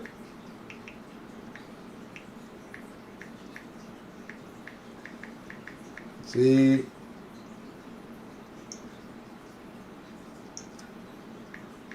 Feel better. See you tomorrow. After some reflection, he's concluded that, says right here, think you're right, ... food poisoning. Now this is somebody who has SI tool, okay? That's how comprehensive antipolar is. If you're antipolar and you eat like shrimp at a Vegas buffet and then afterwards go back to your room and puke your guts out, you go, I'm having some kind of strange allergy attack that makes me puke. And then it's not until you're over your worst of the puking and stuff that you call me and inform me of this craziness.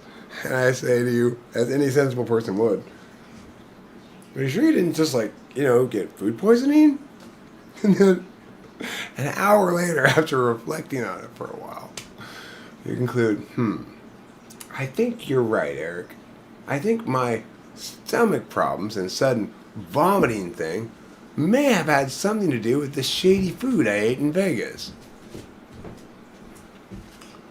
My dad coughed in his hand, saw red, and concluded that he needs to quit smoking marijuana because it's giving him lung cancer.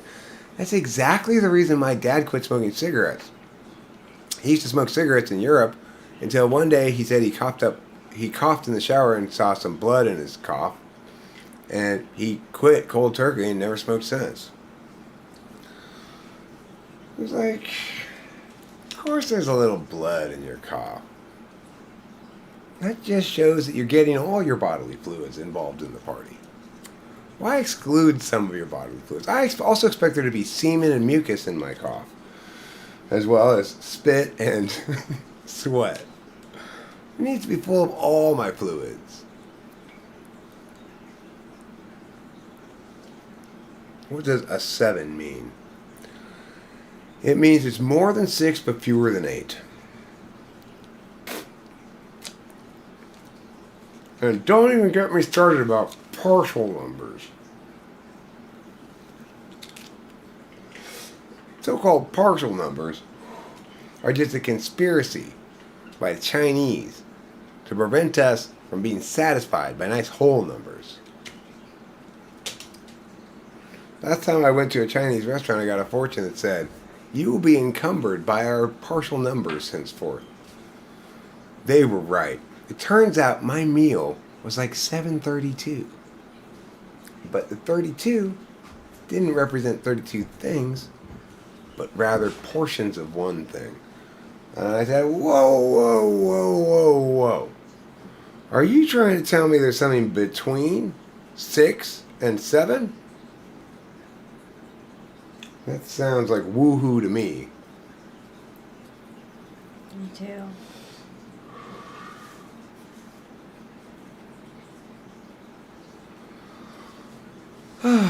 So, Rachel, Yes, Eric?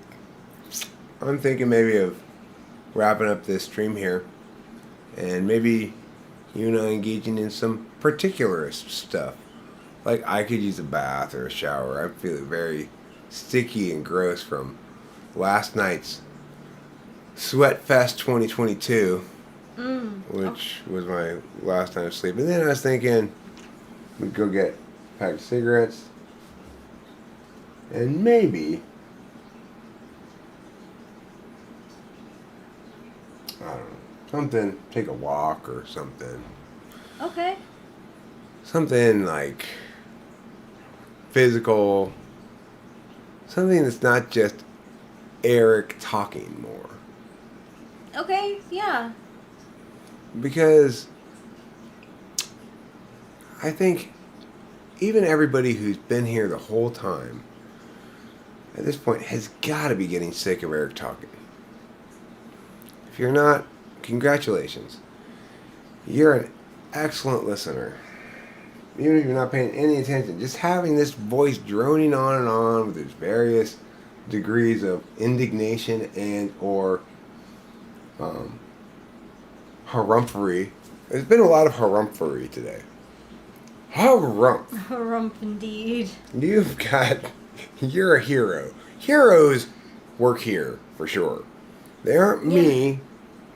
They're people who have, for whatever weird reason, an appetite to consume 8.5 hours of me blathering on. You are the true heroes. And you know which personality type is most heroic in that fashion? The personality type seems to have the most insatiable appetite for listening to Eric's blather is the noble and hugely respected INFJ. Without INFJs in the world, who would listen to me? I mean, yes, some INTJs listen, but really, they're listening because they think what I'm saying is useful. Whereas INFJs truly get that they should listen to me, and do listen to me, because what I'm saying is so implicitly interesting. It doesn't need to have any utility at all. It's just worth listening to because it's interesting. All right, so yeah, I guess it's time for us to segue from this to something else briefly, and then we'll probably just, like, I don't know, go, well, I don't know what to do now. Then maybe Rachel will go on the Discord or something. Anyway, see you later. Thanks for being here. We love you. We love you. If I yelled at you today, I'm sorry I yelled at you. Yes, I yelled at you too. I'm sorry. I just yell at people sometimes.